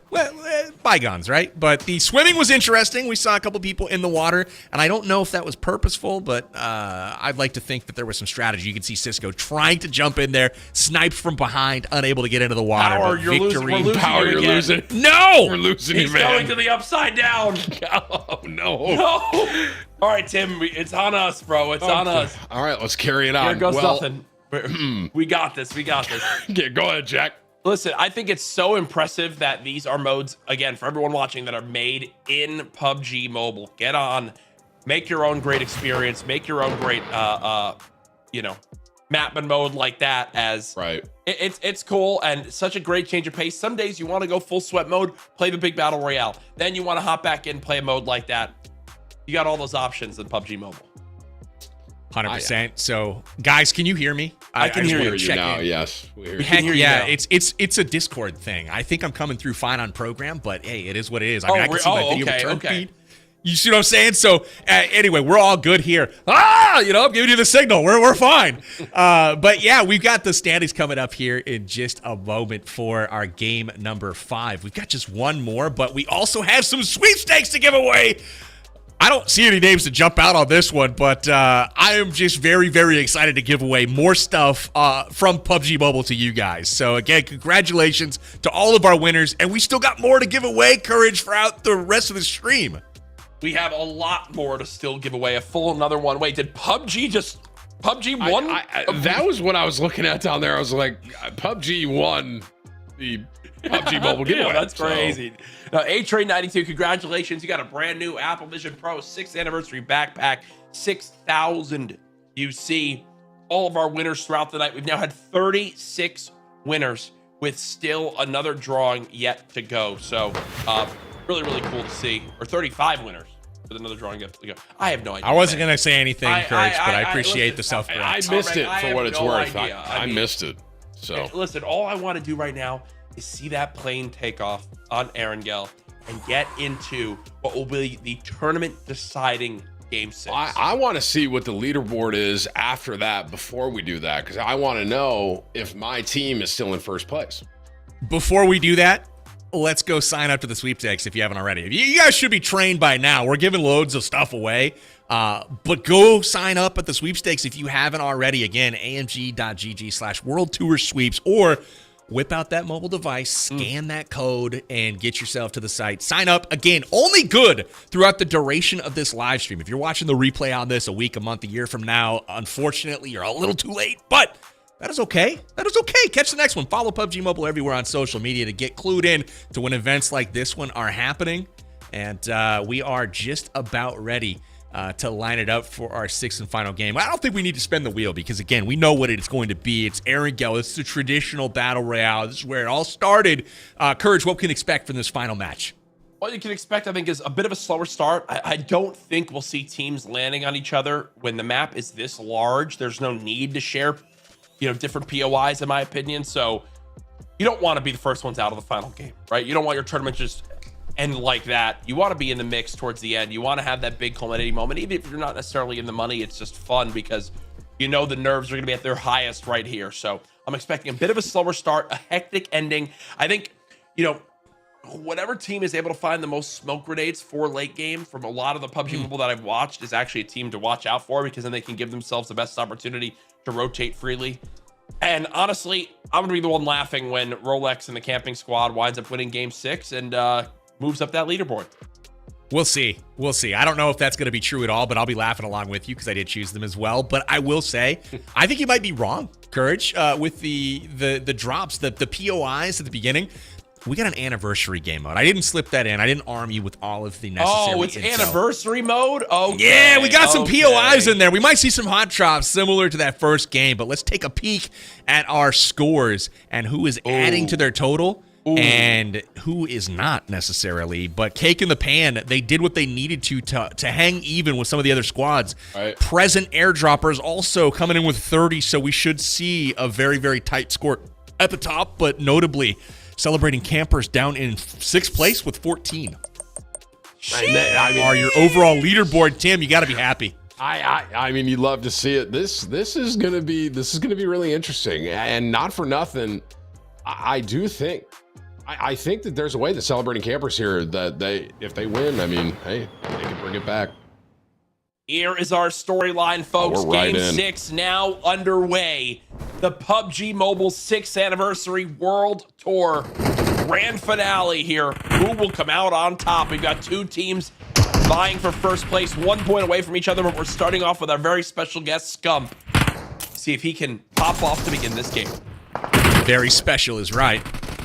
We're gonna see him absolutely crush in this one. I'm almost rooting the for him. opposite of what Jack said. I mean, they're all landed on each other right now. Well, it's because it was an anniversary mode. I thought it was traditional Battle Royale, but because they have that respawn, there's no negative to going for this. Right. I mean, almost every team's here, right? Is that right? And like, I literally think every team is here. Listen, that was Power Bang getting payback for all the questions we asked him earlier. He set me up. He got me. If there is someone that I want to see do well right now, obviously it's my team, but Jacob, I mean, watching him play, as I say that, he literally just like wins sanity, just like that. I mean, this dude is, it's unbelievable to watch, truly. Twisted. Oh, Scump just got so lucky that Jacob backed down. Look at this nade. This nade could be juicy. The That throw. could do some damage. Oh, does not connect. Does not connect. That was a close one. Yep. Solara continuing to loot. See that? She's a really solid player too. She's definitely one to watch out for, and she's teamed up with Jacob. That's a fearsome team, as Tim was just pointing out. They're going for the reses. It's very interesting. There's this kind of like back and forth sort of dance, right? It's like you get some knocks, but you don't want to full send it. As I'm saying that, Metal decided that he's going to go for it, and he kind of paid for it. Oh, they pinched. They went with the pinch. That's all 4 knocked. That's 1, 2, 3. Out of ammo. Oh, they got the red Being button. out of ammo right there might have just saved that squad. They, Wow. I think, are going to get the respawn instead of all being eliminated at the same time. It does appear so. Now remember, the last two of these teams here are the 2 teams fighting for first. They're fighting each other right now, taking the pan and present airdroppers. Wow. They were just Those for trading were- eliminations. Those shots were insane. Britty coming in clutch. That was some really nice M4 work from across the pond here. And they're Taking going to down jump at TCP. this. And this is you guys versus me right now, man. I come on, Cake. Come on, campers. Don't camp. Rush them. If there's someone that can turn this around and turn the tide of this fight, it's Jacob, man. Oh, look at this angle. Look at the angle. And just like that. Oh my gosh, the accuracy. Jacob with 2. Oh no, he's on fire. Can he survive? No. Oh, that's huge. That's huge for campers. It's massive right for campers. Rolex was the one to get him too. You know Jacob's got to be chapped about that.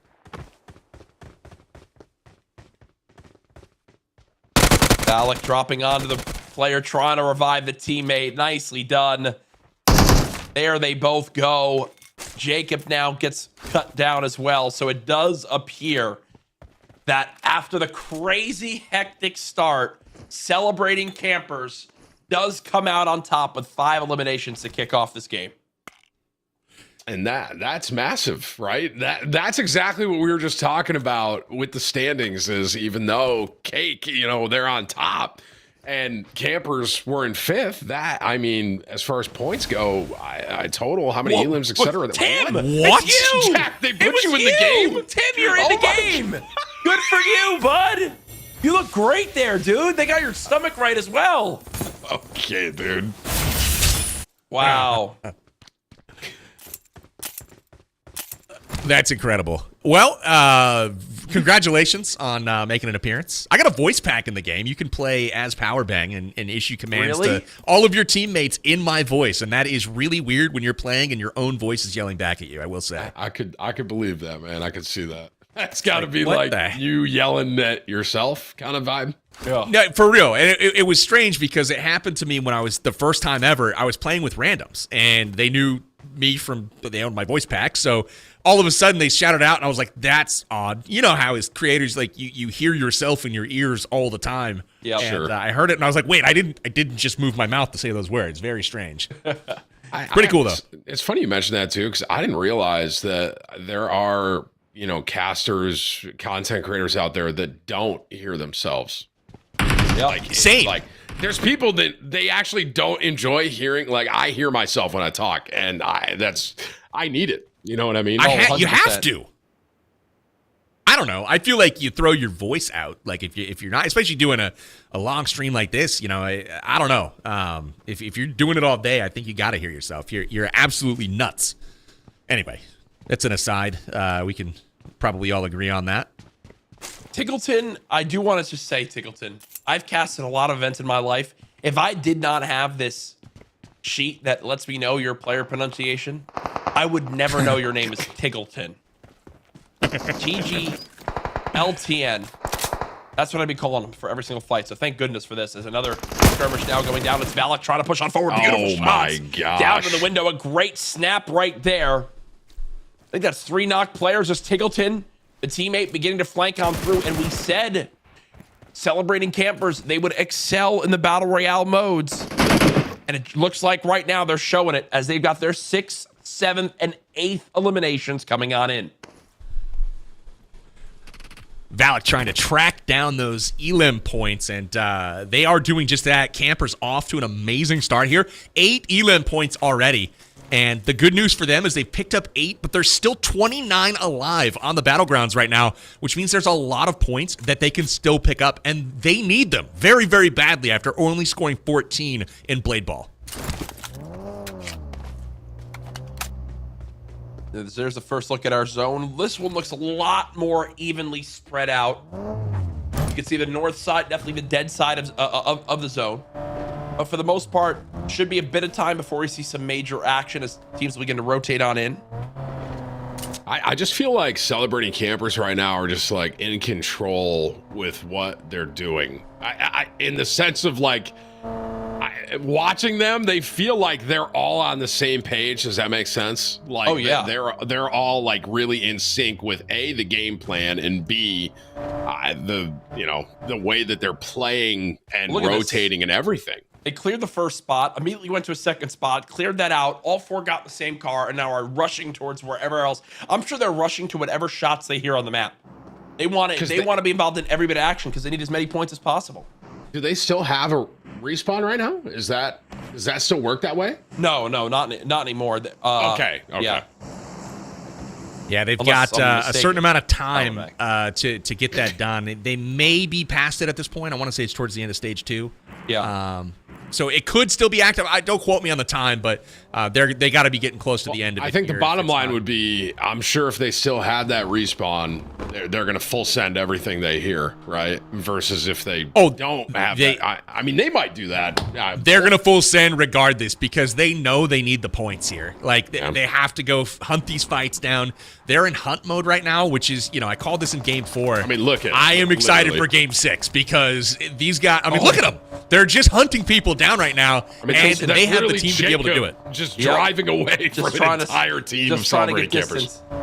Oh, they're going for it. They're going for it. They're going for it. What? And this is one of the best players in the lobby, Jacob. If they can cut him down, that's a huge swing. But now help comes in. Jacob peeks and finds one. Does get dropped by Rolex. Oh, they're in trouble. Rolex's team is in trouble. Campers are trying to get it done, but they've got people on both flanks. This is huge. And he takes down Solara from behind. And this is a third party now coming up over this hill. What's very interesting is there's 3 teams that just randomly started fighting in this one spot. That's confetti and rushers Farouk now Amon on a flying carpet. Oh, but Rolex got the heal off and the reloads. They will take down Rolex yet again. It's Shifu, sir. Nice shots. Rolex knocked. Ready trying to throw the nade. Not going to be there. I don't know if that was the right kind of grenade. I don't know if she's trying to throw she's trying to throw smoke for sure. Yeah. I have done that far too many times to my own teammates where it's like, hey, yeah, I'll get that revive. 1 sec. Let me throw a smoke. Oh, crap. You can't crawl fast enough. Sorry. Alone. Getting around the corner. Now I'm going to try to get this res down. If this res goes off, this is a big deal. They could swing this entire fight, honestly, if they're able to get this. And we did actually just see 3 players get brought back. Now I'm wondering if that's from one of the towers. And multiple players are still knocked from confetti. Now over to Scump as they're chasing down Godsley. I'll say Godsley was split off. Okay, I understand what's going on here. Yeah, this is down at the shooting range right now. There's a whole other fight happening. It looks like Farouk and his team were kind of split a bit, and Godsley unfortunately caught out, and he is about to get finished, it looks like. Boom. Down. And we still have 29 remaining, so it looks like the respawn's still active at this point. I think that the confetti rushers, they basically just decided, you know what, let's disengage this fight. It's not worth it. And not for nothing, they had what, 2 knocked on the campers right there? That could have been a pretty, detrimental fight to the campers, to be honest with you. Yeah, I thought it was going to be. It looked pretty dicey there. The third, fourth parties rolling up on both sides. Rolex thought he had Jacob pinned behind the tree, and then all of a sudden, that tree is just a bit too skinny for him to fit behind because he's got people shooting from multiple angles at him. I hate skinny trees. Yeah, same. Can't imagine why. Anything with the word I skinny. know. Seriously, Valak get shot on both sides. He might get caught out here. No? I mean, that's an entire... Oh, he's so done. Oh, my God. Oh, no. Oh, no. Is he going to fall damage die? No. Okay. I was like, that would be funny. I kind of saw... I know we have, the ability to see through. I was kind of seeing that happen in real time. I'm like, I'm not exactly sure how fast or far you can fly on that magic carpet, but you better get going.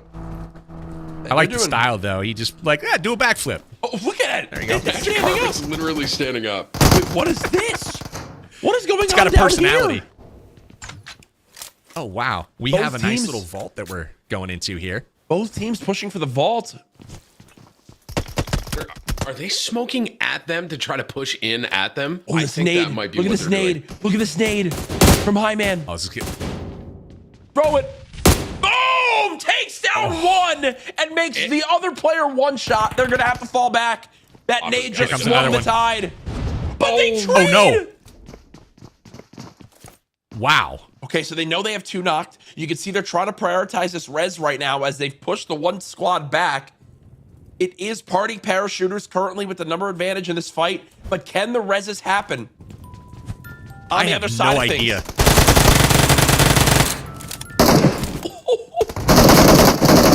Oh, dude, this is one of our closest fights. It's a 1v1. It is a 1v1. The trades are wild. 1v1 in this close range fight. Red Eyes is nowhere to be found. Cisco, throw a Molotov here, bro. Cisco's going Get a for it. throwable. Wait, he got through the molly? Cisco's going for it. Oh my gosh. I don't think they knew. They don't realize. He had Cisco's a gotta moment go of for it. opportunity right there. He's got the nade out now. But Will he drop they it drop down? Oh no. They're going to start chain resing.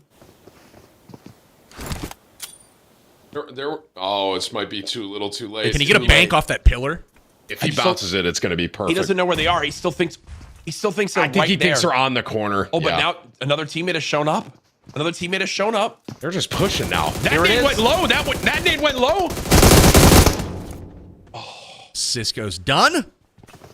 It just took too long. Oh, I mean, obviously Wow, we that was know, risky. but yeah, Saz has to get out of there. Has to get out of there right now.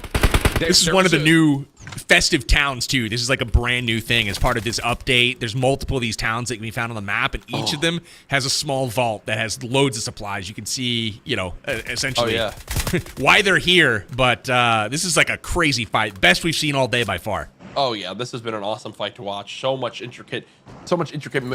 intricate moves and play styles. I think there's someone trying to flank. You see Red Eyes now beginning to show up. 5 defeated so far in these elims. Party parachuters getting all their spoils of war right here. I did see Rolex take down Scump in the elimination feed. So it looks like they've encountered each other as now they're going again. Cisco and Saz are back for more. Look at where who is that up on that pillar? Hyman, maybe? I would never, now I'm sure this is different level, I would never anticipate walking in here and having someone on that little pillar above me. This looks like there's one way in, one way out, and they know that. So they are trying to make sure that if they want to exit this cave, they're not going to have fun as Bushka gets completely cut down by Saz, and now Saz trying to take back some space.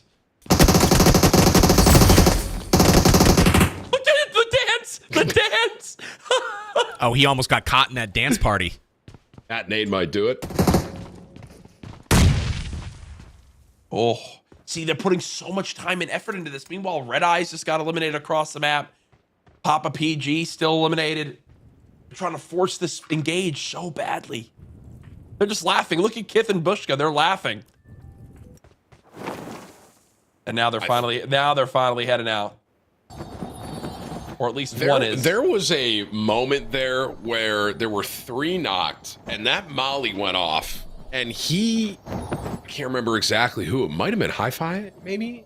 Made it through the molly that he could have had such a surprise push, because I don't think they would have anticipated a push through that molly. Yeah. That could have changed the entire thing. I mean, easy to say from here, obviously, but...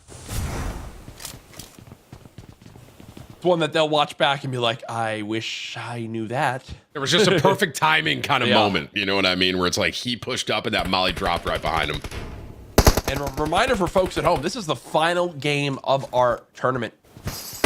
Our PUBG Mobile 6th Anniversary World Tour event. $10,000 on the line. And there are 2 teams in first and second right now. 1 point away from each other. 1 point away to see who will come out on top. Cake in the Pan at 118. Present airdroppers at 117. This is still anybody's tournament to win. I just saw, every time I feel like I'm seeing Cake, it's in the kill feed and they're losing the gunfight. So I don't know. This might be one of those, you know, real back against the wall kind of things, and maybe they could pull something out at the end. Look at who they're fighting right now, too. It's the campers. The campers are absolutely dicing them up at the moment, adding all kinds of points to their total. It might be everything they need to take that first place back. We'll see how it ends up. Oh, Dab just hit a snipe as well. Solara trying to survive for the moment. She's running low on meds, so she's got to get moving. Up the painkiller. Jacob as well tanking this. Oh, Cake in the Pan looking like they're in a rough spot as TCP goes down. They're getting completely held by airdroppers. Just have perfect positioning on top of that to hold them. I don't know if they get out of this. I don't think they do. I thought they were going to be safe and that they got left behind, but no, they just went to circle, stopped taking the blue zone damage, and posted up. I mean, this is the only way, right? I think Jacob's going to get out. He's staying low right now. He's got to split them perfect here on the right and left if he can. Solara dropped. It's all so. Jacob's down. Cake in the Pan is now gone. So now all eyes have to be on present airdroppers. They just took out the team that they were fighting for first place with. As long as they stay alive in this game, maybe find a couple more eliminations, this tournament is theirs. I don't know, Courage. Don't, not so fast, Courage. 5 elims, and we still got our boys, the ones that we picked. I would say, you know, airdroppers and campers are probably, now that, you know, my team is unfortunately eliminated, I would say that those are probably the 2 most likely, but I think campers overall have more points, etc. right now. I mean, look, they've been in the kill feed the entire entire game. I think one thing I would love to bring them up and see what that total looks like, because again, five elims right now for the present airdroppers, which is it's nothing to sneeze at.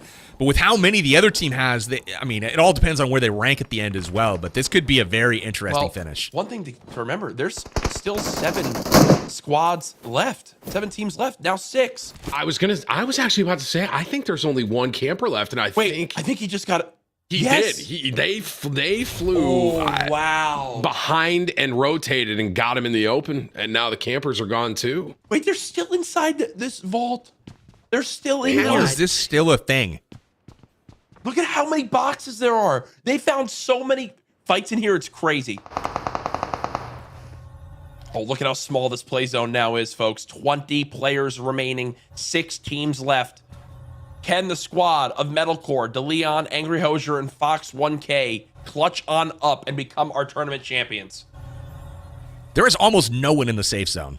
Everybody's got some distance to cover here. It's going to be interesting.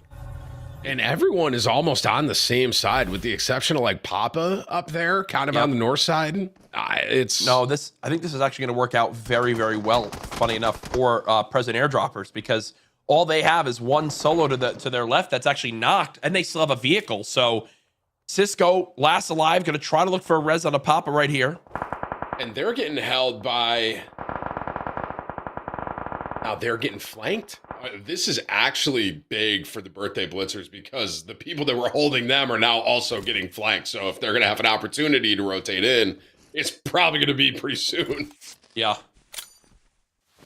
And still some squads with not a full amount of players. So if you're a 4-man at this point, you're in a good spot, as we see Tim dancing on the left. Oh, Scump getting melted. Not Scump. Wow. Don't go like that. Scump getting melted. That is such a hard rotation. That's why you need these smokes. Smokes for late game make all the difference.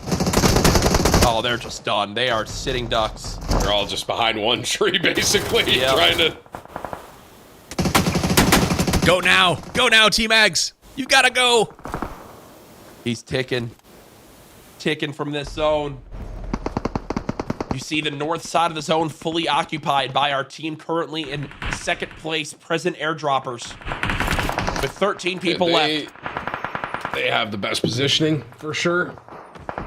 They're looking strong. Present airdroppers, the fact that they're still alive. We got a fight that's about to happen right there between present airdroppers and I don't know who the blue team is, Pushka and them. Production, we got to swap on over to present airdroppers so we can tell this story on. I mean, if they win this, they win the tournament. If they win this game, there's 2 knocked. They win the tournament. There's no way they don't. Metal down, though. Metal is down. That's the captain of present airdroppers. That is not what they're hoping for. Irene shelled down as well at the moment. But look, they have smokes and cover to go for these reses, and they still have DeLeon holding, continuing to thwart this pressure. 11 players remaining, 4 squads, and they have all 4 still up, make it 10 now left. 3 teams, 6 players is all that stands between present airdroppers and what is, I'm going to say, most certainly a tournament victory, because I don't see how there's no way to get outscored for what they've done. Angry Hocher is going for this revive courage. Look at this. What a hero on this squad right now. It's these smokes. I'm telling you, late game, Metal down, no more utility. You still have 1 smoke for Angry, but Angry does go down. Trying to get this res. It's now just Metal. Metal's now down to just a very little bit of HP as the zone does tick out too. Metal trying to drive on in. 5 other players remaining. It's all up to Metal to get the job done. Gonna use this car for cover. That is so big. The zone gonna be gonna close. Winsanity cuts down 1, but does fall. It is a 1 versus 3. Metal's time. With the hope to win the tournament for his squad.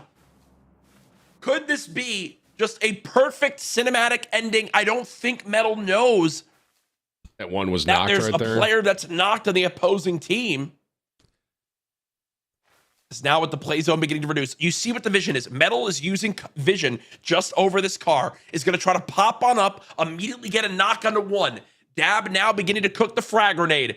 Folks, it all comes down to this. The 1 versus 3. Can Metalcore get the job done? Currently in second place. They're trying to spot where this player is. Metalcore looking over. Brazen trying to use every grenade they can. Will they use this brand new portal to begin to close the gap towards Metalcore? These nades still not hitting. Metalcore answers back with one of his own, as it looks like the players are beginning to move on up. Metalcore putting shots down range does weaken Zeke. You see the teamwork coming on in. Metal with a knock. They've got the zone at their back now as well. It's Metalcore in the 1 versus 2. He finds the full. Dab is close. The 1 versus 1. But it's finally Festive Skydivers taking the game as Metalcore nearly clutches the 1v3. I don't know. Heck of a call. Great job, Jack. I don't know if you saw at the very end there, they used that portal to get positioning, and like they were behind the tree, then they used the portal to split and get, to split up at the very end. That was so well played at the end. I saw what you're trying to say there, Tim. They got those angles. Just boom, through the portal. Now all of a sudden, what do you do? I mean, you got somebody at, you're 90. I mean, they were done. So, again, props to Metalcore. I've seen him win one of those before, coming in, clutching a 1v2, 1v3 to win an event. But it looks like he's got his squad, once again, with present airdroppers in a position to win another one of these events. And, again, $10,000 on the line right now to split up between the top 4 squads. Really, really impressive showing from a number of squads in this final game. Give me your final thoughts, Jack, on the way this one ended up. I mean, what a performance at the end right there. Dab and crew also doing a great job of utilizing their numbers. Zeke does get cut down and at least gave them the idea of where Metal was. They used that brand new portal to begin to get 2 different sight lines. Metal can't aim both right and left at the same time. As you saw, they were both stacked right on the edge of that play zone. If they run on out, Metal could easily spray transfer from one onto the other. But by splitting on off, even if Dab has to be a sponge, which he was, that gives the trust in his teammate to finally get that last elimination, and that's exactly what happened. Crushed it. Tim, I thought we were going to see maybe a little bit of a run there from our celebrating campers. They started off incredibly hot. I mean, were you worried there for cake in the pan? A little bit. Cake in the pan, I think at the very beginning there, they ended up on the back foot kind of, and it was sort of, you just ended up on the back foot the entire, most of the game. It's just, if anyone has ever played a battle royale, you probably know if you don't necessarily get the drop that you want, right, and maybe the start you want, it can be really hard to climb out of that, and I think that was kind of what we saw there. I think it's a game of momentum, right? Getting that loot early, winning these early fights. You see there when Sanity get knocked early, they never really got it going, and you saw the same thing with Jacob. Had a good start, but ultimately not able to kind of get things going the way they would have liked. This was a really crucial early fight. Saw some good action going on here, but this ultimately built the momentum that we saw carry these teams to the end of the game. As we saw that crazy start, Jacob. Enemy weapons could have taken him down, but a molly did. That molly might have changed the entire trajectory of that game, right? Because if Jacob doesn't get mollied there, he probably gets that elim on, I think it was Rolex underneath him. I don't know. Yeah. Oh, and that also just, then you're leaving there with probably the best loot in the game. Instead, you have to play a full reset. This was that close fight for Rolex and crew as well. This one was so much fun. This engagement, so yeah, it was such little movements. It was like I was saying, it was almost like a dance back and forth, man.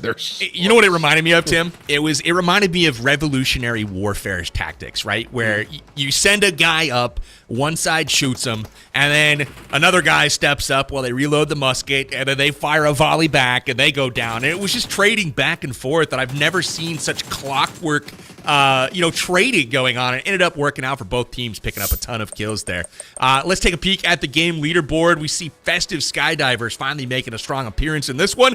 Might be too little too late for them, but present airdroppers, consistency, the name of the game. Courage, you called that out early on during today's show, is that it's about consistency, and I think that's what we saw with present airdroppers here today. Yeah, when they needed it most, a monster second place performance right there, 20 total points. Unfortunately for the team that was in first, they haven't probably their worst overall performance in any mode in this final game. So we're going to see the exact winner here in a moment, but I think we can kind of see the writing on the wall who took this one, Power Bag. Yeah, I looking around at my walls, I don't see any writing, but I definitely saw 3 teams that needed to like really put their best foot forward, not be on their back foot, Tim. We want to be on that front foot. That's the foot we want to be on. And only 2 of those teams ended up in 7th and 8th place, not where you want to be. And then 1 ended up in the top 3. And so, again, writing on the wall, definitely. I think the present airdroppers, Metalcore, the Leon, Angry Hoser, Fox 1K, I'm looking at them to close this one out, but my math could be wrong. We'll see in the final winner announcement here shortly. We are just about to announce a champion. And if you're still hanging around, good, because we probably got some more stuff to give away I don't know, just an idea. So make sure you guys are definitely tuning in for that. And also, while we're hanging out waiting for the announcement, go follow PUBG Mobile on social media. Everywhere where social media exists, it's at PUBG Mobile. And we would love to make sure that you guys are following to get more news on events like this one. Also, check out the giveaway. We saw that down there as well. And we are just about ready to get into our champions announcement. So if we are ready to rock with that, I would love to throw it up on the screen. And Courage, you can hit us with the call whenever it is ready, because I like that echoey whatever you did. So hit us with it. Ladies and gentlemen, your PUBG Mobile 6th Anniversary World Tour Champions present airdroppers.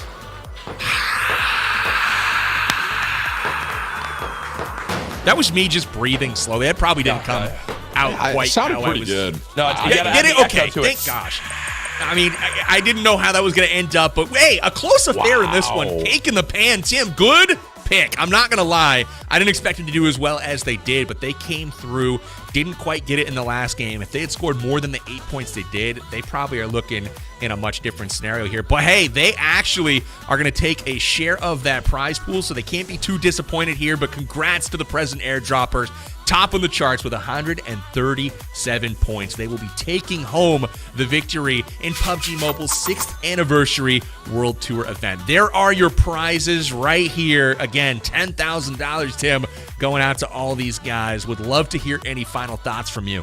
Well, congrats to all the winners. Obviously, I would have loved to have cake in the pan, take home the 5K. But, it is just so awesome to be here on the 6th World Tour anniversary, right? To be a part of this. And I got to tell you, that was a lot of fun. That was just fun to, A, watch, and then B, just learn so much about, PUBG Mobile in that regard. So, congratulations to all the winners and everything. And a big shout out to PUBG Mobile. 100%. I'm excited to talk to Metalcore. I think we might be able to get an interview with him and kind of hear. No interview. No, we're not going to be able to talk to Metalcore. But the cool thing is Metalcore talked to all of us at the end of basically every game. Yeah. It was like, you know what, guys? Pure RNG. We did the best we could. But you know what? That's going to put them on top. And we got that thing knocked out of the park. Courage, give me some final thoughts from your end. What did you think from the 6th Anniversary World Tour that we saw this year from PUBG Mobile? Listen, it's been a great honor to be back again. I've got a lot of love for the team at PUBG Mobile and everyone who puts on these great events. Shout out the community for watching. Shout out everybody for tuning on in. Our players who popped off and gave such great entertainment today. And all I'm going to say is this, PUBG Mobile. We got to have an event, me and Tim play in it and see who can get the first elimination. Because I think that stream could go on for 8 to 12 hours. Yeah, you better get ready for a long one if that's going to be the competition based on the end of what I was just watching there, Jack. I mean, especially if we're on the same team, I think we're in trouble. Us 2v1 Metalcore 100 times, we don't even eliminate him once. I don't think. Amazing. Well, hey, you guys can pick up some notes from Scumper Jumper that showed up during today's stream, delivered at least one elim that we saw. But again, big thanks to him for showing up as well to celebrate this momentous occasion. Tim and Courage, I'm going to let you guys go. Thank you so much for sitting on the desk with me. It was an honor, a pleasure as always. You guys are pros. Man. And thanks for being here for the 6th anniversary. And with that, I will give my final thoughts. PUBG Mobile, thank you so much for having me back once again to be a part of yet another anniversary. That's 6 in a row now that I've been able to take part in. The years have been long, but also so short. Amazing stuff that you guys continue to add to your game. And before we get out of here tonight, you guys are waiting for some more sweepstakes winners. Let's throw those final winners up on screen right now and congratulate Monster for winning that grand prize. TM Ugly for second place. We got Night Raven with a first place win here. We got Artiki, KD Buster, Fire Skull Metal, and Modern Demon picking up prizes as well. Nice work. Enjoy the backpacks, the Samsung Galaxy 24 Ultra, the Samsung Galaxy Tab S9 Plus, the Apple Vision Pros, the Razer Barracudas, and all of the gift cards going out to you guys. Again, I'm Power Bang. I've been around in the PUBG Mobile community since very much day one. I'm so excited to continue doing this. Hope to be back for the 7th anniversary next year. And again, thank you guys for tuning in to the best mobile game in all of the land. I will be out of here for tonight. Smash like on the stream before you go. Follow PUBG Mobile everywhere. And of course, download the game. Join us on the Battlegrounds. We'll see you guys out there. Thanks so much again. I will see you guys in the next one, and happy birthday to PUBG Mobile.